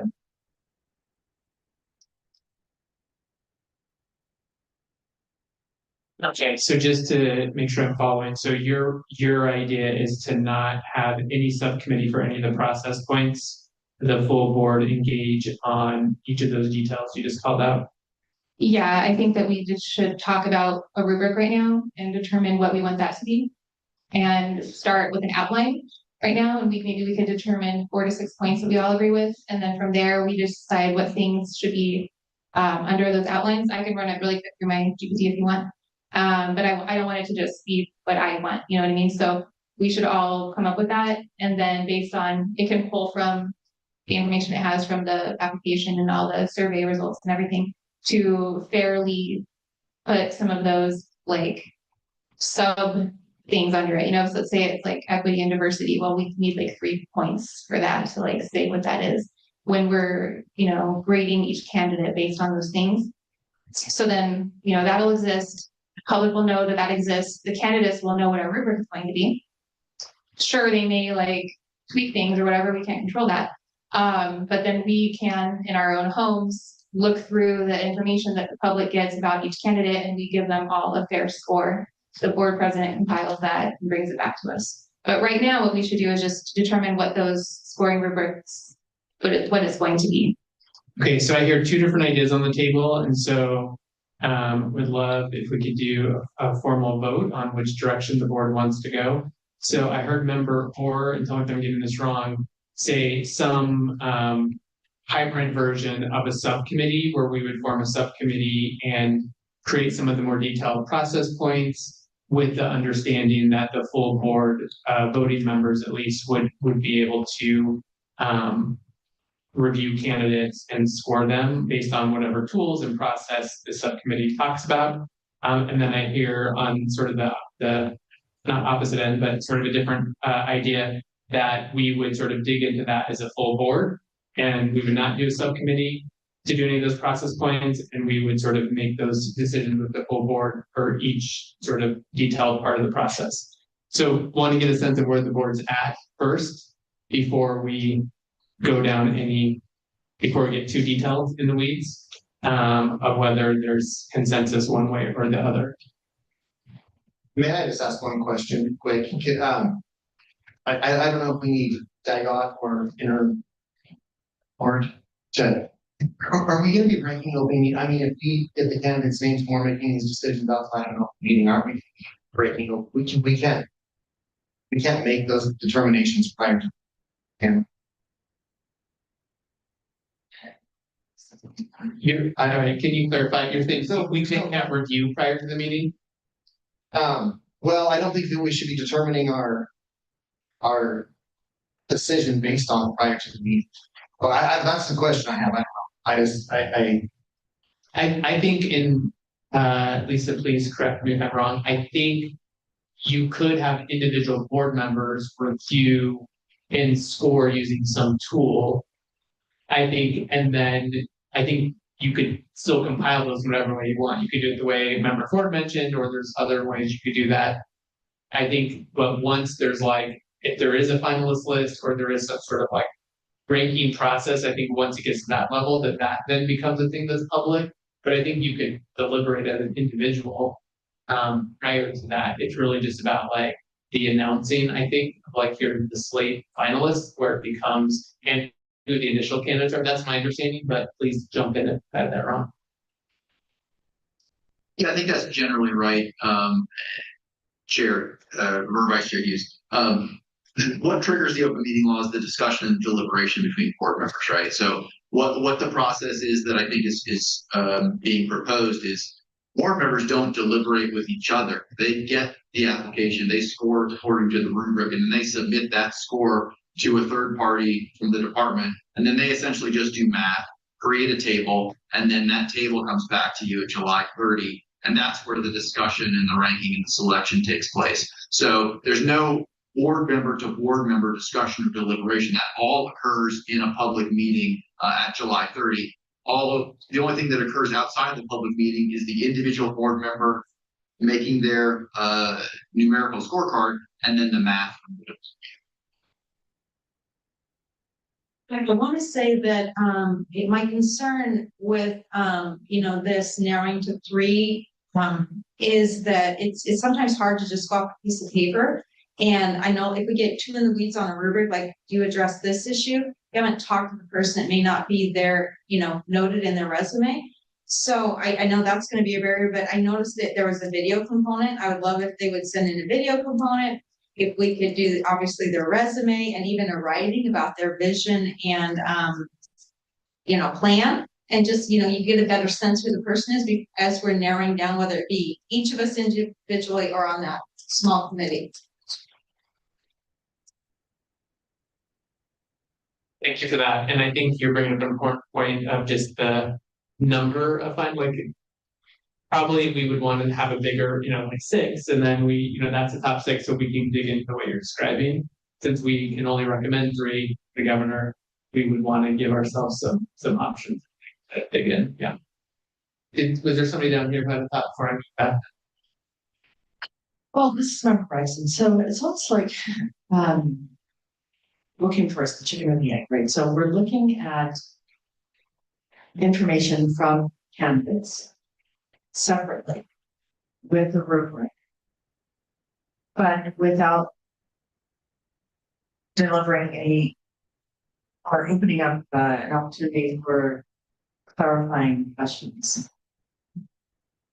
And so we can provide our input via rubric without having information clarified. But then of the 3 that would meet our choice, only then could we have clarifying questions addressed. That's what it appears to be. Yeah, I think it's really about how many people we invite to an interview. So we could invite 50 people to an interview. I mean, I don't think we should, but like we probably say like we want 6 or 8 or however many we to invite to an interview, and then that would be our opportunity to like really get to know those candidates. But we would have to make some decisions based upon applications, I think, to narrow it down. So we'd want to make sure that we had a process that allowed us to, but there's always going to be some unanswered questions, I imagine. I don't know if I'm interpreting what you're saying correctly or if that addresses that. If I'm hearing you correctly, then we could use the rubric to remove any outliers and then come up with a certain number of people we would like to move forward. When I think of applications, I think of phases, who's moving forward. So you get the applicants, depending on the criteria, the applicants that meet the criteria are moved forward.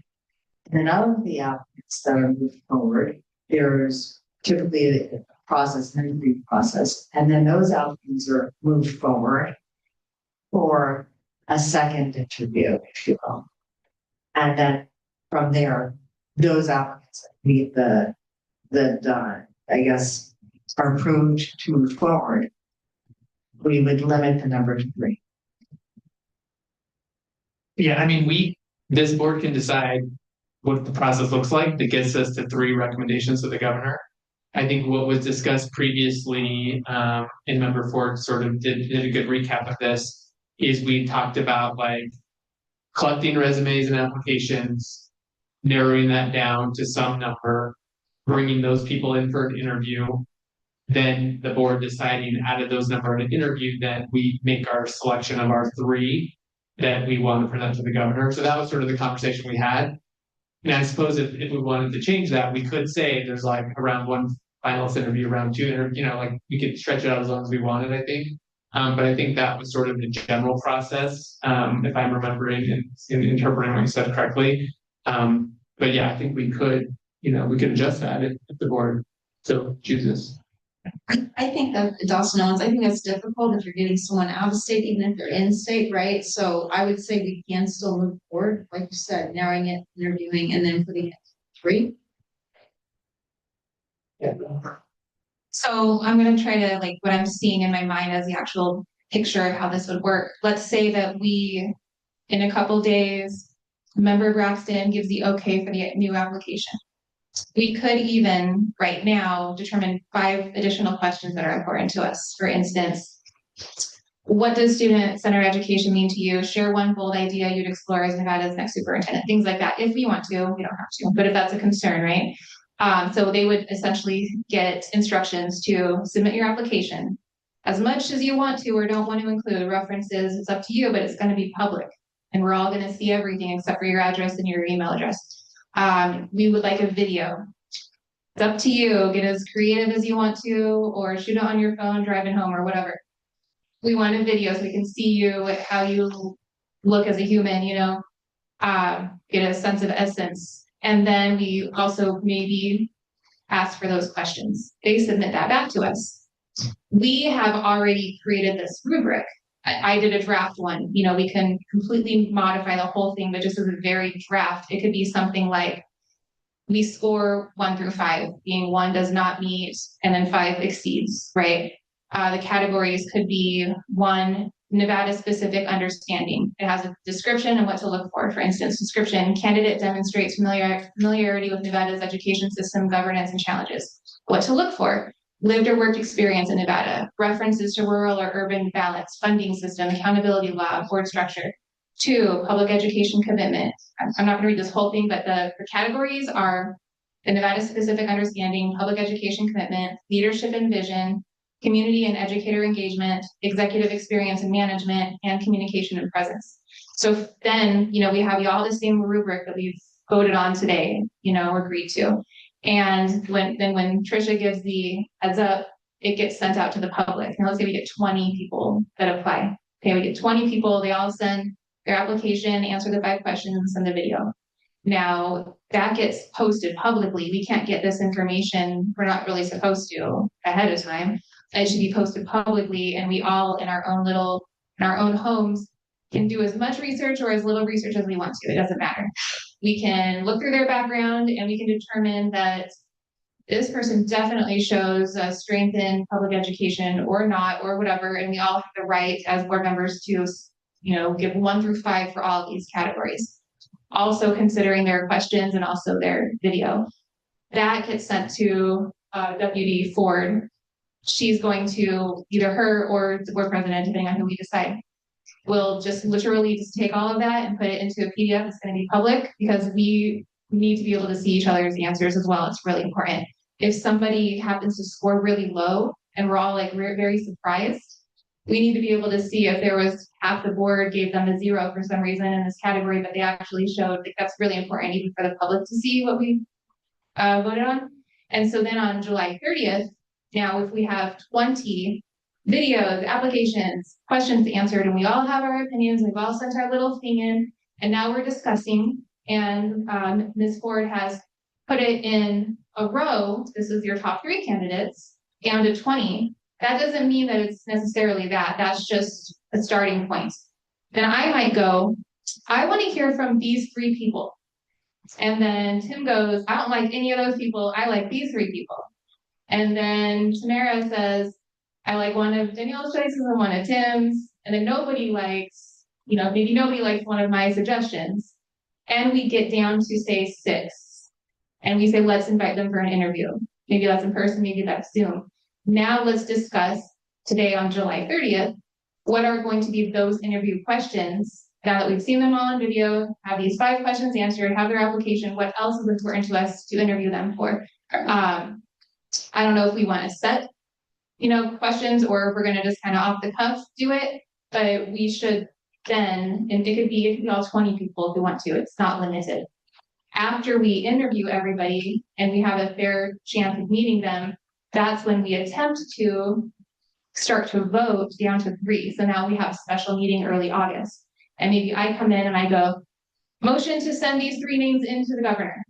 And then everybody could agree to that and that's what it is, or nobody seconds it and somebody else has to make a motion for 3 new names. So that's what the process is. Or we could motion to bring it down to 5 people or 4 people. Like, it could go as long as we want to. But right now our goal is to get to July 30th with a fair rubric that we've all publicly sent in our opinions on, and that the NDE can deliver us an exact, you know, scoring based on our scores. Whether or not those people are actually there is based on our opinion of those things. And then from there on July 30th, based on how many people we want to push forward, maybe we only have 3. Maybe we decide on that day, let's send these 3 forward. We could, but we could decide to interview, or we could decide to move people forward, but that's a decision for a later time. Does that make sense? Yeah, so before, there was a lot there, but thank you for laying that out. Before we, and we'd have to make sure, yeah, there's like agreement on the board of that kind of approach. I think I'm gonna go one more comment, member else, and then after that, we'd love just to, again, go back to the choice point of, do we want to go down the discussions that member Ford just started bringing up and talk about that as a whole board and vote on all those things? Or do we want to anoint a subset to work on those detail-y things and then come back to us so I do want to make sure that the board is in agreement, whether we want to hash that all out here or have a smaller group sort of hash out the finer points and then come back to us. How about member Alchero? All right, I just have a couple of clarifying questions. I'm not sure if they're for Deputy Ford or Vice President Hughes or Dagoff, but I know like every time we're doing a major hiring thing in our school districts, every school district I've worked in, there has been a training for all members of the committee from HR. So you go through all of the most recent EEO things, all of those scenarios, right? You can ask different questions, all the laws. And does the state have something like that we would have the opportunity to go through just to norm everybody and ensure that we're operating without, breaking the law moving forward?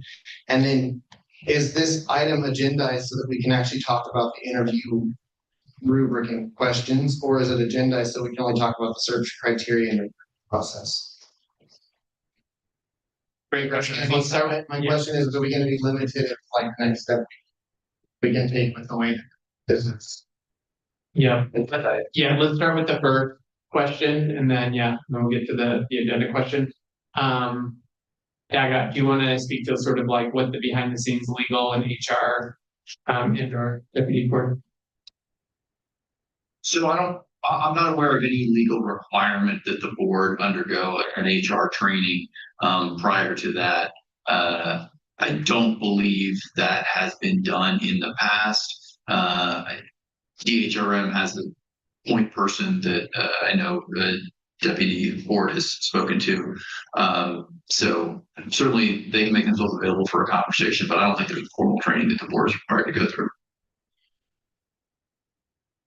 I do think the intent though, and Lisa, please let me know if I'm getting this wrong, is that whatever the set of questions are, all those things that we would have somebody weigh in from those offices just to sort of double check that none of the questions are problematic or none of the rubrics or any of those things would be problematic. So we would have that like precision, I think, at some point in the process.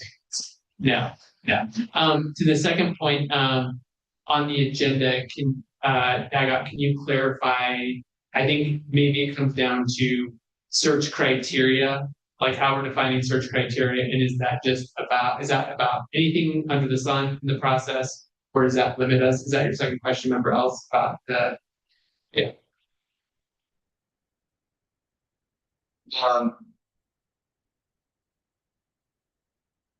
Good question. So it's agendized to say members will determine the structure of the application process, including required materials, candidate evaluation methods, and timelines.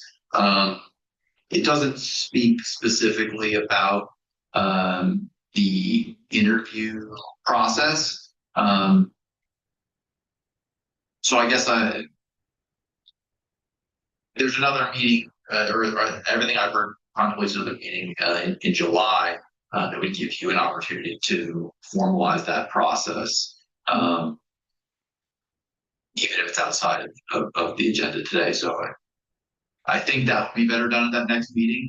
But if that's inadequate, member else, let me know and I can see if we can have a ground to try to get some flexibility today. Thank you for the clarification. Question, historically, right? Because we've done this before, when I'm looking, they did the subcommittee, and then they actually did the interview with 6 individuals, they're candidates, and they have 2 alternates. And Superintendent Canavero, you were there, like, do you remember that process? Was it, was there, I can't tell if that's, is there a rubric somewhere that was ever used before? It's part of my question. And then in this meeting, does that run where you just ask those standard questions? Because I believe that's how I've been trained to do interviews, right? That they're the standard ones that everyone gets. And so that seems not as complicated, right? But was there ever a rubric used in that subcommittee, I guess? Yeah. I'm sorry, member has said for the record, because I was on that subcommittee and we did have a rubric along with, it was a spreadsheet. It's kind of like before it said, where we all start Importantly, when we came to the meeting, we did do the work on our own time, and then we came to the meeting, we discussed, we went down the road, discussed our scoring. If we wanted to tell why we scored that sort, we also did that as well at that time. And then we did, we ranked them based off everyone's like, at the time, like Eber had 4 out of 6 or whatever, and then that's how we did it. But it was great, along with the questions we wanted to ask as well. Before that, we did like get a chance to look over their application based off that rubric and score them based off what we thought was right with that evidence. And some of us even put the why, like they scored a 3 because of this, but they missed X, Y, and Z. So we did get into those details as well with that rubric. So that, and then in an interview, we did still have that kind of like the same rubric as we were interviewing. We were also able to score them based off the interview. So we had the application aspect of what we thought, and then when we came to the interview, we did the same thing, but as a board because everybody was there for that. So then that input was also captured as well. Yeah, it's a great clarification. So again, that is also a great example of subcommittee structure. And in that case, they had the subcommittee do the scoring and then the full board did the interviews. Again, I heard some discussion earlier about maybe we all wanted to do the scoring, but again, maybe there's a role for subcommittee. So let's take it back there because I'm mindful of time and want us to be productive here. So yeah, go ahead. Sorry, Member Hudson, I think the reason why for the subcommittee, we had to give our why when the board came, because we had the subcommittee and everybody's voice was heard. They wanted to know why we scored them that way. So when they came to the interview, when the whole board was there, they understood what parts was missing, like our mindset. So it was all collected in a spreadsheet. Yeah, and I'm assuming that the full board could not take the recommendation of the subcommittee if they would choose to do that. But it was a way to kind of work quickly, but then also give the board a chance to weigh in. Okay, so we'd love for someone to make a motion for whether we want to start developing some of these things right now or go to a subcommittee, or I'm happy to make a motion, but.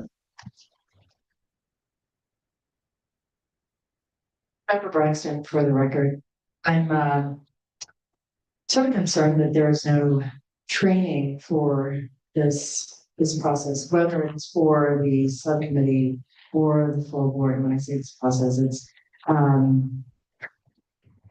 going through the questions and the rubric and so forth. I mean, I would think that there is a hiring procedure for FTE, and that hiring procedure to be consistent should flow through the state board. I mean, I've served on several hiring committees, and usually there's a training, and just to ensure that there's consistency and for identification, just making sure that everyone's on the same page.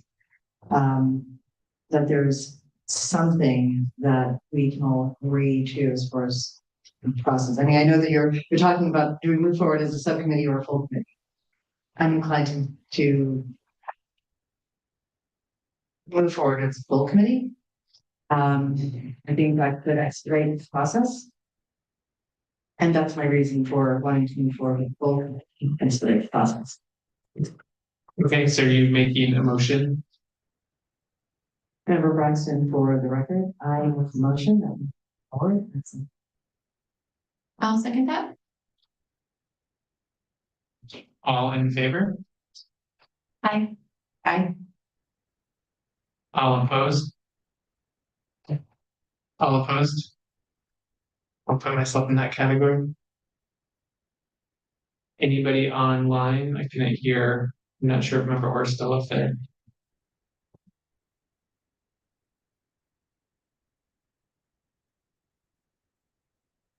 Okay, so we are going to move forward as a full board on some of these decisions. I'm going to call a 5-minute break so we can think through quickly how to make this efficient so that we're not here until 10 p.m. So we're going to come back at 1:45.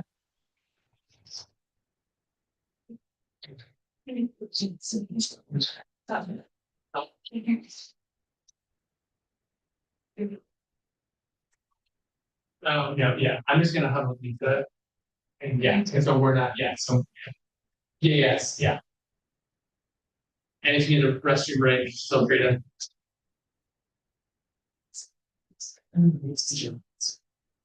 I don't know.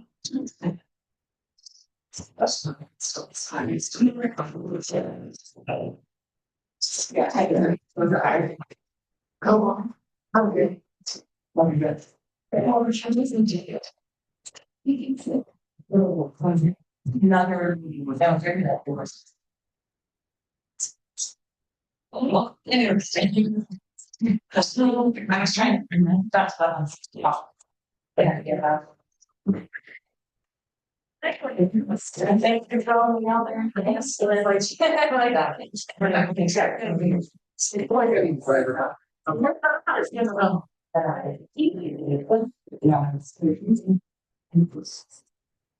it's just, I know I do. I can't see there's an accent. But like this, yes. So we see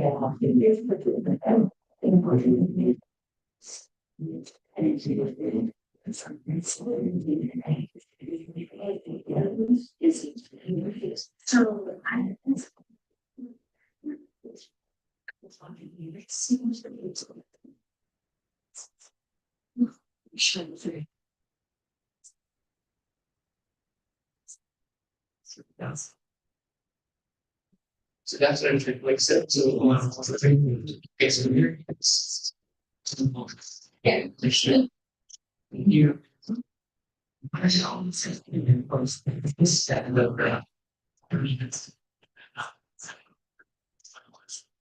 You talk about this, ask it.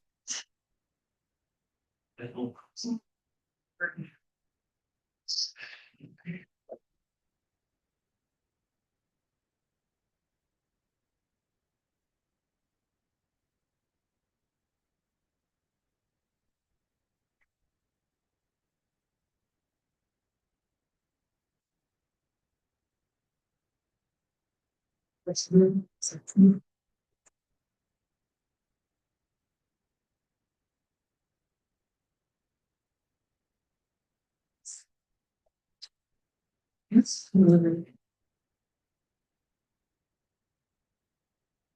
Yes. Just. Yeah, it's not actually going into like in one discussion. So, and that's been trying to like. No, there's like. You know.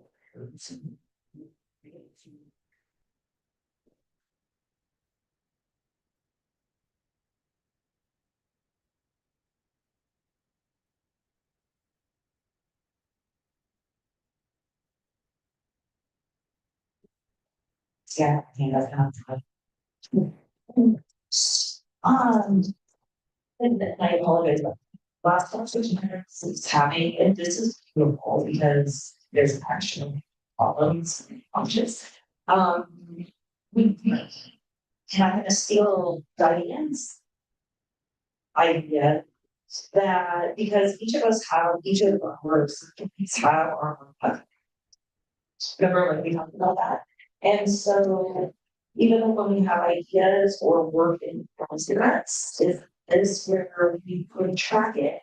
Is question number one. Question number two is this peer review amongst all of the subcommittees, so we can all kind of each like the idea shared where we're at it, so like we have third boarded to find maybe so but I'm just challenges. You know, I think they that's. And I just don't know where our sensory. Oh, since I already examined it. I could be at. That's. It's. I think It's. yeah.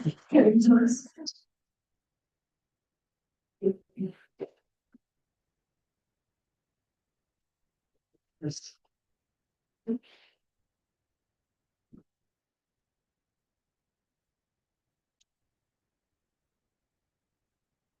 by your order, I think we allow the chairs. Like leadership and chairs. That makes sense, if there's just not a lot of hands, but hands or something going wrong with it, group of people to look at. And then I do like we could add this to work plan work, but all of them. We have a special session. To create. Group this like.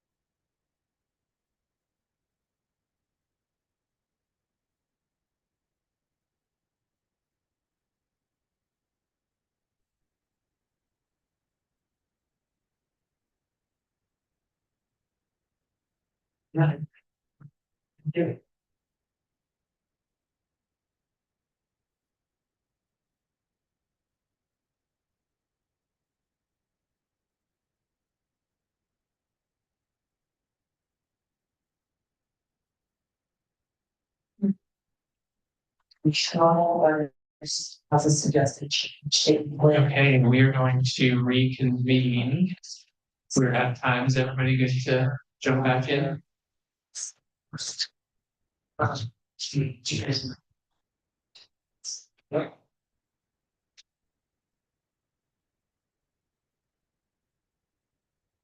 Okay. Welcome back, everybody. Appreciate that as we took a minute to think about how to organize our next little bit of time here. So let me first start with, I'm gonna work backwards. This is my educator brain working here. Let me work backwards and then share what I think we're gonna have a conversation and dig in together right now. So let me start at the interview itself. So what we will do is have board members after this meeting submit to Lisa ideas, potential questions, and potential tasks, performance tasks or videos or whatever those things that you think should be included. She will compile those, and then we will get something posted ahead of our July 30th meeting, and that will be the focus on July 30th. Is we will finalize, we'll have that to react to and finalize a list of questions to ask the candidates. So that's sort of the process we'll use. So again, we don't need any motions or votes for that. We will decide on that on the 30th, but just wanted to know that that will be the mechanism for input, is that individual board members without discussion with each other can submit those to her. She'll compile, and then we'll have a draft to react to on the 30th to hopefully speed that up, and then we can finalize on the 30th. Any questions about that in terms of like the interview questions itself or interview process? Like, what if there's something we learn about a candidate, maybe there's 6 and I'm like, well, I have a question about this thing in their application. Does that mean I can't throw that question in there because we have to stick with the predetermined questions for everybody? Yeah, so that's where we're gonna have to rely on HR folks. I think my understanding is you can ask clarifying questions, I believe, if you don't understand the answer they're giving. But I do think there has to be some uniformity across candidates. But again, that can be a step on the 30th with that clarification from HR. Once we compile that list, we can run that by them, and then we can make sure we understand the parameters. Like, if we only ask that script, how far off script can we go, so we can get that answered and talk about that on the 30th. Where is that coming from? Because I just watched PCSD's process unfold every minute, and they ask Ebert and all of them individual questions as they saw fit. Where's that coming from? Is that our decision that we want to make it uniform, or is that legal because it was fine for CCSD?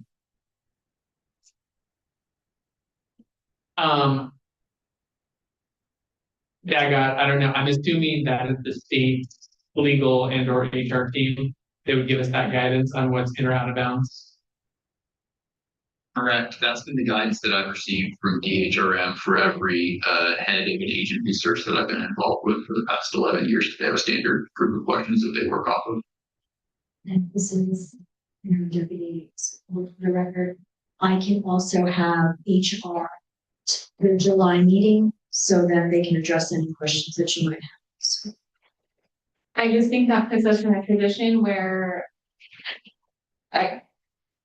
my brain that always sees all the possibilities and timelines that can unfold all at one single time. Try to think my brain is not always that fun. There's a lot of things, a lot of ways that could limit us. Like if there's maybe some candidate that we think is a great choice, except for a few things that we might say no to them if they were to answer a question wrong, then that just changes the trajectory for Nevada for the next 5 years or decades. So I don't really like that. And unless it is literally set in stone by the NRS, I think that we should not follow that, and we should be able to ask individual questions as we see fit at that time. I think we need to take it one step at a time and just get to that process. I understand the reverse engineering. I like doing that. Moving backwards from it.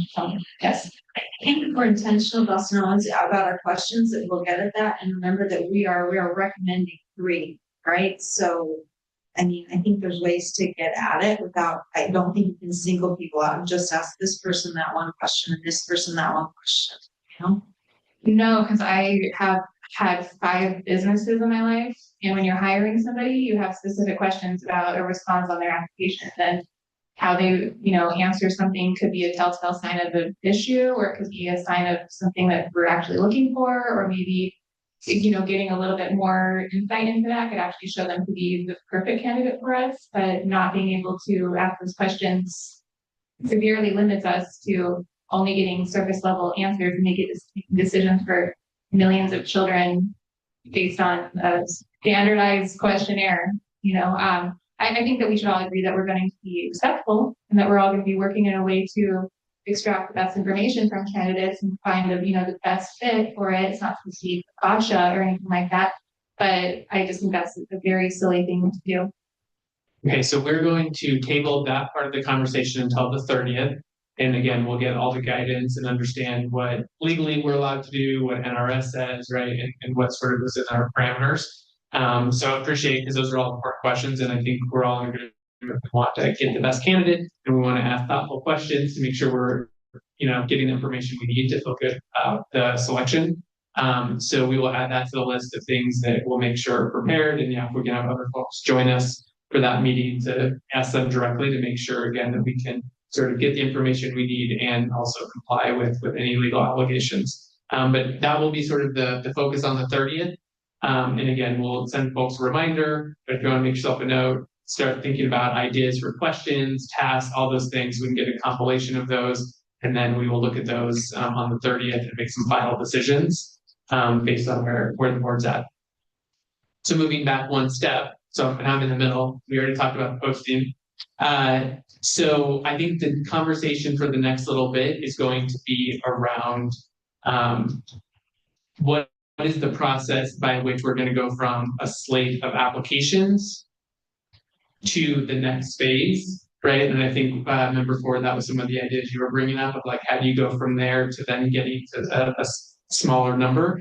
So what I'm going to have you do is I asked member Ford to email you all and post simultaneously so that we're meeting all the compliance open meeting things. Oh, we're going to post after. Yeah. Okay. So yes, we are going to post this after, but you all got an email just for this conversation, just to react to. Here's like a sample rubric that has those broad categories from previously. And so if people could take a couple of minutes and review that. And again, it's very generic, 4-point rubric, has those broad categories. Again, just think of it as a place to start, just to engage in around what does Bluff people would look like. So take a couple minutes, review that, and then we'll come back.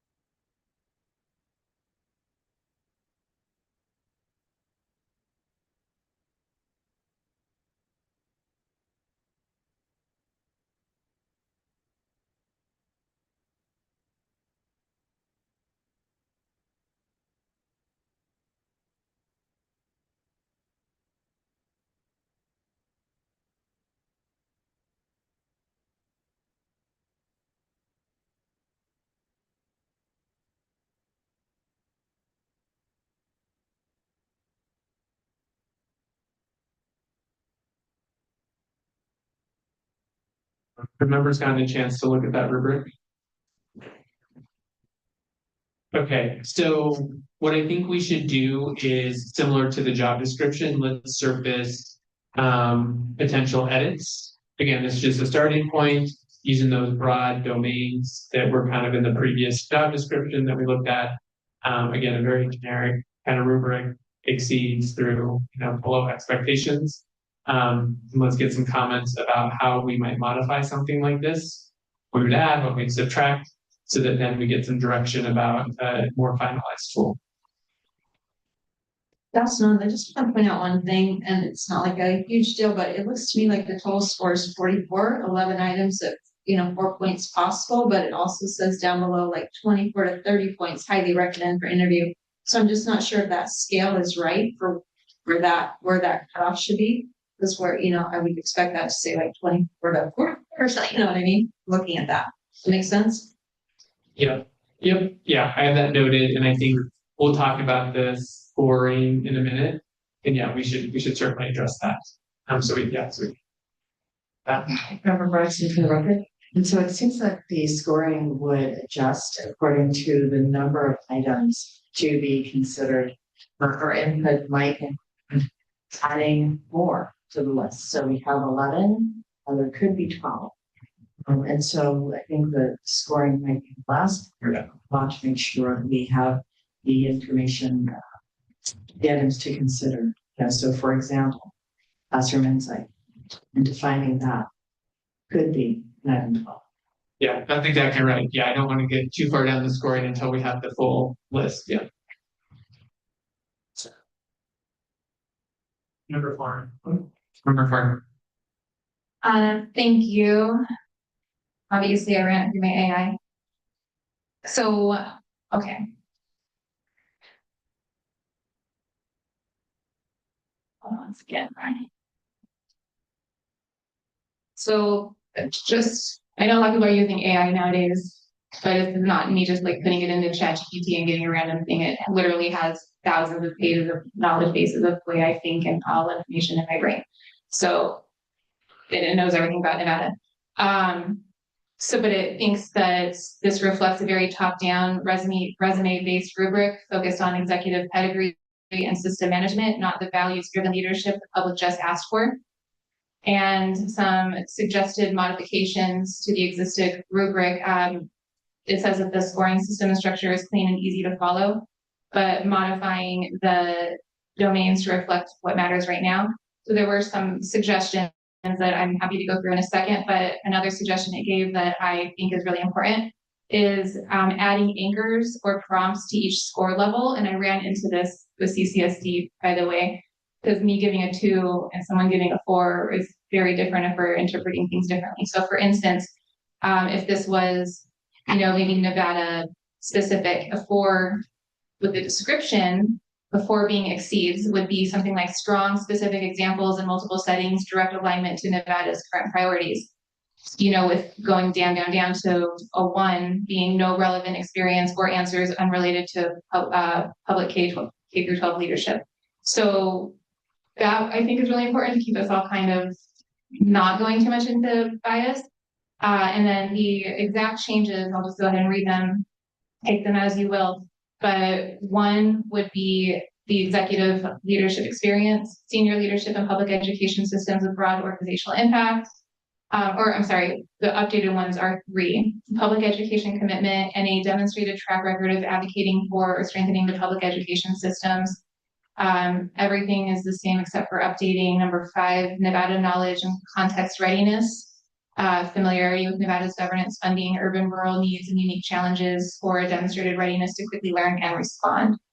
So I have some more suggestions. I'm pretty satisfied with the rubric. I just think that we need to get really clear with what we think exceeds and what is not. I think I'm making sense. Okay. Yeah, thanks, Mark. And just to be clear, I'm not trying to be funny. This is like a new world here we're in. Are all of those your personal opinion as the elected member? Like you, Danielle, not AI bot is saying that? Like, I just want to make sure that those are your perspectives we're capturing. No, this one is literally just based on the information it has, based on where the board is going, and that we did agree to add those 4 things in.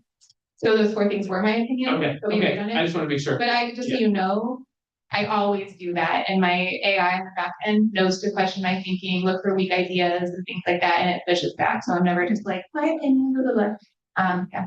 So, Okay, well, thank you. Other potential adjustments, changes to this tool, so we have some proposals there. Just a clarifying question, so with the drop down, I know you said, because I know we have a general description like for 1, 2, 3, 4. Would you want that for each domain?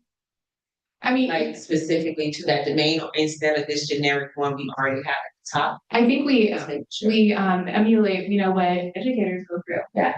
Okay. You know what I mean? Like how it says a clear understanding of whatever or fails to meet an understanding. And then otherwise year 4 is my 2 and, you know, yeah, but it doesn't have to be overcomplicated. My question for the group on that, because I think that is a good, because I'm always, if you go back to all these board meetings, I'm always the one saying like, we need more detailed rubric. I'm wondering in my mind, and I haven't answered this yet, so if y'all can help me. Does that actually matter in this case? And the way I'm thinking about it is like, if you're consistent with yourself, so if I'm answering if I'm reviewing all these independently and maybe I'm different than member Hudson, but like I'm scoring these also relative my ranking whether I'm armed or not with other people. And that's true for all of us. And then when you pile all those scores, you're still going to have scores that come out on top or not, even if I'm giving lower scores on average than somebody else. That's how I was thinking about it when I started going to the rabbit hole of do we want like more robust descriptors, but I might be thinking about that wrong. So I don't know if somebody it can help me like figure out the math there. I love this conversation and this really goes into like thinking and, you know, how brains work and biases, environmental knowledge and things like that. But for instance, I'm not an educator. So if it says demonstrates a solid understanding of education and their application says we did a fall festival. I love fall festival, let's go with 4, you know? Like it should say raise scores or has a, you know, track record of doing this, then I know to look for that. So yours is more about guidance that helps knowledge gaps that okay. Especially around organization and systems, what we were talking about earlier with the issues, I think we need somebody with that experience, but what you think is good organizational knowledge and what I do is different. So yes, that. So maybe what I would suggest in the next iteration is we maybe give some examples or we give some guidance, each of those, like what this might look like, so that people know like these are the types of examples versus just like a numerical score. I kind of feel like you two together, the vice president and deputy Ford, if you can get that to member Braxton and she signs off on it, I'm fine with it. I don't know if everyone else agrees to it, but if we want to just get this done, the 3 of you, you know, doing that is good enough for me. I don't think anyone's gonna mess that part up. And if you wanted me to run it through my AI, just ask. Okay. Any additional thoughts, comments, additions on this tool? No. And that Dawson, I'm sorry, I find that very difficult, even, you know, as an educator to go under number 2 and say experience developing and implementing strategic plans that led to measurable improvements in student outcomes. So you're going to go from each of these and say, this is below expectations. They didn't have a plan. I mean, you know, that would be 1, right? And number 2 is this approached expectations. And number 3 is met expectations with all this. I mean, I feel like this is a screener, right? Then that could just be me like exceeds expectations. It's a lot and maybe you want to show that, but, and again, I'm not even sure we're going to 100% see that in the resume. So yeah, I think that's a good point. So do you think, Member Dawson, should we simplify this? Or, because I think you're right, like you have one end where people are seeing this and they're just gonna like try to make something up on their resume, not make it up, but they're gonna characterize something in a different way on the resume and try to like tick the box, right? Or you may not have evidence because what you can see on paper is limited. And some of these are more nuanced. I think therefore, Dawson Owens is the reasoning that this is 44 points, right? The video is another 30. and maybe a written vision and statement so they can give you some of these things that maybe you can keep for and apply. I think those three things or whatever this board decides. But it's a screener to say who are the top 6 we want to bring in. So I think we can get the job done in that manner. So if we had some additional artifacts as part of the process, then we potentially could use this rubric with some slight modifications that we just heard to be able to determine those things.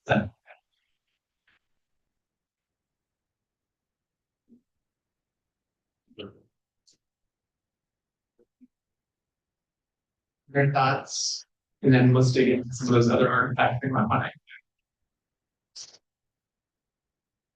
Okay, so I'm generally hearing this rubric feels like it's in a solid place with some slight edits. We need to come back to the scoring still because how that works depends on what's all included. Any cries about range? We're okay with that? Okay. Okay, let's move to additional artifacts. What are some of the additional things people might want to see as part of that application that we would utilize this kind of rubric for? I heard video and written statement. Yeah.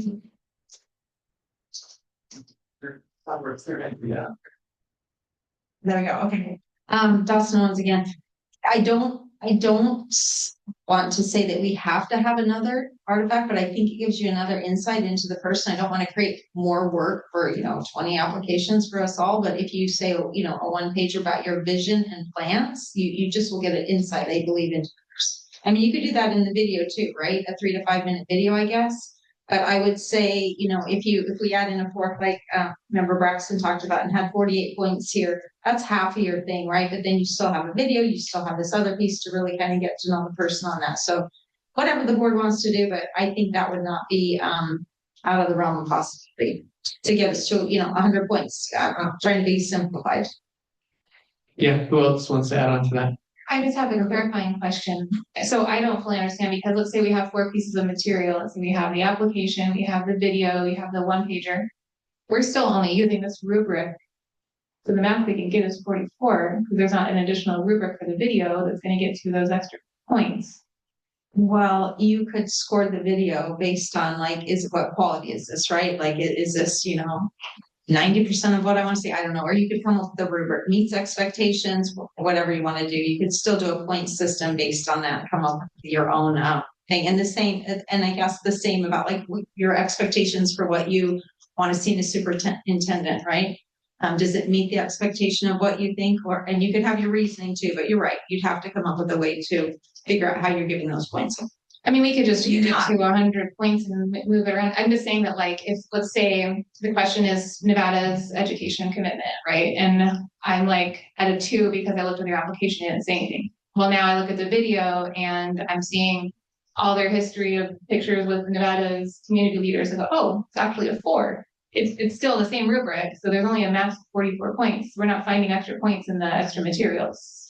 Yeah, so what I would say, I want to get to Member Roxanne, she was trying to get in, but if we could, again, just for a minute, hold this scoring piece, because I feel like that's going to take us down a rabbit hole. Let's get clear about any additional artifacts and what we'd ask for. And then I think we can go back to how we might want to score this again, keeping in mind this is a screener. So the idea is just we want to narrow the number of candidates down, the most successful potentials. But Member Braxton, you were trying to weigh in. Thank you so much, Member Braxton, for the record. I think we can use some of these components and provide descriptions of what we're looking for. So, for example, someone mentioned looking for the vision and plan that could be incorporated into video, and how well they answer that question and articulate that question should be included. And so without adding too many components, but being descriptive with the components that we are asking for may help us also, because there are more things to look at, but concisely. Fewer things to look at, more concisely.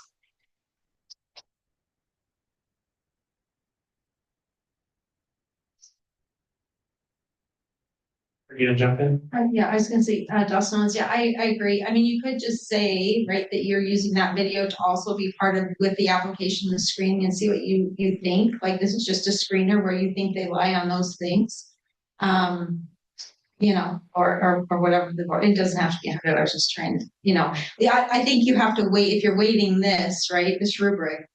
You think, and you get a video, like how are you considering both of those, right? Or the written piece, like how much weight and where you're putting it. So not to get into that again, but we are sorry. Yeah, no, it's complicated, and then all your own personal biases play in whenever you introduce artifacts and things. Okay, so I'm mindful that we want to post on July 1st. So would love if somebody had an idea about like the precise, simple, like what's the additional thing? Like what is the prompt?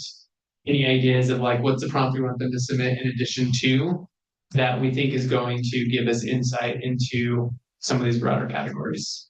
Anybody have ideas about that? When you ask about the prompt, can you give an example? Yeah, so like I heard earlier, like a written, like if we say like we want a 1-page, like share with us your vision for the future of education with that. Like whatever, just whatever, what's the question that they're responding to that we think that is going to give us some sort of insight into some of these scoring categories? Yeah, whatever that may be. Got it. So we're working on prompt for the video. Video and or written. I mean, I think we should get clear on that. I don't know.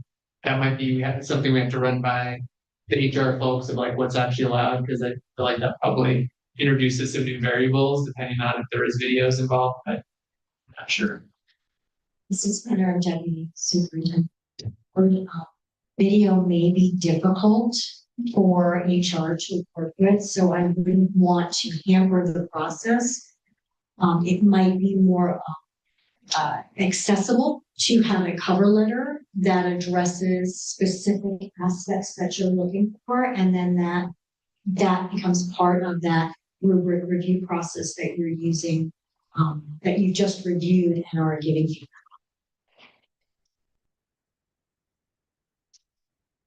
Thank you for that. So let's stick to written for now and see if there's ideas about what we want them to share.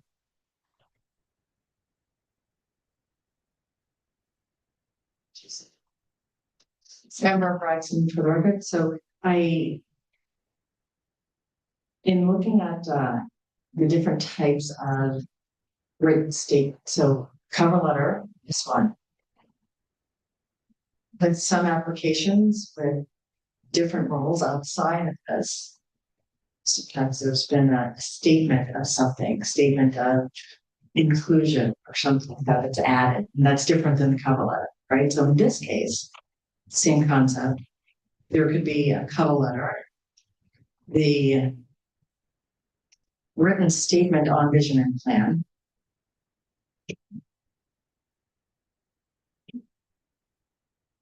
a resume, and nowhere in the process have we talked about recommendations, recommendation letters. I mean, there are different views on recommendation letters and how valid they are, but it does give insight to who would recommend and refer this person. And that should be a consideration.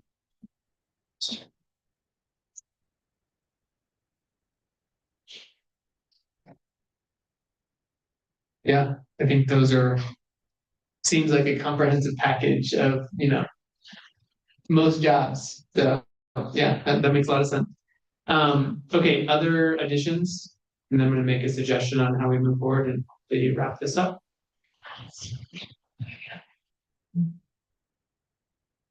Okay, so here would be my recommendation, and I don't know, Dagot, if we actually need to vote on this, or if I can, as chair of this particular meeting, can do this. So I think that Deputy Superintendent Ford has some good inputs, some ideas. I think similar to the job description, I think we have enough to then create some of this. And so so I think on the application front, I just want to make sure maybe we do need a motion for this, that we can add this to the list of things that NDE is just working on with Member Braxton to like shore up so we can get posted. So obviously if there's a written statement or whatever, we need to actually get that out. on the first. So is that the right, we need to have another motion for that, to add that to the task list?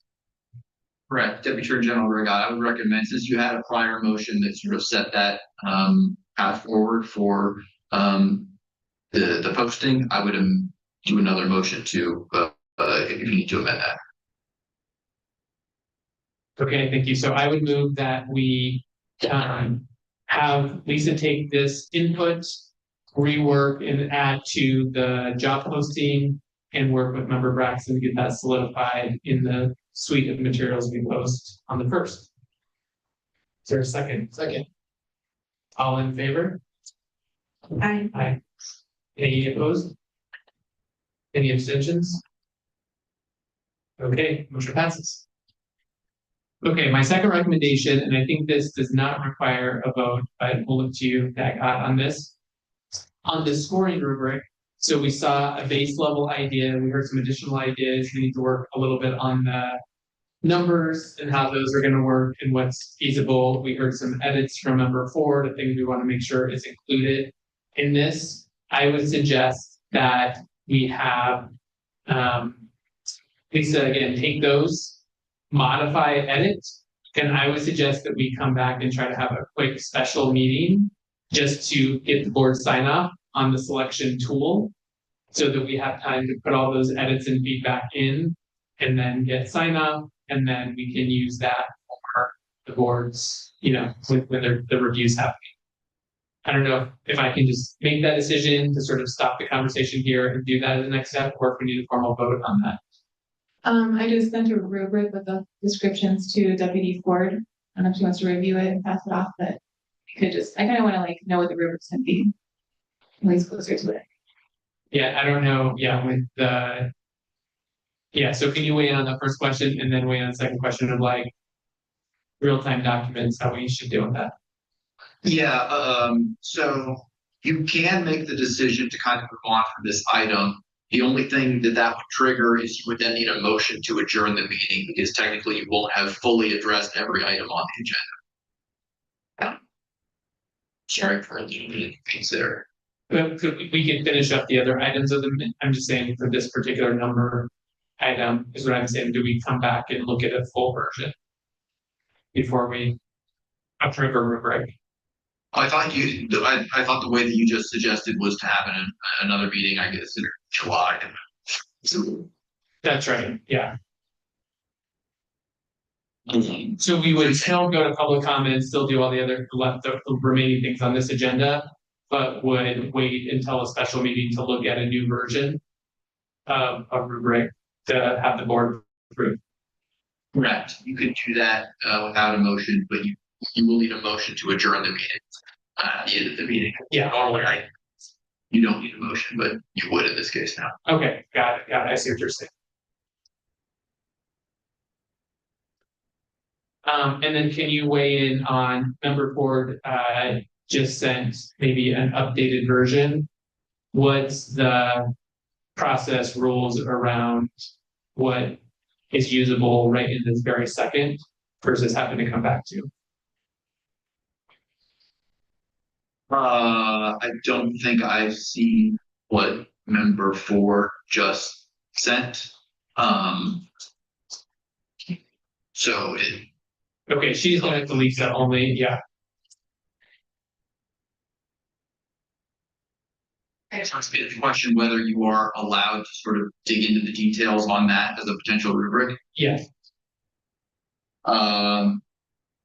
Think you are, if you choose under the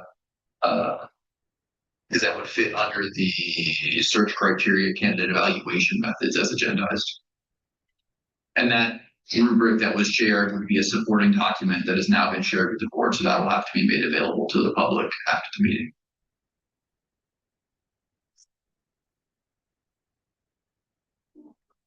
And I actually only updated the old rubric because we didn't discuss changing it. I just added those scoring descriptions so that we could move on, but we could change those, but that is based on the rubric you guys used last. Yeah. Okay, so I'm going to recommend then that we still come back to this in an early July special meeting. Because I think, so Lisa has what you just sent, number 4, and I think there's some other components we want to lay out for the board to weigh in on around the specific scoring, around some ideas around like the process for submitting scores. Like I think there's some level of detail that we want to get on paper and then have the board finalize and sign off on. So that then we know how to engage with the applications. So I'm going to move us forward and have us schedule a special meeting just to approve that slate of materials for what we do with the applications. And then on the 30th is when we'll then dig into the interview questions themselves. So I'm going to close item number 12. Lost my page of my notes here. And I think that was it. So I think we are now going to move to public comment number 2, which is for non-agenda items within the board's jurisdiction. Each speaker will be limited to 3 minutes and time will be monitored by Member Hudson. Written public comment may also be submitted to the board secretary at nvboarded@doe.nv.gov. Our secretary will read written public comment into the record with a time limit of 3 minutes. If the comment exceeds 3 minutes in length, the full text will be entered into the record and circulated to the board. Please note that public comments submitted after the board is officially adjourned will not be included in the record. I will begin with any members of the public who have attended to provide comments in person. Please fill out the comment card, be sure to turn on the microphone and begin by stating your name for the record. I will limit your comments to 3 minutes. Okay, let's see if we have any comments in Las Vegas. I see one. Okay, Anna Binder, you're up.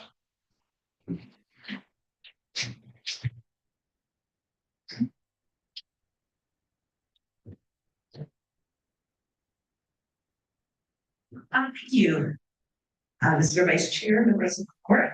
I am Anna Binder. I'm a parent, advocate, and proud member of Nevada's Disability and Education Communities and the interim chair and vice chair of the Nevada Governor's Council on Developmental Disabilities. I'm speaking today with a simple but important ask that we commit to using person-first language when referring to students who participate in alternative assessments. These are students with the most significant cognitive disabilities, not cognitively disabled students. They are children first, learners first, and humans first. Federal guidance already models this language, and so should we. When we reduce a child to a diagnosis, we risk reinforcing stigma, even unintentionally.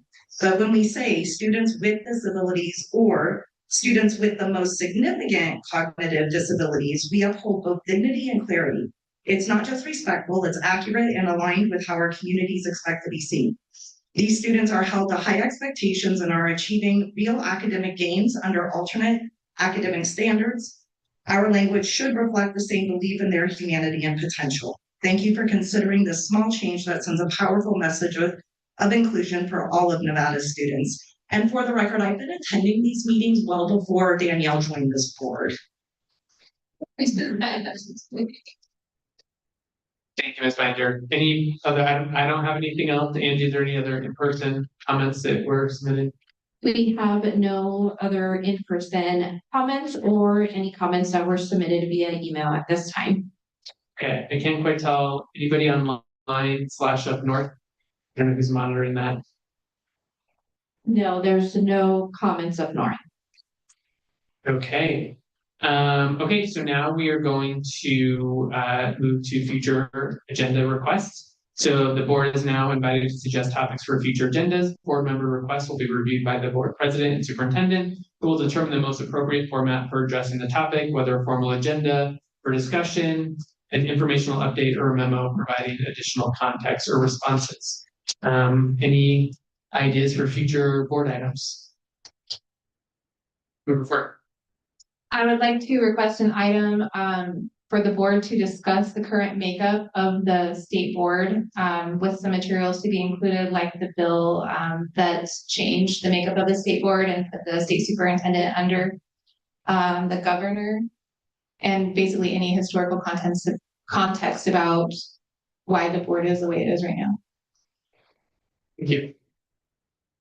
What else? Their future agenda items.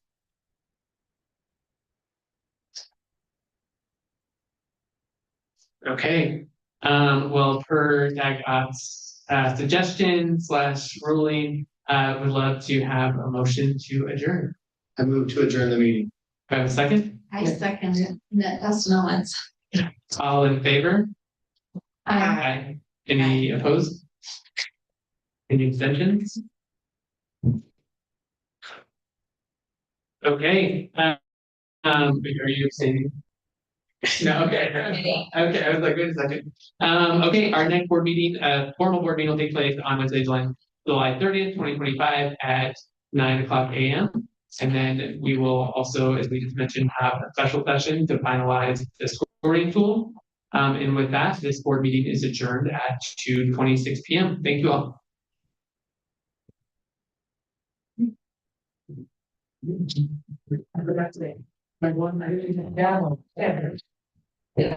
Yes. Yeah, thank you. Yes.